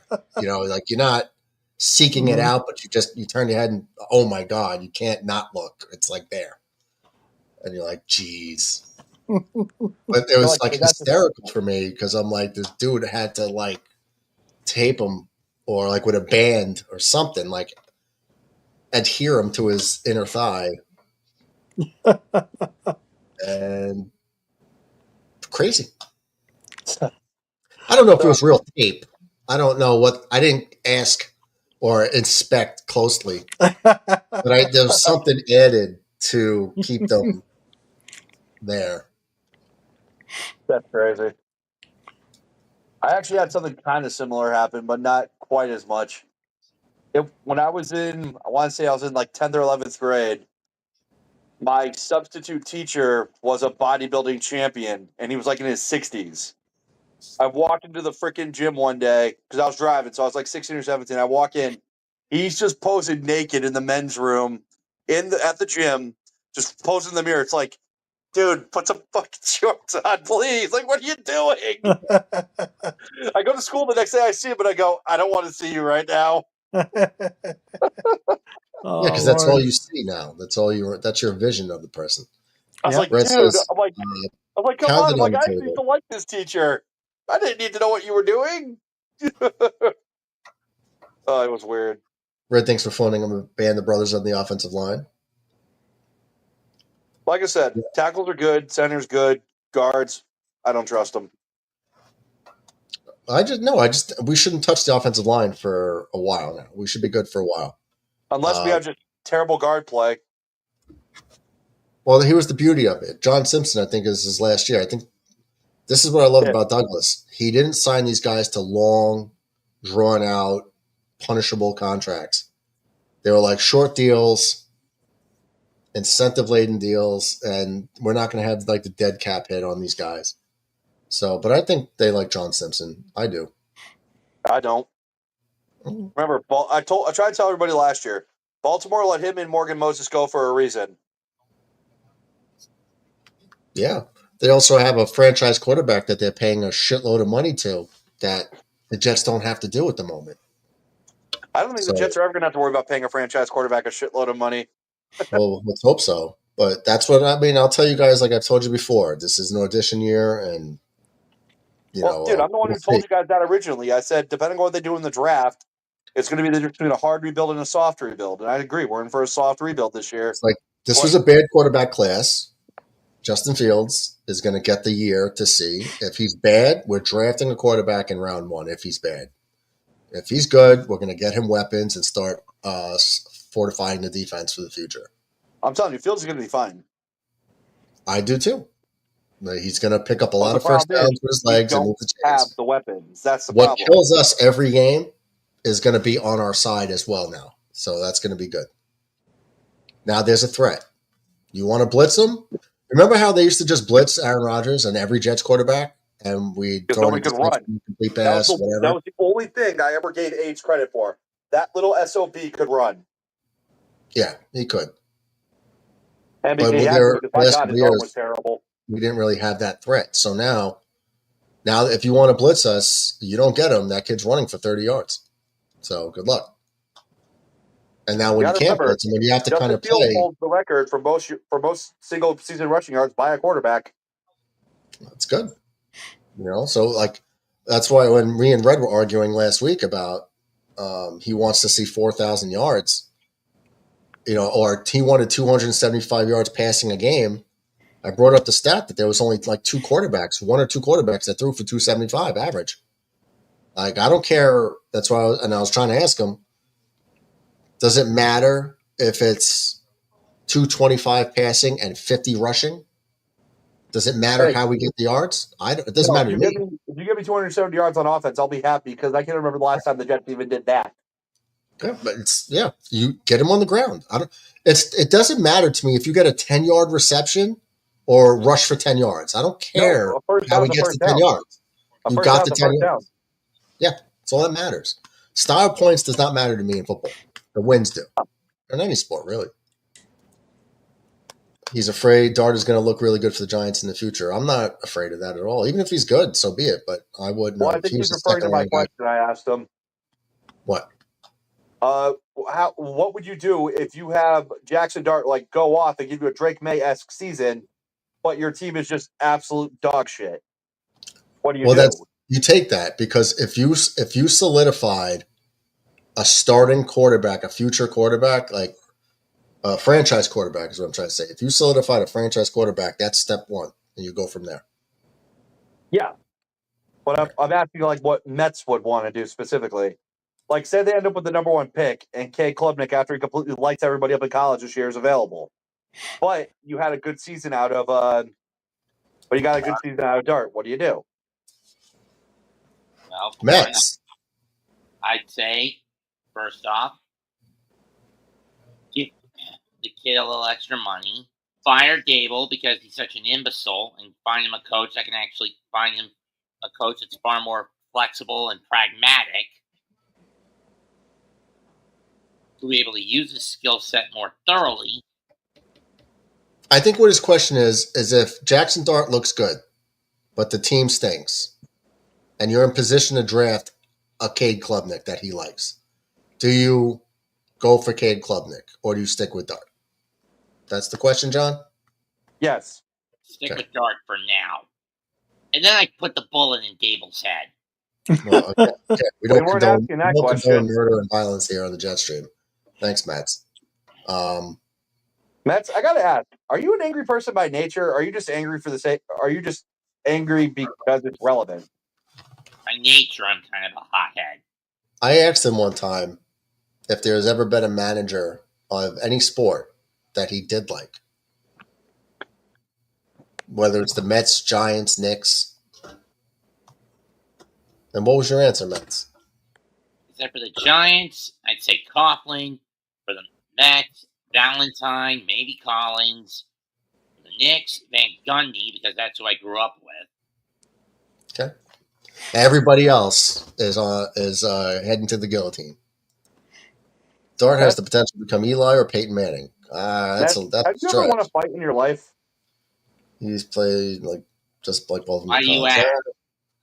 Because you said you're kind of a hothead, and typically when I was younger, when people got hot with me, I usually put them on the ground. So, and then try to hump them. There's plenty of people like me around who put people down when they get hot. So, yeah, I'm going to ask that question. Have you ever actually won a fight? Yes. Mets is a brawler. He's a scrapper? That's what he said. Good. I'm glad to hear it, Mets. Sorry to hear that you had to get into fisticuffs or altercation, but I'm glad you won. Mariners just suffered a death in their franchise today. Who did? The Mariners. Their season was over in game 1. No, I think he means someone passed away. You guys never heard of the name Lee Aliyah? Yeah. Old school guy. Hitting coach, bench coach. Lee Elliott. Yeah. He passed away a few hours ago. Oh, that's too bad. Yeah, that was earlier in the afternoon. 78. So, if I was to answer that question, John, I would keep Darts. And if I got a high draft pick, I would do like we said last year with the Jets. I'd trade back several times I knew exactly where you're going with that.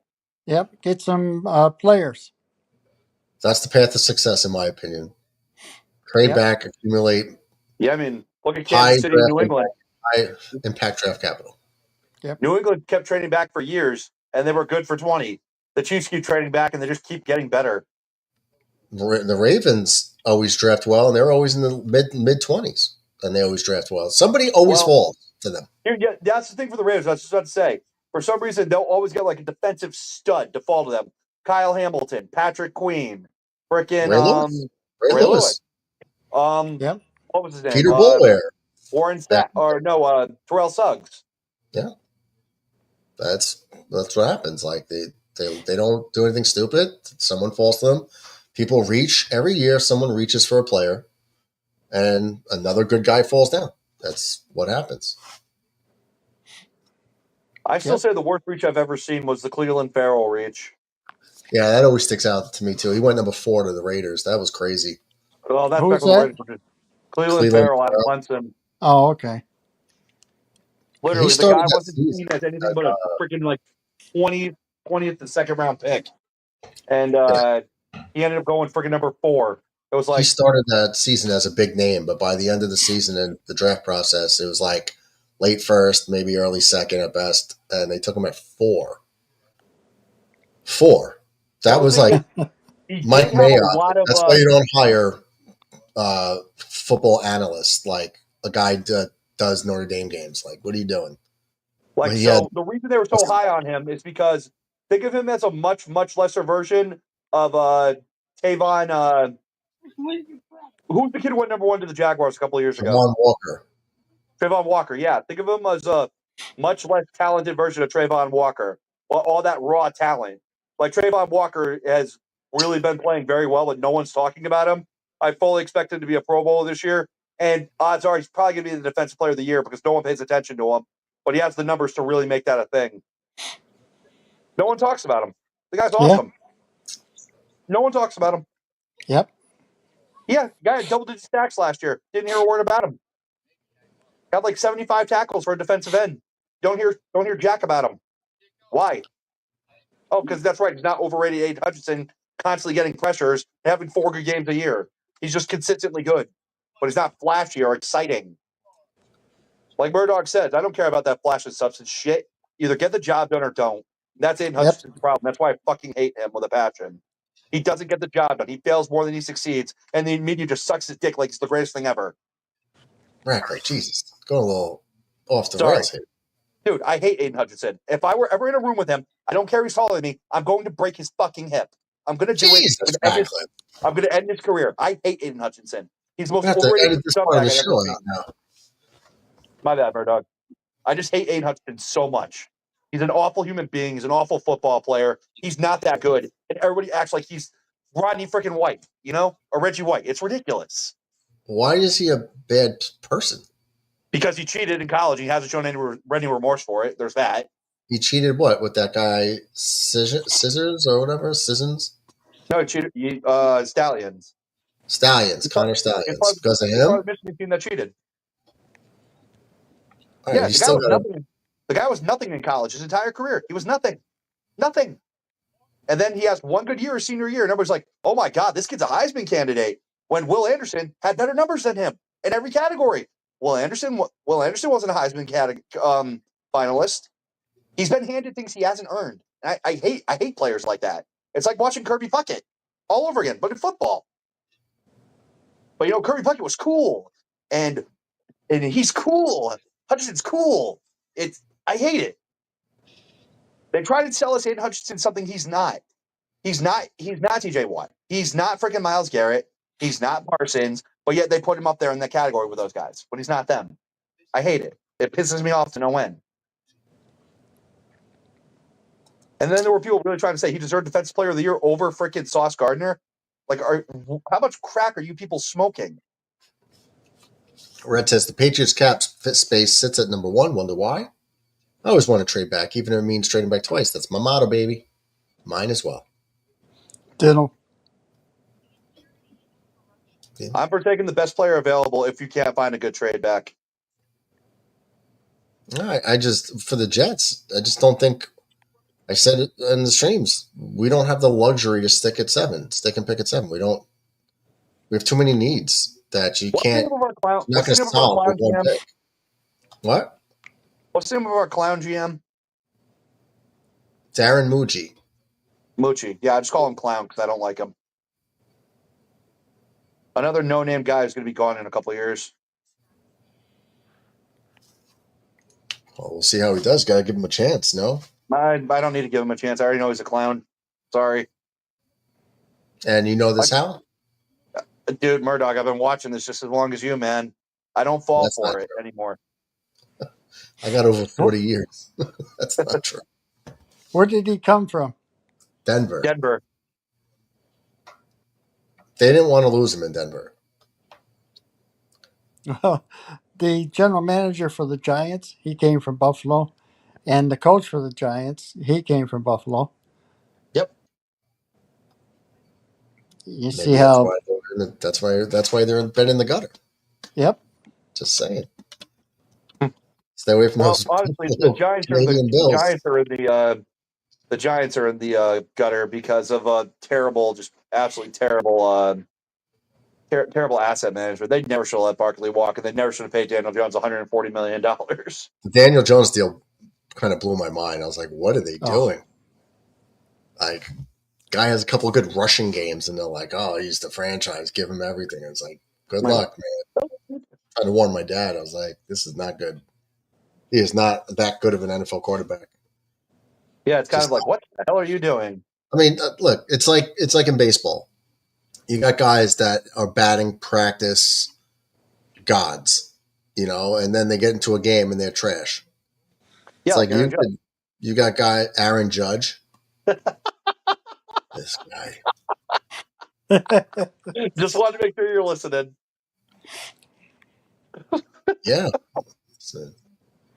The blasphemy that comes out of you is sometimes I don't think it's real. Like, is this real life? Did you just call me kid? Yeah, to me you are. You're still a kid. Like, I'm a kid to DJ. You're a kid to me. Dude, DJ's like 55 years old. Are you 55? 55? Yeah. He'll take add 11 years to that. You're still younger than my grandma. She just turned 86 the other day. Oh, good job. That's why I call him Uncle DJ. He's about old enough that he could pass for my uncle. And I'm young enough to pass as an annoying younger sibling or cousin. Yeah, you definitely got the annoying part right, for sure. Bird dog, those are fighting words, man. It's okay. I still got it.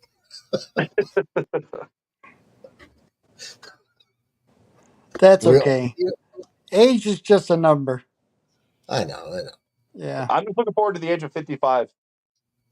Listen, I just had a 74-year-old man show me his snitchel sack that I came out of.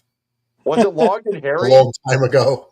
I just had to see it. Was Like, all long and hairy and stuff? Long, for sure. I think he's at the age where even his nutsack went bald.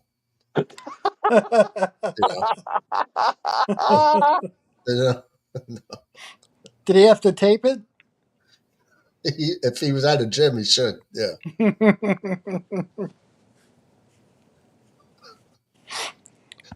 You ever see like an old man like thank God he doesn't wear Jack Tripper shorts. Remember Jack Tripper, Three's Company? Yeah. Those little short tennis shorts. Because then they just be out you're in the talking open. about Mr. Christie from Friday the 13th, I understand. Yeah, it's gotta put the boys away. Gotta protect the McNuggets. You got the plums out. Like, come on, man. Is Mets going to contribute, or Like, is I'm he just trying to eat sleeping? here. You got plums out. What? Is Mets sleeping? No, I'm awake. Mets is looking at animated anime porn. That's what he does. Oh, God. That's his post game. I would show you, but then you get hit with a copyright, Murdog. Dude, no, he's looking at He's gonna get Chatterbait. hit with a copyright for what? For what I'm watching on YouTube. It's from another station. And I can't flash on here because you get hit with copyright strike. Oh, thanks. Oh, Yeah, Murdoch's we watching. don't No, need that. Mets is watching Chatterbait. We don't need that. All right, we're gonna wrap this up. Yankees come back, huge win Like That I was a said good win for you earlier, guys. I won't even lie. I hate every second of it, but you earned it somehow. no hit into the 8th inning. Finally get a couple hits, score 3 runs, come back in the 9th. Don't forget, a big 2-out hit, 2-run single by Austin Wells, who I can't stand. But he comes through with a big 2-out single against a guy throwing 100 miles an hour, ties the game. Volpe can't bring him in, but he does. His speed does win it in the 10th. They finally even attempted to lay down the bunt. The Yankees get to 52 wins, so they're 11 games above 500. It's good. It was a good win for us. And Weren't you're supposed welcome. You're welcome. to DJ's presence. I definitely attribute it to DJ. Because when I Jay came in, Sports there update. being no hit. He's gonna have to trade sell his AEW tickets now. That's crazy. So we'll see that. And tomorrow we got the Yankees and the Cubs come to town. My second favorite team, the Cubbies. I don't think you guys can beat the Scrubs. I think so. Well, they're a good team. They're a good team this year. We'll take care of them when we get them after the All-Star break. We'll take care of them for you. We don't need you to take care of the Cubs for us. Oh, we're going to, though. What? Because after the All-Star break, the Red Sox are really going to show what they're made of. Because we got the Cubs, Phillies, and Dodgers back to back to back. If we can go 6-3 in that or 5-4, I'll be happy. Good luck. I don't think that's going to happen, but good luck. Well, we're pitching really well, and our hitting, it's out of this world. That little kid you made fun of, Roman Anthony, that dude's on fire, Murdoch. You might want to start paying close attention to him. Listen, all I said is, like, you're too quick on the draw anointing this guy. Let him do stuff. Rookie in the league, dude, he's the best rookie in the league by a mile right now. It's not even close. You realize that, like, his last 15 games, he's got on base over twice or more each time. The kid's on fire. Whether it be getting walks, whether it be getting hit by pitches, whether it just be hits, he's on fire. He's incredible right now. He's unconscious. He's unconscious. Well, he's hitting 263. Well, yeah, because he had that you got to remember, he started like 1 for 30. He was horrible when he started. All right. Well, he was like was last 10 to 15 games raised average by like a lot. He's 1 for 4 today. I just think all I'm saying, I told you from the beginning, I'm not saying he's going to be a bum or a bust. I'm just saying don't jump the gun. You're anointing the kid already, and he's going to be a Red Sox Hall of Famer. He's going to be an MLB Hall of Famer. He's going to be a multi-time World Series champion. He's going to have a couple MVPs. Is he getting traded to the Yankees or something? Why the hell would he want to go World there? Series champion? What? Murdoch, you don't even know what a World Series championship is anymore at this point. He was just a distant memory in the 2000s. I've been alive for like 7 of them at least. I've witnessed at least 6, right? Yeah, and they can all claim AARP benefits. I've been alive for 6, I guess, right? But really legitimately witnessed 96, 98, 99, 2000, and 2009. So 5. I've seen 5 that I was like an adult for. Fair enough. And the other one I was in diapers. First one. So, John, how long are you going to grow your hair for before you donate it? Oh, dude, I got to go at least 12 to 18 inches.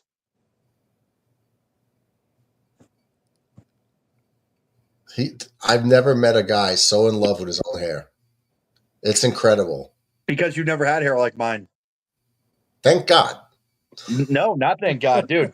Murdoch, I'm not kidding, man. Back in the day when I was bodybuilding, I'd go to shows in just a pair of jean shorts or jeans, whatever. I wouldn't have a shirt on. I wasn't like freaking veiny ripped up, but I had a flat stomach. My muscles were awesome. Chicks would come up to me and go, "Oh my God, can I feel your hair?" Because I had long hair and they thought it was awesome.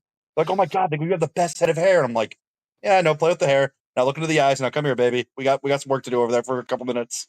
DJ, dude, it was easy. I was a tall. You saw when I was bodybuilding. The picture of me with the mohawk, that was after I cut my hair off. And I regret doing it. Never sacrifice the hair. This is a dream. Wake up. Actually, it's a nightmare. Wake up. Is this really happening? What, you never grew your hair long at all, Murdoch? No. Masculine. I'm a masculine man. I can see you with Shawn Michaels is then. He was a pretty masculine dude. You ain't Shawn Michaels. No, but he had long hair. Are you saying Shawn Michaels wasn't masculine? That's a wrestling thing. Like wrestling, they like wrestlers with long hair. They like. Okay, fine. Fine. Scott Hall. Yeah. Was But he not was like masculine? an 80s, like he was like an 80s guy, like when mullets were cool. If that was really ever cool. But mullets like were a thing, and they had like long curly hair. It was like part of the act, but Don't be jealous, Murdoch, that you don't have hair that's so good at you could just plop it on your head and it's just like, wow. Ratcliffe, you have Don't the be a type of hater. hair that I would scrub my pans after I make my Italian sauce. Trying to get the sauce on. That's what your hair looks like. I got Brillo pan. Dude, my hair is really thick. My hair is really thick. It is. Yeah, I could tell. Irish and German. But you're always looking at your hair and playing with it like a female. Yeah, no. I love my hair. Tendencies. Look at you. My sister does that with her hair. Plays with her hair. Well, you That's never. what you do. You're playing with your hair like my sister. Yeah, you see, you never got the joy. You never got the joy of doing it, so you don't understand how much fun it is. I've had hair to like here. I don't think I've ever had hair longer than down to here. In the 8th grade, I think I had like the part. Like that was the style at that age. It was like never went past here. But you have it long enough where you could sit there and twirl it like a girl. And put it in your mouth. I can put it in my mouth. Is it naturally curled? Natural, yeah. And with Ratcliffe's hair, you get things like this. That was after the mohawk. It all makes sense. Well, actually, I stole that costume from a girl I went to college with. Costume? That's like how you go to the supermarket. That's like a Wednesday for you.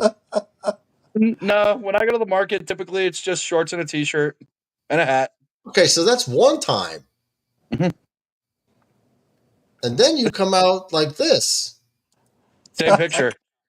Wait a minute. I don't think I've seen this one. I got to put my glasses on. No, it's not the same picture. All right, no. Yeah, DJ, do you see what my friend's doing? I got my glasses on. Murdoch, can you make that picture bigger? The one of MJ? This one? The one where MJ was just on his knees with, yeah. Can you blow that up so DJ can read his chest? That's a full screen. Is it full screen for you? What's it say? Private eye? Privilege. Oh, privilege. Oh, okay. So he's a ginger who painted himself white and spelled privilege on his chest. He got runner-up for best overall costume. Who got the best? Aaron Hernandez hanging himself won. Oh, really? Yes. But yeah, that picture of me is just so ridiculous and funny, but I don't care. It's meant to be funny and ridiculous. Yep. He's got a thing, man. Like, how many times, DJ?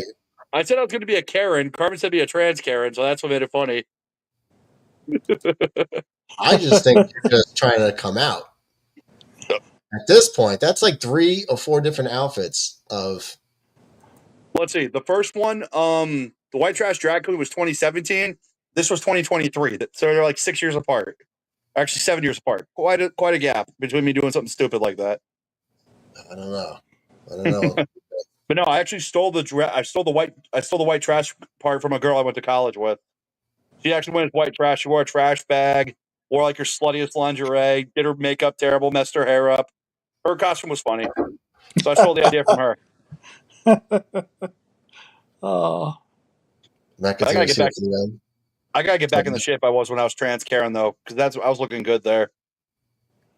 I was about 315, just muscle. Mm-hmm. I missed that. I think you miss wearing lipstick more. No, I hate having holes in my shoulder that are finally healing, but I can't do anything. No, I'm talking about the makeup. So how'd you do that, anyways? My sister did it. Your sister? My sister did my makeup for me. He's talking about your shoulder. Oh, work. When you spear someone and land on your shoulder on concrete, it's not going to go well for your shoulder. Yeah. I can imagine that's going to hurt. Yeah. And you said you were a cop, DJ, right? Absolutely. So you slammed a couple SOBs and landed pretty hard, I'm guessing. Absolutely. I put a few dents in hoods. Oh, dude, I speared him off the ground. We're talking Goldberg style. And I landed on my shoulder. To protect my head, I landed on my shoulder. Mm-hmm. I got one of those stories too. Yep. Tell you that another day. Maybe not on stream. And I couldn't even, and adrenaline's going. I didn't even feel it. Yeah.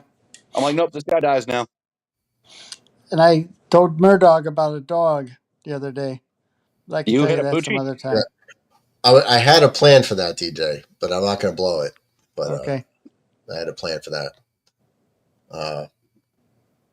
To get more in, we'll get into it. You know what I mean? Yeah. Yeah. I contacted DB earlier about it to do something cool with that, but that's why I haven't said anything about it yet. Okay. I know you guys talked about it privately, all you guys, right? In the Discord, you guys talked about it? What's that? The situation. I wasn't there at the time. You guys threw me out of that Discord group because I never talk. Well, that's a pretty good reason. No, I was in the process of telling when you popped in. Oh, well, because I heard, someone told me that you told him the story, and I was like, cool, I wanted to do something about, the story. Yeah, I was just starting. Oh, okay. I just describing the first part of it. Okay. And that's when you popped in. Could have continued the story. Like, just kept going. Either way, we'll I wanted to do something good about it, though. So when DB has the time, we could get together and do something with it. I'll do something good about it. Well, you already did. Yes, I did. I wanted to bring it here. Most definitely.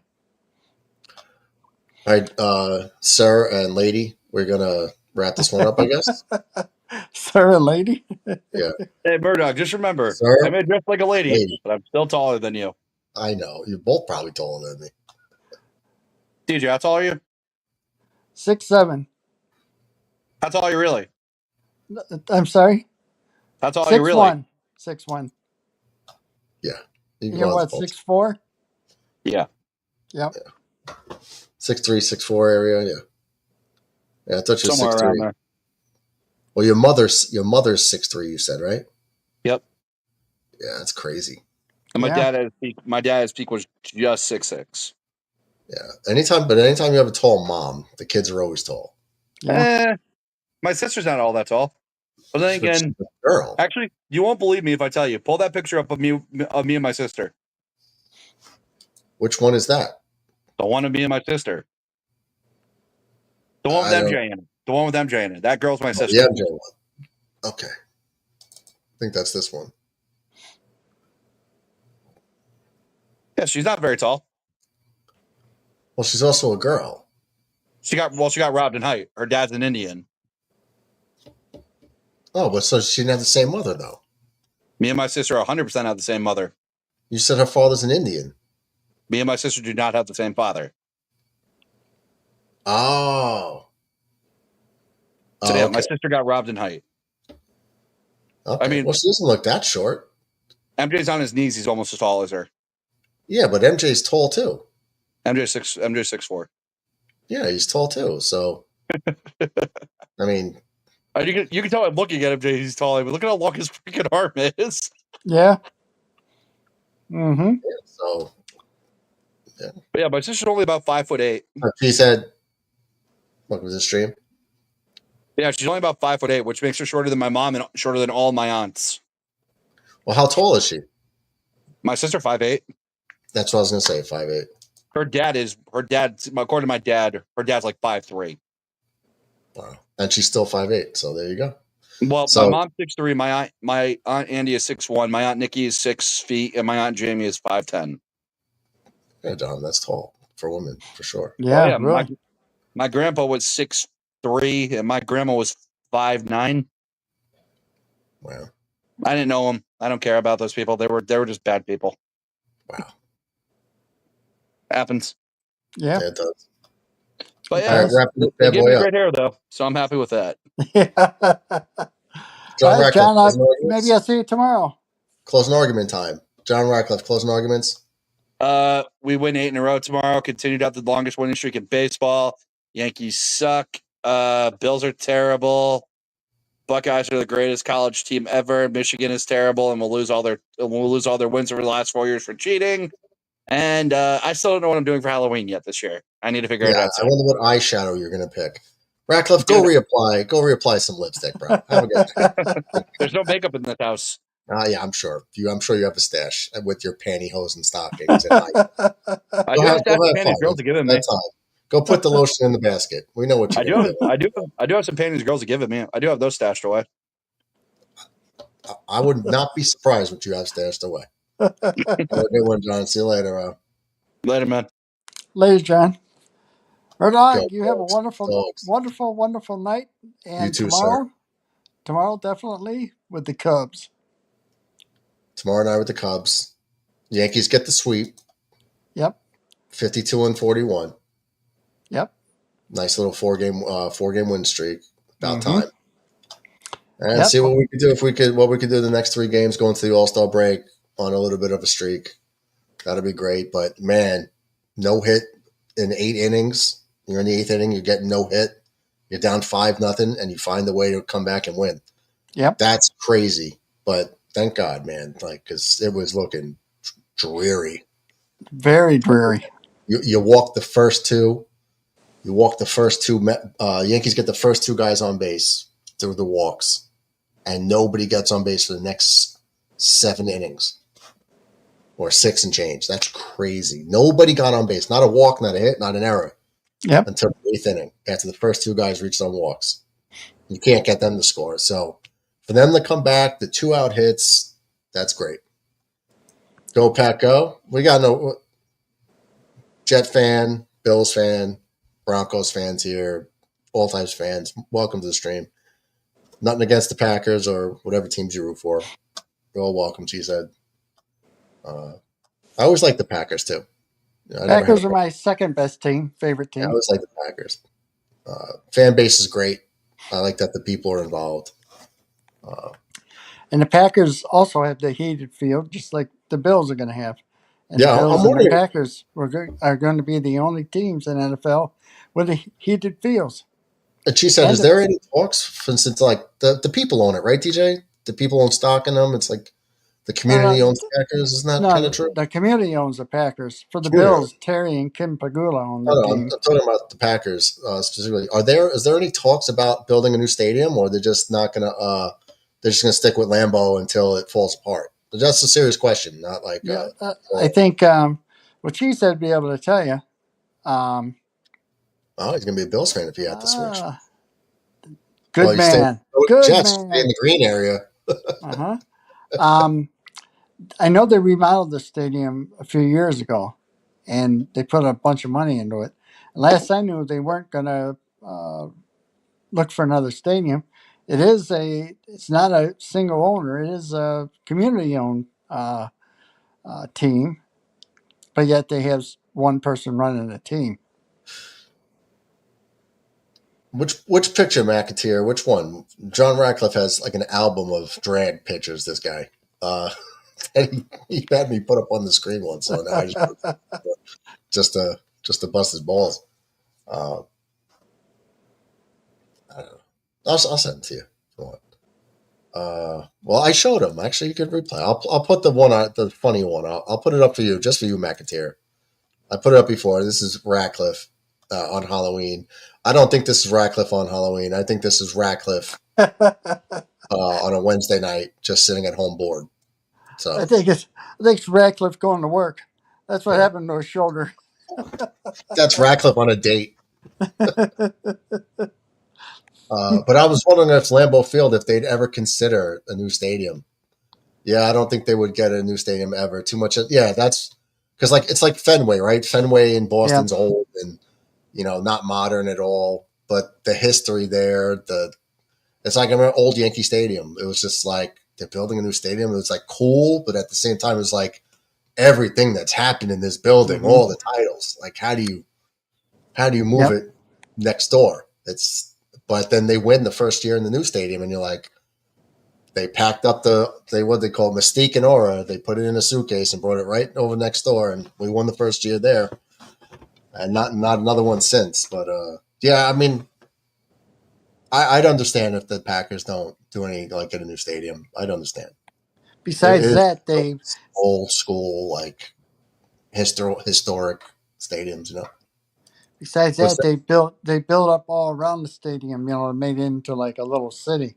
So if they Yeah, but move that, even if they like tore it down and rebuilt on the same land and just made it modern, uh, I don't know. But I don't have a problem with Lambeau staying Lambeau. But no, me neither.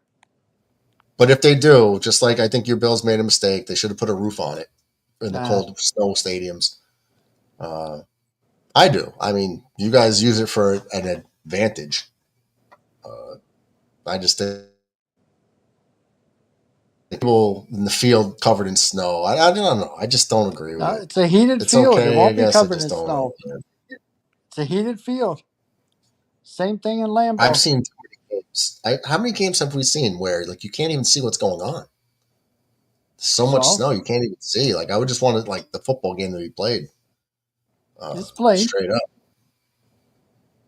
I don't know. I don't know. I guess once in a while it's cool to see a snow game, but you got a playoff game. It's imagine the Bills or even the Packers, right? Generally, they usually have good teams, both organizations. Mm-hmm. You're in the playoffs a lot, right? Both of you. So imagine you're in the second round, you got a bye, you got a home field game, and you're playing a team that you're just better than. You're just better. You know it. Everyone knows it. And you can't get the players can't get their footing, and by some way the team beats you in your own stadium because it's so hard to play in. You know, you guys can't keep your footing or nothing. Can't catch a ball, can't see a ball, and you get knocked out of the playoffs when you really should have went somewhere. I think the team is going to be pissed. You know, like, oh my God, we're not advancing with this great team because we had to play in the elements, you know? Yeah, the other You team think had to play too. advantage is cool? Remember last year when Miami went to Kansas City and it was like 10 below? Mm-hmm. So both teams had to play in the elements. Well, the cold weather is one thing.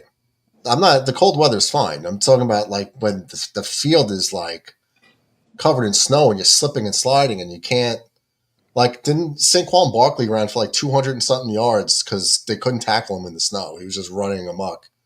The defenders couldn't even like get near him because he was just they couldn't chase him or nothing like that. It was just once he got past the line, it was over. Like Well, this is that's going to not fun. be, again, it's going to be natural grass. It's going to be a heated field. So there won't be any snow on the field. Well, hey, look, it's not the end of the world. Like if that's how it remains. It remains. But I'm just saying, if I was building a new stadium, it would have a roof, retractable roof, to where you still get the cold field advantage.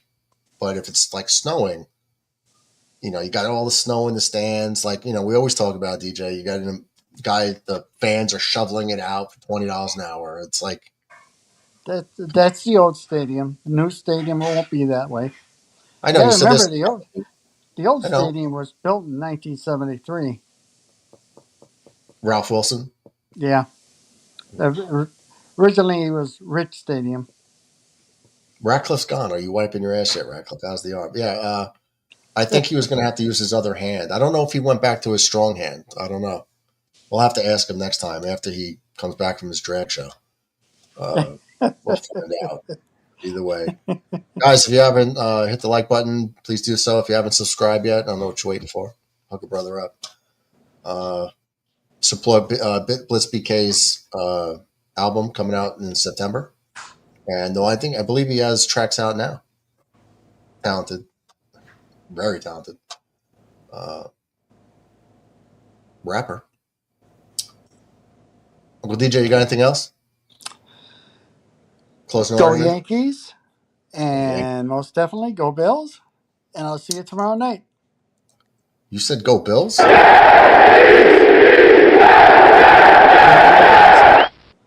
All the way to the Super Bowl. The Jets all the way to the Super Bowl. The Jets. Listen, one of these years we got to be good. One of these years. Come on. Can't we get one? Can we get one? That's right. We got There's to a one, movie about the but Bills. we haven't been to one since. You've lost all four of your shots. Yeah. with great teams. Yeah. Cheese says, going to a game in Buffalo would be cool. I'm going to Pittsburgh in October. I'm going to watch Rodgers again. Yeah. By the way, Cheese said, how'd you feel with Rodgers becoming a Jet a couple of years ago? I was sad to see him go. Like I wanted Aaron back as a Jet fan, but I understand the only person that I'd be okay replacing him with is Fields, and we got him. But I like Aaron Rodgers. I was happy we got him, but see you later, McAteer. I was happy we See you got later, him. Sean. Have a good one. I couldn't believe, Cheesehead, that I saw this blew my mind. All that Aaron Rodgers did for Green Bay when he got hurt with the Achilles 4 plays in the first year, that they were cheering out of control, cheering for his Achilles injury, that they were so happy he got hurt. I didn't understand that. Aaron did not want to leave Green Bay. He wanted, as far as I'm concerned, they drafted Jordan Love. I understand, to move on, but get the next quarterback in. Like when they drafted him, they still had Favre. Yeah. But Aaron didn't leave the team because screw you. They said, no, we don't want you here anymore. You got to go.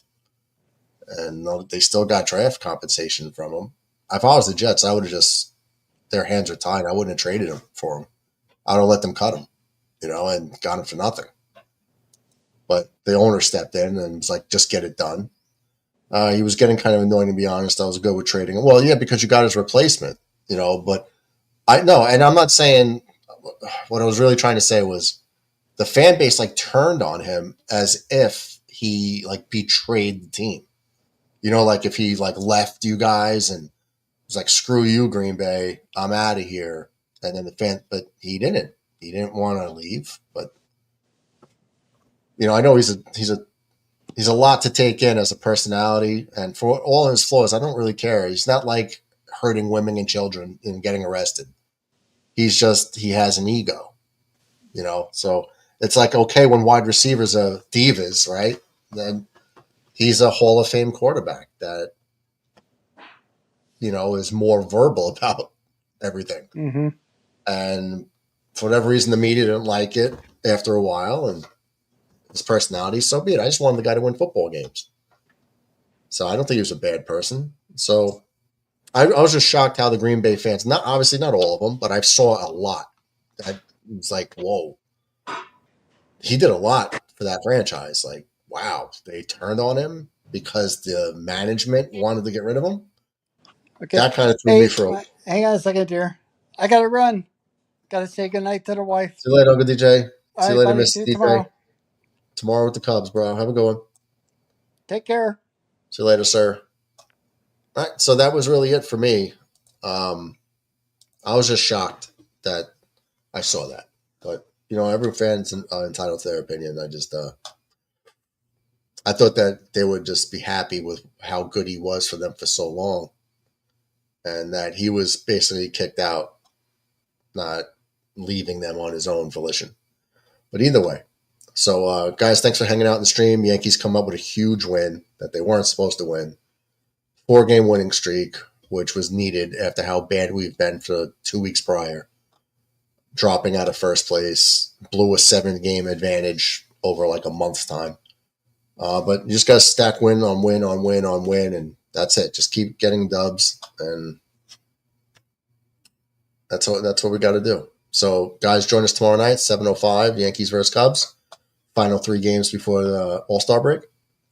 Yankees got Rodon, Fried, and Warren going. So that's good news for us playing against a good Chicago Cubs team. And thanks everybody who came out. Thanks for Lando for sending the huge $50 super chat to the Venmo. Thanks for the donation.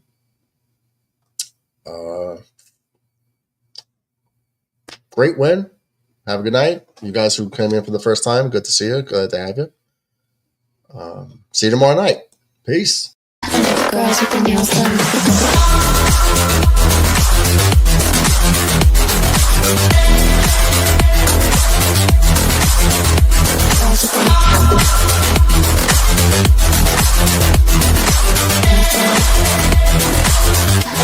girls with their nails done.